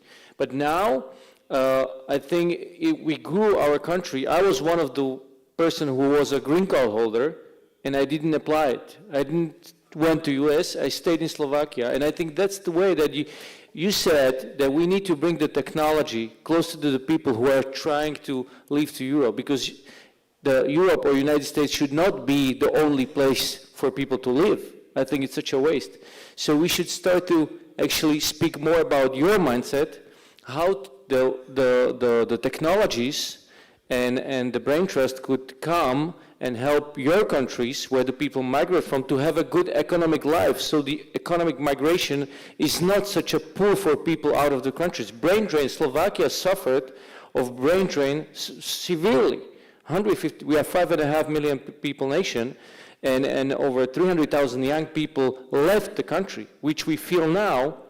And that's why when I see the brain drain, and not just brain drain, but the economical drain, it's such a loss for the country itself. So we should look at it vice versa. And if we speak about migration, let's speak about the ways, okay, if some people really, some country needs it and it's suitable also for the country, it's okay. But not what we see right now, because then we actually avoid the aspect that why the people are leaving. And let's the hard countries from where the people live to change their economy in the first place, most likely, but also the way of living as they want, to bring to a place where they don't have to live anymore. And that way we get the more stability. So I thank you very much for your approach and a question. Mr. Lajčák, if I'm not wrong, you are the most experienced politician here, and I will ask you a question that relates to what we have heard. What needs to happen in Africa that Europe reacts after being crumbled in the sub-Sahel area with certain EU member countries losing the ground and malign actors like Russia and China economically even before coming? We saw what needed to be done in Eastern Europe, that Brussels wakes up a little bit. So demographically, technologically, in many other ways, this is the future of Europe, Africa, the continent on the south.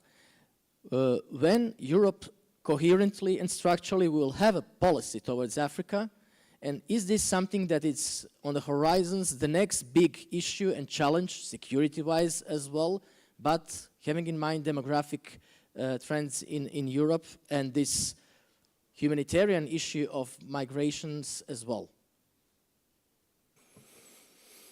Well, I wouldn't claim the title of most senior or experienced. That's tricky. But I said experience, yeah, not okay. senior. Okay, good.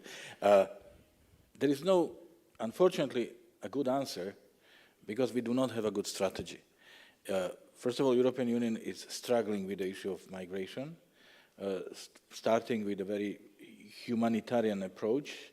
People in need must find a shelter in the European Union, culminating 2015 when the wave of 2 million people came to Europe, and that opened many questions about security, about ability to integrate, provide decent living and everything. Now the pendulum is moving in the opposite extreme, very restrictive migration policy and strengthening the rules and mechanisms for expelling people from Europe.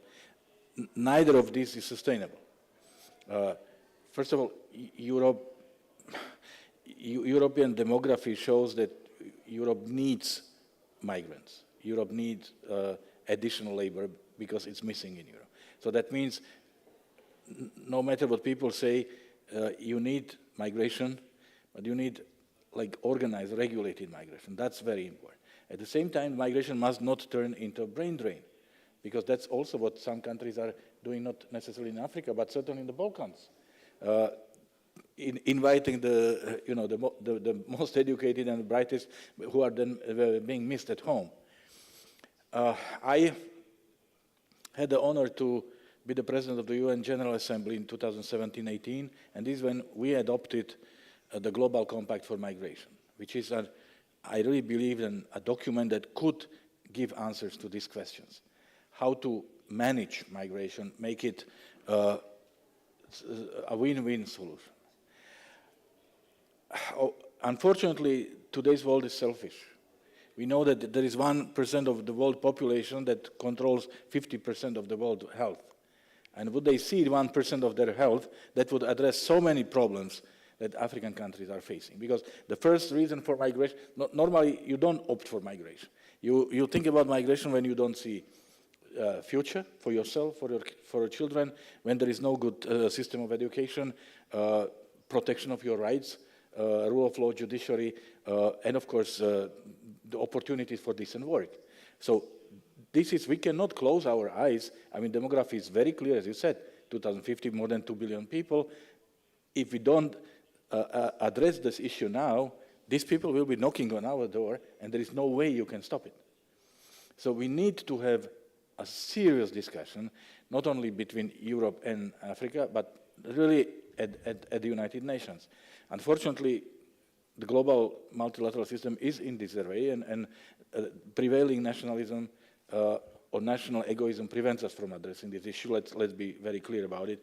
But we needed the World War II to create the multilateral system. We need a cataclysm. We needed this inferno to realize that we need to do something to prevent it. Let's be smarter this time. Let's not wait until something big and terrible will happen before we will start addressing these issues seriously. Finally, Europe understands that we owe a lot to Africa. There are many European countries with a not great legacy from their colonial past. And I can tell you, as someone who is European, but without the colonial history, that Europe is struggling, trying to find the approach, struggling in a good way, intensifying dialogue with African countries, building this dialogue as the dialogue between equal partners, which is not automatically given to every European, let me be very cynical. Again, my experience from the United Nations shows that Africa absorbs, like would say, 70% of UN capacity. Most of the discussion is about Africa. It helped me to understand much more about importance. And I also see how vibrant the continent is, how self-confident the continent is, how sensitive the continent is when sees some kind of paternalistic approach.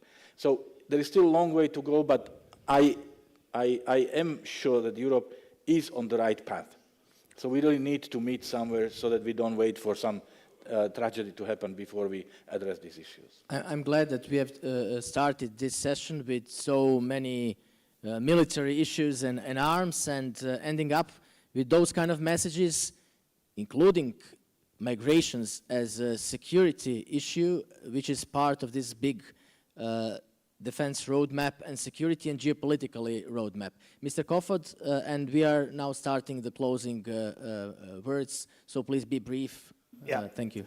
Well, first of all, thank you for your question. And I would say my government in Denmark just came out with a new Africa strategy. And, you know, Denmark has been doing Africa strategies for 50 years. We've been one of the few countries that actually lived up to our UN promise of giving 0.7% of our GDP in development assistance. But the thing is, the strategy's name is now not something like Danish Strategy for Africa or something like that. It's called the Africa Century. Africa Century. And that was kind of, you know, like when people saw that, they said, what happened here? It's Africa Century. It's not something about the country and how we do it. No, what happened now, and I think it's the right way to go, was that for the first time, really, you know, sincerely, before doing this strategy, we went to Africans, and Africa is a very diverse continent, but we went to many, many different stakeholders in Africa and asked, what do you want from us? And then we drafted a strategy, and listen, it's become much more, I would say, much more commercial strategy in a sense, giving opportunity to young people, entrepreneurship, businesses, and much away from aid discussions that we thought was probably one of the things that Africa needed. They still need a lot of assistance, it's not that, but it's another type of assistance. So I think, to answer your question, we need to listen to our friends, and that's also why I wish that von der Leyen, that she didn't do 5 years ago, but this time will take the whole European Commission, all the commissioners, to Addis Ababa, and talk to the African Union and listen to what they need, because I'm sure Africa as a continent will be the most important in the 21st century. Thank you, Mr. Kofod, and I will consider this your closing remarks. Mr. Heger, the landscape and horizon, very briefly, EU, geopolitically and strategically, and in a defense-wise way, where do you see Europe? I will be very brief, and if you don't mind, I will address the young people that I see here. You know, I think, first of all, dream big and plan your future. And we, the generation that is kind of now in action, will try to prepare it in a way that you can take over. But really, I'm encouraged by the mindset, and please learn from our mistakes. Don't repeat our mistakes. That's the most important. And there is some mistakes that was done in the past. It's going on now, and don't repeat them. So I want to give room to more of my colleagues here at the panel. I want to encourage you: dream big, be brave, and don't repeat our mistakes. Thank you.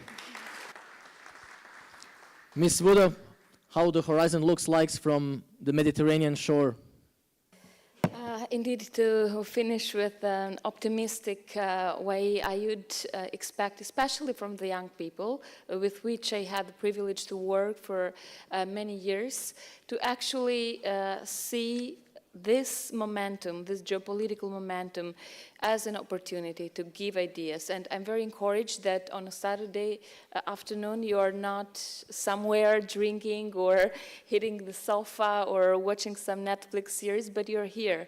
So we are very honored. I think I speak for all my colleagues here, but at the same time very encouraged that you want to learn more and indeed think of this as a big momentum in the geopolitical area. Thank you. Mr. Petricek. I visited Morocco for the first time 15 years ago, and I have seen so many changes in this country. So from my perspective, the horizon is that be ready for much more changes to come. I think there is a huge dynamic right now. What is happening in the world is, and it was said during this forum many times, it's an opportunity for all of us. If we learn how to cooperate better, if we address the problems together, and if we listen to each other, what are the needs, not only of us, but also of our partners as well. Thank you, and Ms. Limits, you are the last one. When we talk about dreaming big, your country pretty much right after the Soviet tanks went to Estonia, one of the best examples. So dreams come true sometimes if you do big. But when it comes to this landscape, I'm sure that you will say as well something to these young people here that are with us for more than an hour and a half, which is something to praise. That means that we were not boring so much. What would you say, where do you see Europe, perhaps even next year? Thanks for this question, and you're a bit my mind reader, I would say, because this was the topic I wanted to touch upon. Today I work for the Development Cooperation Agency of Estonia, and Estonia is a small country, therefore we work in Africa only with 4 countries, and in all of those countries we run e-governance projects. In Estonia, annually we organize e-governance conferences, and more African delegations have been participating. So I think that there is already link between European countries who are very much tech oriented. For example, in Estonia, we provide 99% percentage of public services online. So, and I think that the link is here. Many of the projects that we do in African countries, which I referred to, we do it together with the other European countries, like with Germany, with Belgium. And I agree that there is room of improvement. But I think that the link is there, and we should definitely use or choose those topics which are mutually interesting and then share our experiences. And I see that there is more future on that. Thank you. Thank you very much, distinguished guests. Thank you for being with us, for taking your time to participate. Thank you for listening. In the beginning here, pretty much it was the empty room. Now, after an hour and 45 minutes, lots of young people among the people that are here. We are happy that we have managed to take your concentration, and thank you for being with us one more time. Thank you.